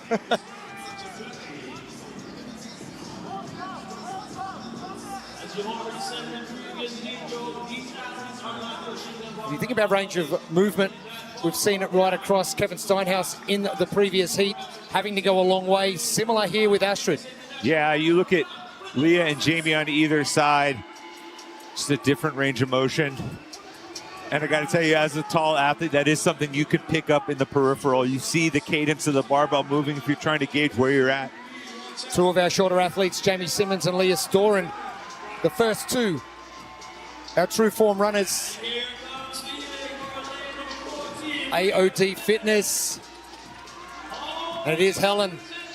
Previous heats, we've seen that first lead athlete leading with strength, finishing around the 3-minute mark. So Helen not just good at swimming, but good at all this other stuff as well, part of AOD Fitness. But Jamie Simmons is going to be the first finished. Oh, quick movements. They want to lead start to finish. And Jessie Smith up next. And that was the fastest round we've seen from any individual so far in all 4 heats. Storin, Team RX Performance, Krieger, and Ingrid Tondel is going to be the next athlete to the ring muscle-ups, chasing down the leaders. And if you're hoping they're going to fall off, look at Jessie Smith's muscle-up, so strong. The first 3 reps, she was catching high, almost to that nice high catch, quick lockout, not spending too much time in that dip transition. Henrik in the white shirt, a little bit of sway on those rings. Straps at a decent length. You can see that sometimes from athletes maybe rushing their cadence on the and timing on the ring muscle-ups.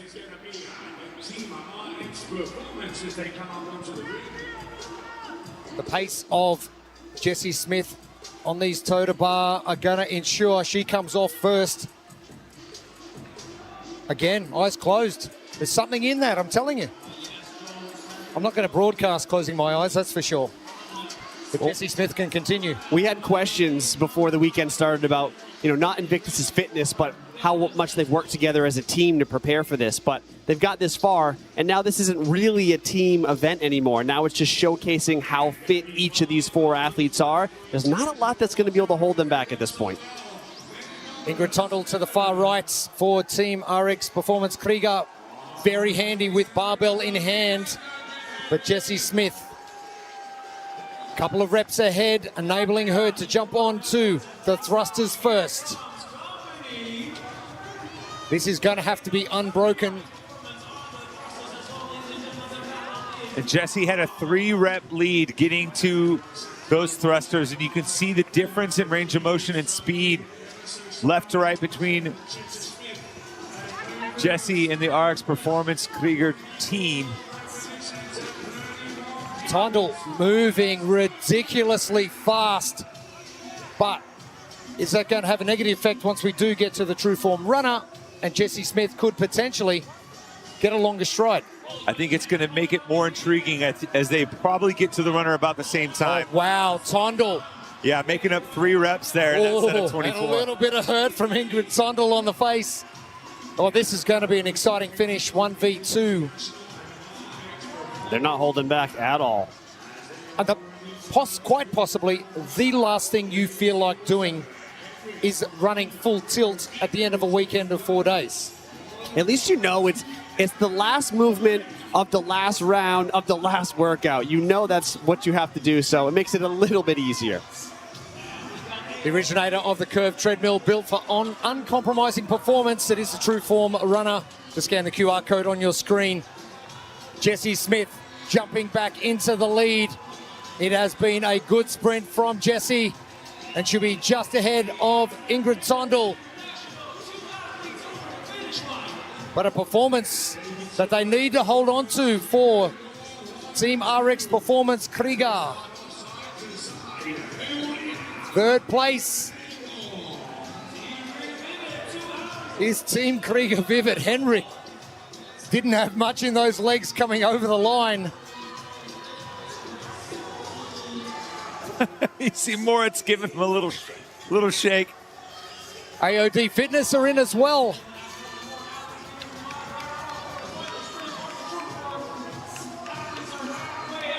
All right, now the pressure is on. Fabian Benito for Invictus International. Roldan Golbaum, what an ankle leg to have. Yeah. I'm excited. He is so strong, and then his muscle-ups are going to be a thing of beauty for sure. He's going to catch high. He's going to finish high.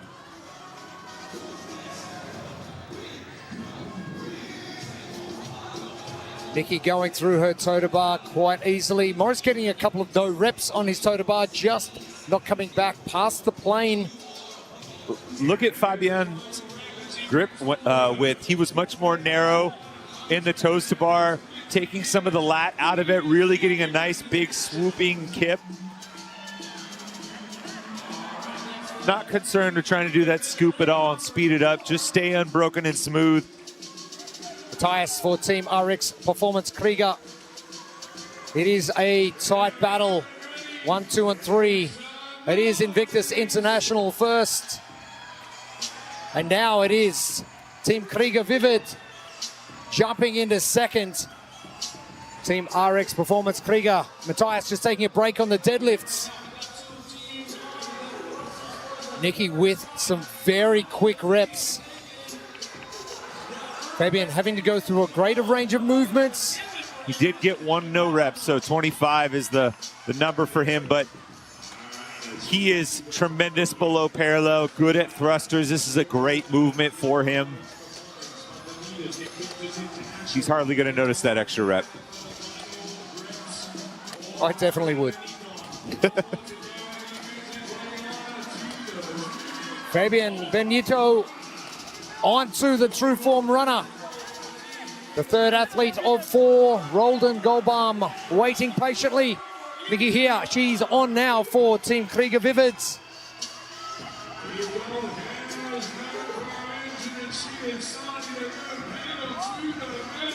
Tyus Jorgensen. Oh, another break for him. This is going to open the door. When you see super efficient runners running on a true form, you can't tell how fast they're going. They may be going a lot faster than they make it look.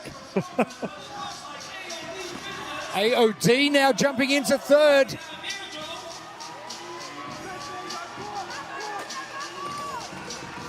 That's about a 3:13 average right now between their 3 athletes. Nikki finishing up. And Roldan gets to work for Invictus International in lane number 5. Team Krieger Vivids.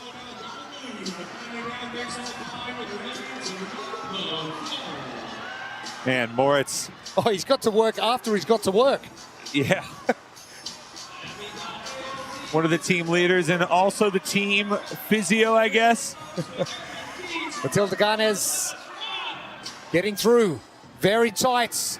Keep in mind there was 3 rep difference between male and female athletes. Matilda, an accomplished individual athlete as well. Closing the gap a little bit. Faster cycle rate for Matilda.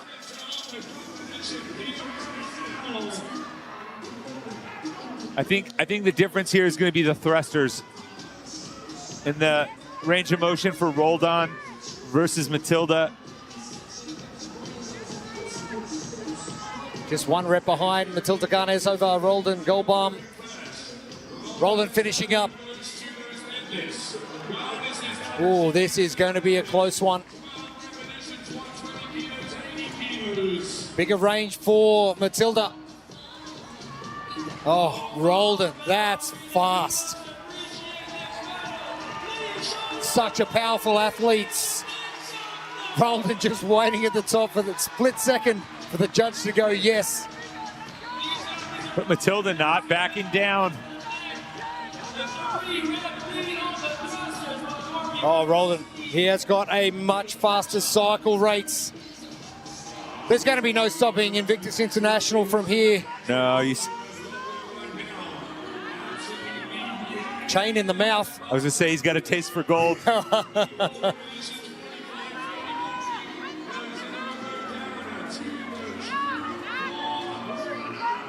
Every rep on every movement has looked identical. Yeah, that's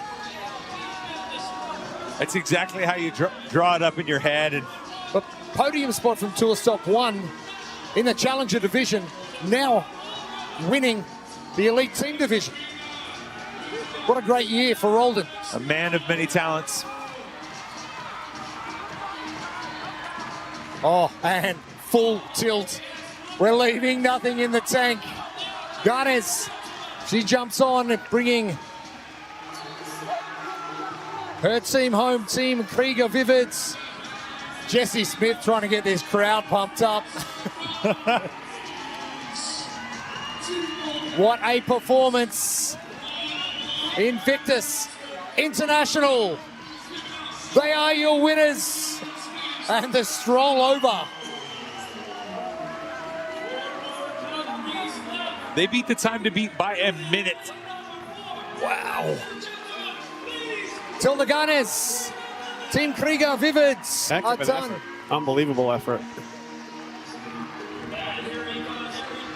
Harry Keane now for AOD Fitness. They're going to take out third.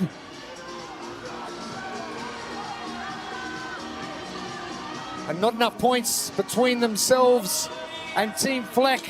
But what a great finish. AOD with a first place finish in 4A. 7th place in 1B and 5th place in 1A in the pool. And a finish from AOD going to lock up a top 5 spot for them, so they are going to get an invite back. WFP invites for our top 5 teams. So this is an important result for Team RX Performance Krieger. Got the Olay from his teammate at the finish line there. Helts my way. They could cause some issues here. Morton for Team RX Performance Krieger. Can they get home in time? Oh, he needs to. Remember, Tactical finished at 14:12, so other times from previous heats starting to factor in here. It is going to be tight. Oh.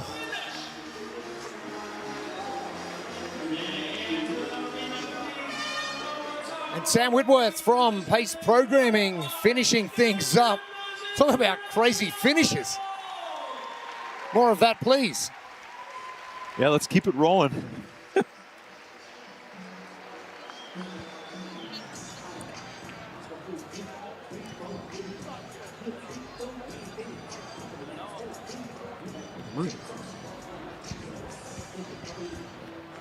Invictus International, yes. They have gelled well as a team all weekend, but here's their individual components, and they nailed it. Well, the one thing that they did bring in that was a change is they brought in 2 individual games caliber athletes. So what better way for them to wrap up the competition but by flexing their individual prowess. And if anything, over this final workout for our teams, I like calories on a true form runner.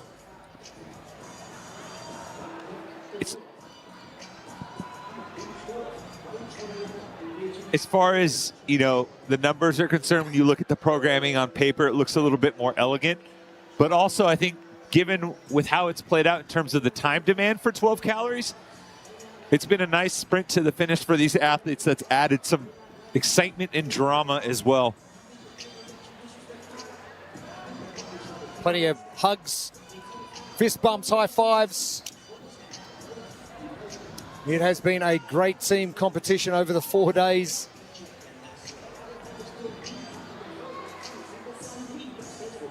Camaraderie between teams is next level as well.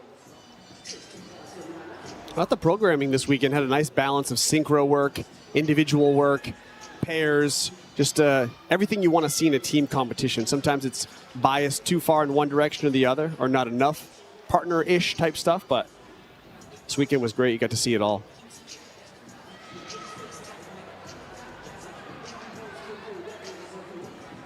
And that concludes team number 7 and Invictus International. What an incredible performance to finish things off for the 4 days of competition here at the World Fitness Finals. Let's head down to the competition floor with Invictus International. What a strong finish to an incredibly strong weekend. You guys didn't have a single placing all weekend under the top 10. What does it take? What's the secret sauce to being able to perform that well? I think we all just tried to play into each other's strengths and like listen to each other, especially out on the floor. You know, things change. People panic or people feel more confident, and it was just like lean into who's feeling it and go with it. Jesse, I've got to say, some people may think you can't have fun in competition and take it seriously, but you guys are on top of the podium and you always look like you're having fun. How do you approach a competition being able to balance both? Yeah, I think being out here, being in Europe has been one of the coolest experiences for this competition. The field here is insane. We get to compete against new people. I get to make new friends and compete with my friends. So I think that's just a blessing and a joy any day. We were talking in the beginning of the competition. You're coming in from an injury, then, you know, right from that to top of the podium. Are we going to see you back competing in 2026? Yes, the 2026 is coming, and I have a big, a special belt for this competition because the members of Pixel sent me a belt with I will come back, and my first time here with my belt, and yes, this is my comeback here. That is amazing. Being able to wear a belt that says I am back, that's amazing. Roldan, ¿qué quieres decir a México? Muchas gracias. Pues primero quiero agradecer a toda mi gente, a mi coach Mario, a mi mamá, y esto va para ellos y para mi hija, Emma Loreta. Han sido años pesados, pero aquí estoy, mi amor, estoy lográndolo. Te amo. ¡Viva México! Amazing. Great weekend, you guys. We're excited to see you at the ceremony today. Thank you. Yeah. Yep, he's back. But what a performance, Invictus International. Results for Elite Team 7, 12:52. And Krieger World with a great result. AOD Fitness again. So they have done a remarkable job over the weekends. Team RX Performance Krieger not in our top 10 results. What's that going to do for our invites for our top 5 teams for season 2026? We're going to have to see how that rolls out. But love to get your thoughts, gentlemen, on what we've seen, not just in the last hour or so, but the last 4 days has been incredible. Yeah, and I think we've seen some teams step up to the plate from various heats and have some strong performances. We saw, Krieger World have their best finish of the weekend to close out the weekend. And I think it speaks to the talent level that's here for some of these teams, especially from Europe. And then you look at the leaderboard overall, you have 4 different countries represented within that top 5. You know, you have the UK, you have Norway, Denmark, United States, and athletes from Spain, Mexico, all over the world. I just think adding that international flair is super important. Even with that international flair, I think it might have to be illegal to have that many fit people at Krieger all at one time. How is that even possible? Like, talk about going worldwide, yet we have 4 or 5 teams just compact right from one spot. Pretty incredible. Let's talk about team workout 7 specifically.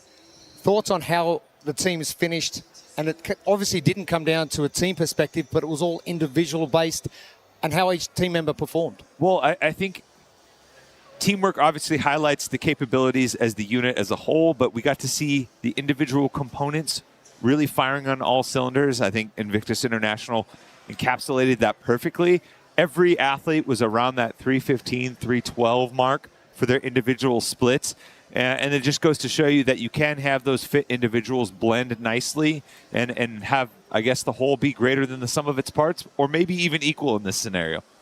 I thought it was just impressive knowing how fit the Invictus squad is to have enough teams coming here and actually challenging them and pushing them along the way. If they didn't have that level of competition, you wouldn't have seen the performances you saw this week. So just pretty impressive there too. The teenagers also very impressive as well. The youngsters coming into a massive field of team members right across the 35 different teams that we had here. They got a big future. Oh, absolutely. And they get a really cool memory to start to build their careers on, stepping onto the floor with some tremendous athletes. I mean, you think way back to, you know, when Jamie Simmons was first at the top level of the sport on the team side, way back in 2016, Dennis Olsen was what, 7? He was learning how to tie his shoes. So, I mean, that's just goes to show, one, the length of career that you can have for some of these top athletes as well, but also the uniqueness of this sport to be able to incorporate athletes from all age divisions and from all different walks of life to be able to pour into this event here. Or Travis Mayer said it as well with Dallin Pepper being in the 6th grade, yeah. And you had mentioned, you know, the teens got to be happy with their finish against all the adults. I'm sure they're happy, but if they're as competitive as they appear to be, they're probably not even close to being satisfied either. They say, oh, we're just scratching the surface. Oh. Wait till next year. Wait till I add 10 pounds. Will you wait? They're just getting started. And we are going to wrap things up here for the team competition, the World Fitness Finals, the final day here at Bella Arena. The OTP live crew. Seth, you're going to be on there with Derek, Kat, and Annie. We can't wait to see how you break this down in about half an hour from now. So please join us then, and we'll get to our individuals, our pro men, our pro women, for our final workout on our final day here. We are coming to a close. We're going to crown our top 3 and also our top 20 pro cards for 2026. We'll see you soon.